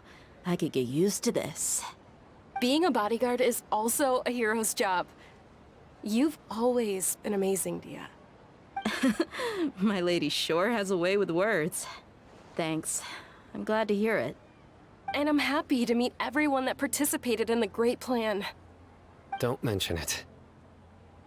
Come to think of it, we've really done something impressive together. It's unbelievable. We owe it to our abilities. And luck. Really? Why do I remember everybody thinking that luck was against us and feeling like we hardly had a chance of succeeding? That's how I remember it too. It's luck that brought us together, and it was luck that let us form a team. Then, it took even more luck for us to formulate a plan and implement it successfully. Moreover, judging from the results, everything worked out well. Yeah, everyone gave it their all when it mattered most. It was almost like a performance. We took the stage and put on our best show. Everyone played their part, and thanks to everyone's efforts, the performance was a great success. So, would you say we're good actors too? It's such a blessing that Lesser Lord Kusanali was able to return to power at the Academia. Yes, even after being abandoned and neglected so many times, she's finally returned. Uh-huh. Lesser Lord Kusanali once used all her power in a great disaster, which resulted in her losing all her wisdom and memories of the past. The Academia basically abandoned her because of it. This should be something everybody should remember. Huh? You look surprised. I didn't say anything wrong, did I? No, everything you said is correct. That's good. Something wrong? Yeah, what's with that face? You knew all of this already. Even if those two giants of the Academia are here, I still have to say it. Those sages really have some nerve. 500 years ago, Lesser Lord Kusanali used all her power for the people of Sumeru, and what did they do in return?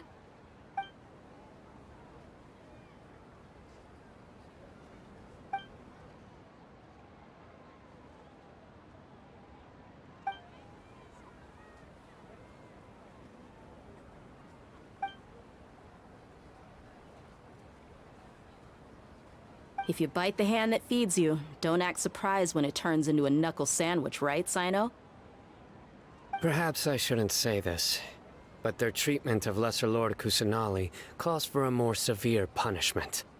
You could simply tell Lesser Lord Kusanali that you wish to have Azar and his accomplices severely punished. I respect our deity's decision, and won't interfere in any way. While we're on this topic, why didn't you accept the Academia's invitation to become the Grand Sage? Are you trying to say that I'm fit to be a sage? Not at all. But every person handling the selection process has said that you are the most suitable candidate to lead the Academia right now. Why? Because he dethroned Azar from power? Could you try to put it another way? This is a good thing, yet you're making it sound like I overthrew Azar for my own personal gain. But seriously though, I always wondered if you had some personal motives behind it. I did have my own motive, but it had nothing to do with being a sage.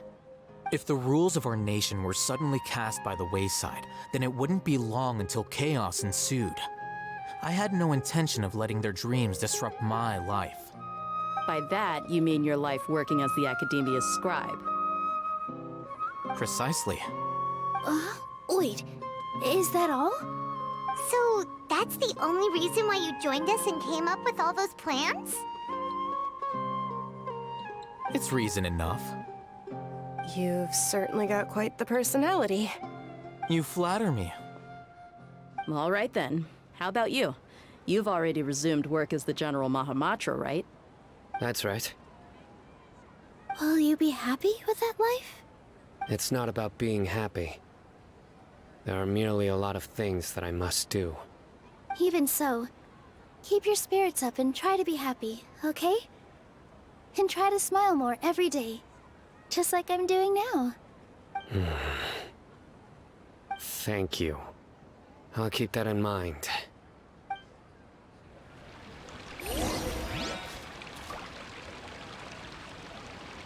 I seldom participate in such lively gatherings, but the atmosphere here is quite good. No. This gathering today has a unique meaning. The Grand Bazaar is lively because the people here feel happiness from the bottom of their hearts, unlike the farces at the Academia. That happiness is an emotion that'll be forever alien to those bookworms who have driven themselves insane by studying. I seem to have taken both keys when I left the house. Oh well.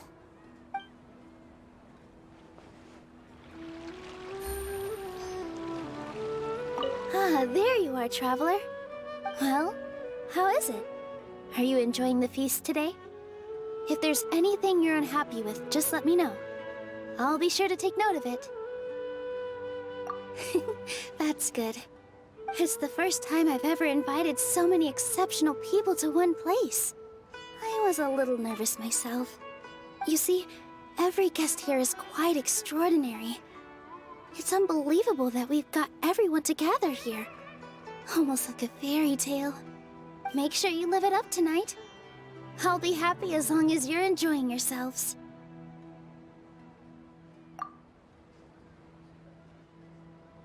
I'm honored to have her think of me this way. If I have a chance in the future, I would really like to invite her to one of my performances. I can't explain why, but I just feel elated right now. Thank you.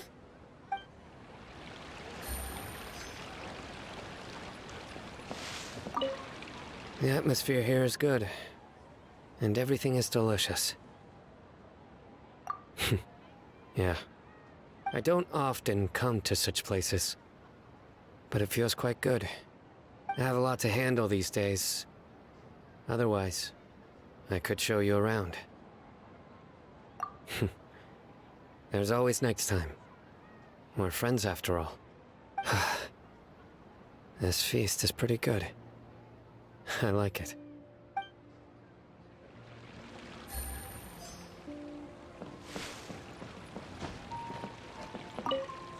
My lady, the grilled meat over there is delicious. Have you tried it? Yes, I also tried some fruit just now. Oh, they're very sweet. What an amazing place to relax. No wonder everybody likes to rest at the Grand Bazaar. You said it. Oh, look who else is here. Hello! Oh, I'm so happy Nilou invited everybody. Oh, now I have the chance to meet all the heroes. Hey, less of that polite chit-chat and more eating and drinking. The feast is about having fun, not stuffy formalities.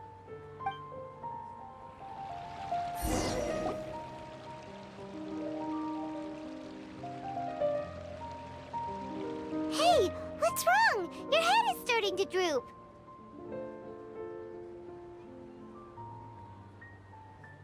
Hey, you can't just fall asleep here. Paimon will go find something delicious for you to eat. You'll wake up once you've put something yummy in your tummy. Of course, just wait here for Paimon.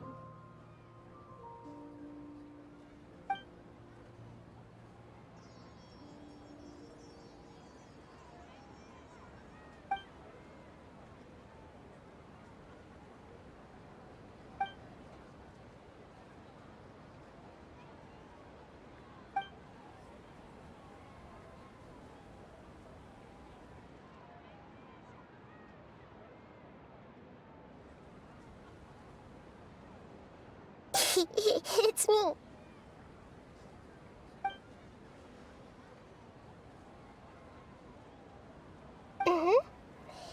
You may blame me for being a bit too self-indulgent.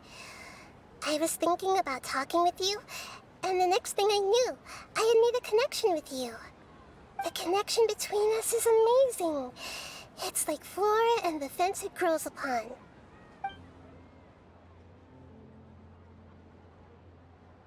I heard there's an amazing celebration feast today at the Grand Bazaar. I wanted to have a look for myself, so I snuck in. Lately, I've been so busy dealing with all the fallout from recent events, so I really haven't had any free time. Although you've already helped me with a lot, there There's still one more thing I hope you can help me with.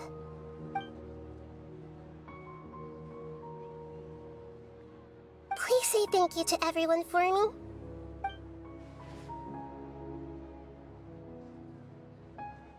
Oh, is it not convenient for you to do that for me?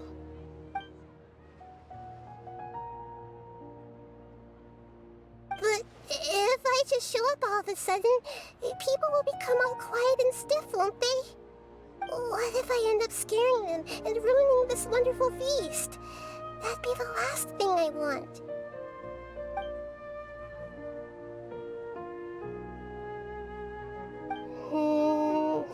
Let me think about it. Okay.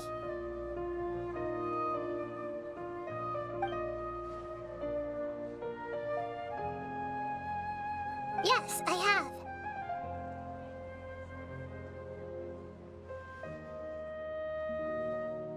You said I should go thank everyone as myself, right?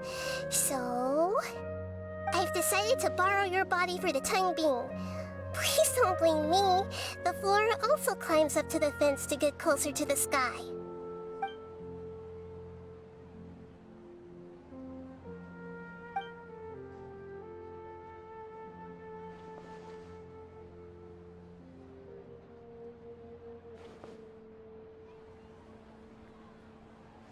Everyone! Are you awake now? Paimon was just about to bring you the food. It's me. Huh? That voice. Nahida? Hold up. What's going on? I didn't expect to have a conversation with the consciousness of Lesser Lord Kusanali in the Grand Bazaar. Interesting. Is this also a part of the feast? No, of course not. Are you... Lesser Lord Kusanali? Hello, Nilu. You know who I am? Yes.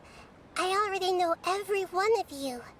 Nilu, Alhaitham, Sino, Dia, Paimon, and Dunyarzad.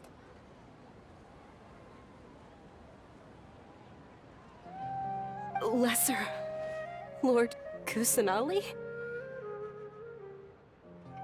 I took the liberty of occupying the traveler's body so that I could thank all of you in person. Thank you so much for rescuing me, even if that meant placing your own safety in peril and taking the risk of becoming enemies with the academia, the sages, the doctor, the balladeer, and even the entirety of Sumeru. Without you, without any of you, I would have been in a much more difficult situation. Had you not helped me to resolve the crisis, not only I, but Sumeru and even the entirety of Teyvat would have suffered great misfortune. People refer to you as the heroes who managed to rescue a god. I'm quite fond of this name. It not only explains your identities, but also bears witness to your relationship with me. Please, allow me to present to you my most sincere gratitude. Lesser Lord Kusanali, you have done so much for Sumeru, and I didn't even have a chance to do anything for you. You don't have to do this. Dunyarzad, the suffering you endured during your illness is also proof of you being with me and praying for me. Thank you. You don't need to be so ceremonious. It's always been my duty to protect you. This is how the relationship between the Academia and Dendro Archon should be. We just did what was necessary and set things back on the right path. You're an Archon, but you act so humble. You really don't need to be so polite with us.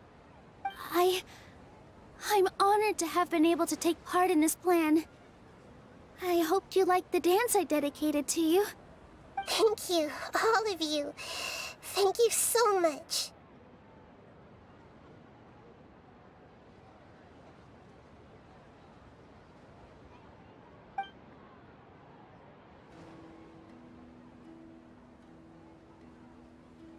Yeah.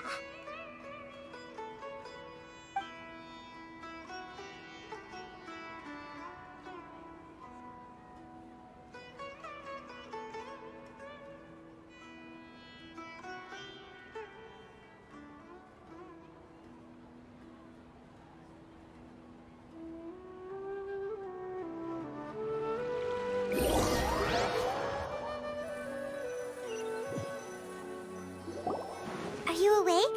Did you rest well? After Nahida left, you ate a lot of food. You've become a glutton. That just means you still have a lot to learn from Master Paimon, the Sage of Gluttony! Alright, since you're awake now, should we go and have a chat with Nahida? She should be in the academia right about now. If you have any questions, now's your chance to ask.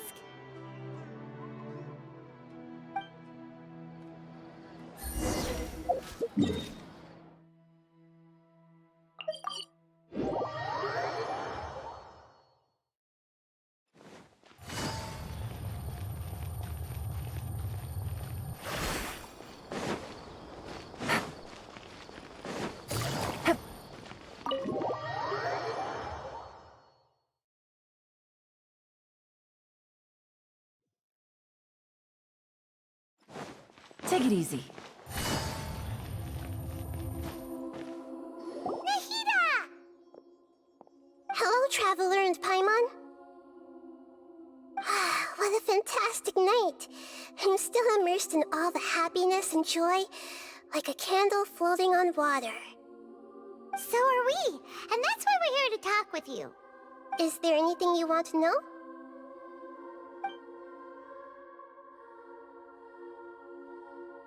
Are you sure? Isn't there something else you haven't asked about yet? Huh? You mean... About your brother. While you were resting at Gandharvaville, I took some time to perform an Irminsul search for information on your brother. Yeah! Isn't Irminsul a repository for all the information and memories of Teyvat? So there shouldn't be anything on her or her brother. This is true in your case. Irminsul indeed does not have any information on you. However, there must be something different about your brother. Because, as it turns out, the world has recorded information on him after all. What? There's only one possible explanation. He belongs to this world.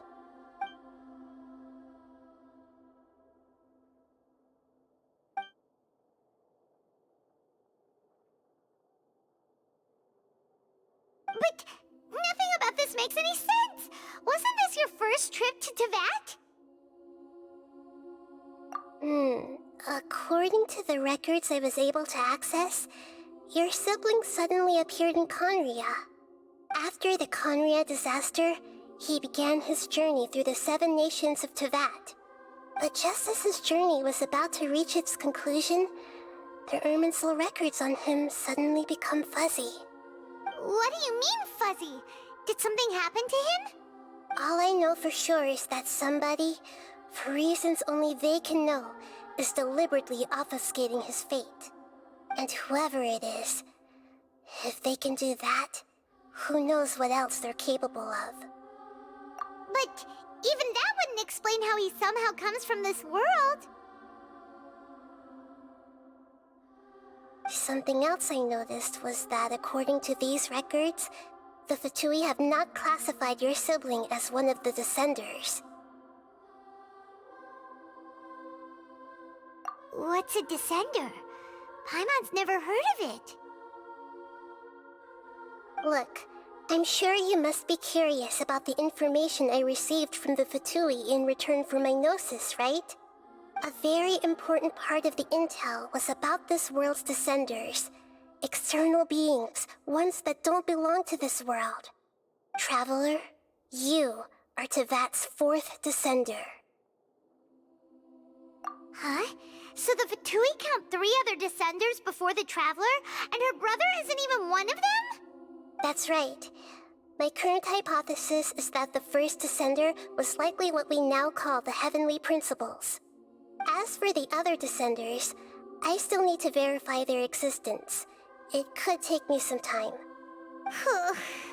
Paimon's head's about to burst from all this crazy new information. And yet, even knowing all this, I'm sure you must still have a lot of unanswered questions. I must say, I truly regret that I can't help you more as the God of Wisdom. There are many questions in my heart as well. I will need some time to go through each one of them. And soon, you'll also begin your journey anew and depart from Sumeru. I'm very interested in your future. It's a journey that can't be observed or recorded by this world. If fate is the ultimate knowledge, then your future will be the ultimate fate. I'm sure glad we got to meet you, Nahida. The pleasure is all mine. I can't thank you enough. Alright, that's enough talk for today. If you ever miss me, just close your eyes, and maybe I'll appear in your dreams.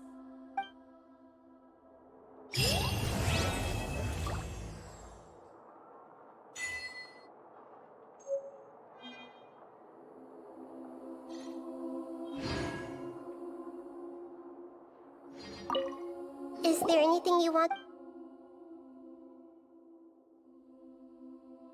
And soon, you'll also begin your journey anew and depart from Sumeru.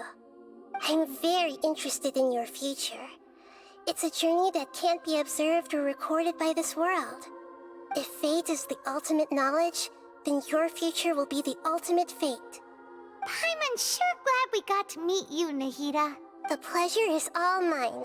I can't thank you enough. Alright, that's enough talk for today. If you ever miss me, just close your eyes, and maybe I'll appear in your dreams.